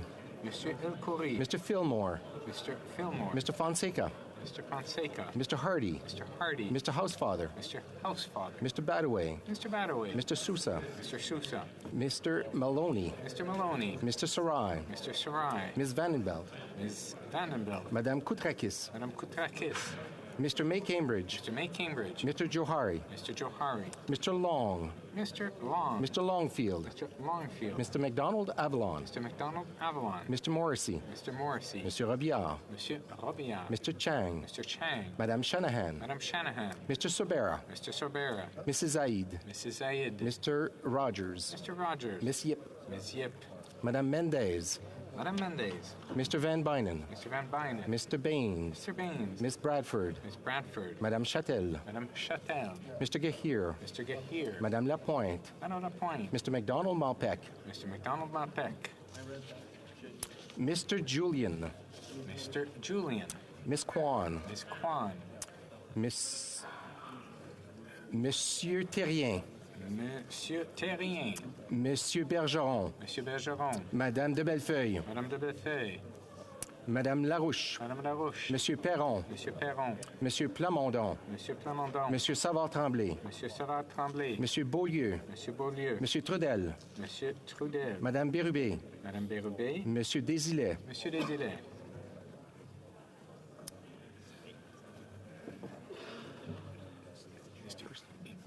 Mr. Garrison. Mr. Garrison. Miss Blaney. Miss Blaney. Miss Idlout. Miss Idlout.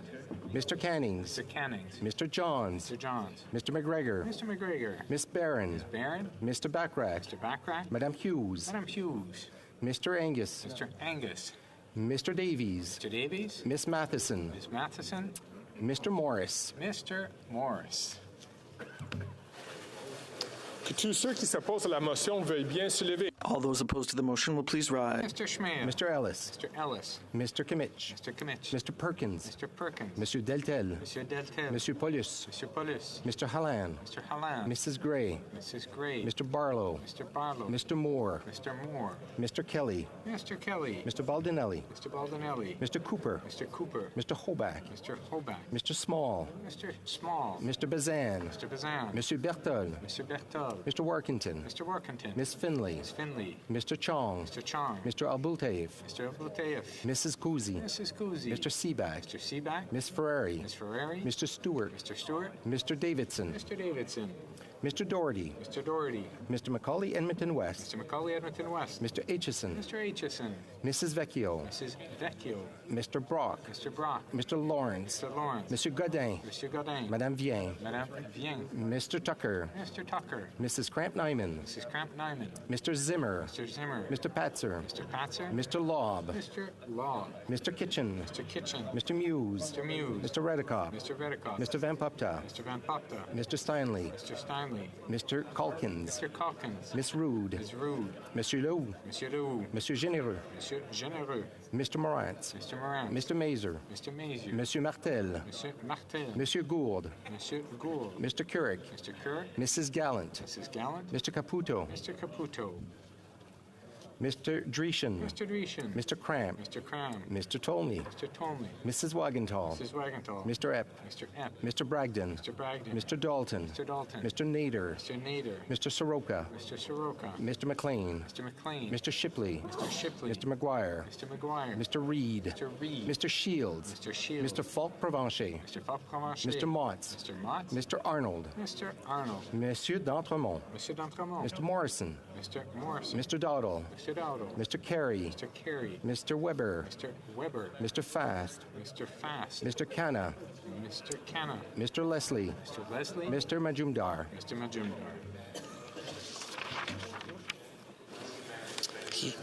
La Chambre attendra maintenant la fin de la période. The House will now wait for the electronic voting period to end before resuming its proceedings.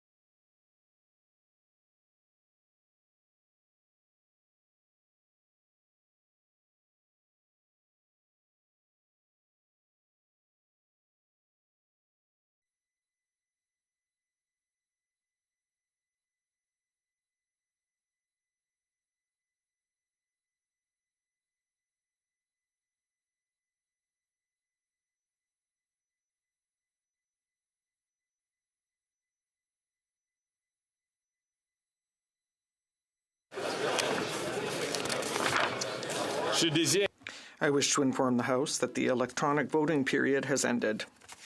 Able to vote due to technical difficulties, they may now use the raise hand function and the chair will recognize them.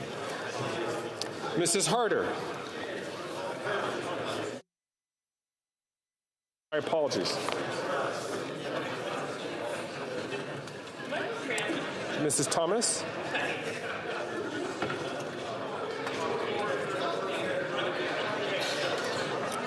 Please go ahead, Ms. Thomas. Or if you could give us a hand signal as to how you would like to vote.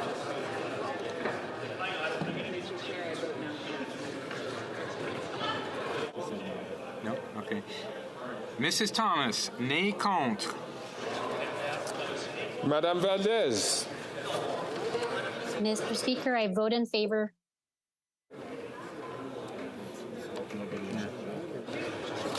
I heard you, Madame Valdez. Can you repeat again, please? Mr. Speaker, I vote in favor. Mrs. Valdez, yea pour. Mr. Lewis.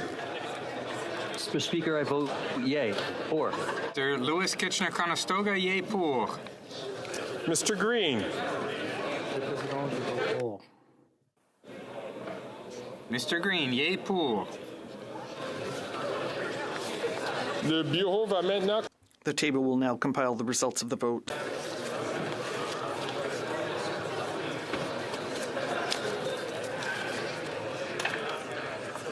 Yeas pour, 205, 205. Nays contre, 117, 117. Motion adoptée. I declare the motion carried.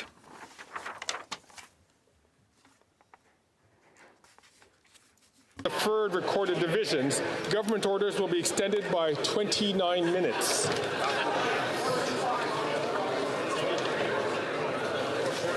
If I could ask members to quietly take their leave of the House as we will continue with the business of the House.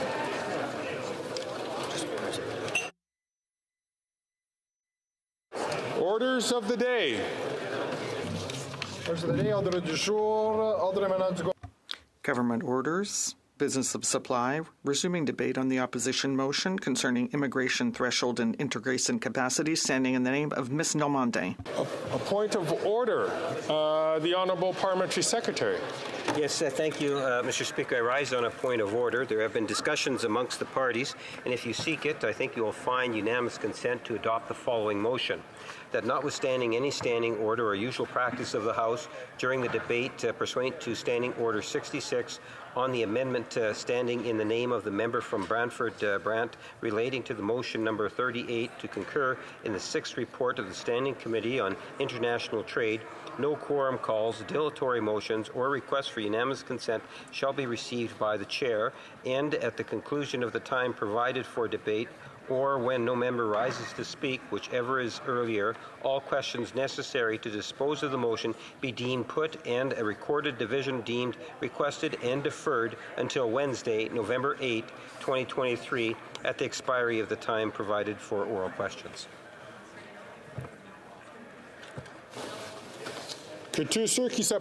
All those opposed to the member moving the motion, please say nay.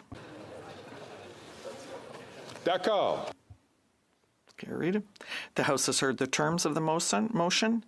All those opposed to the motion, please say nay. Adopté. Carried.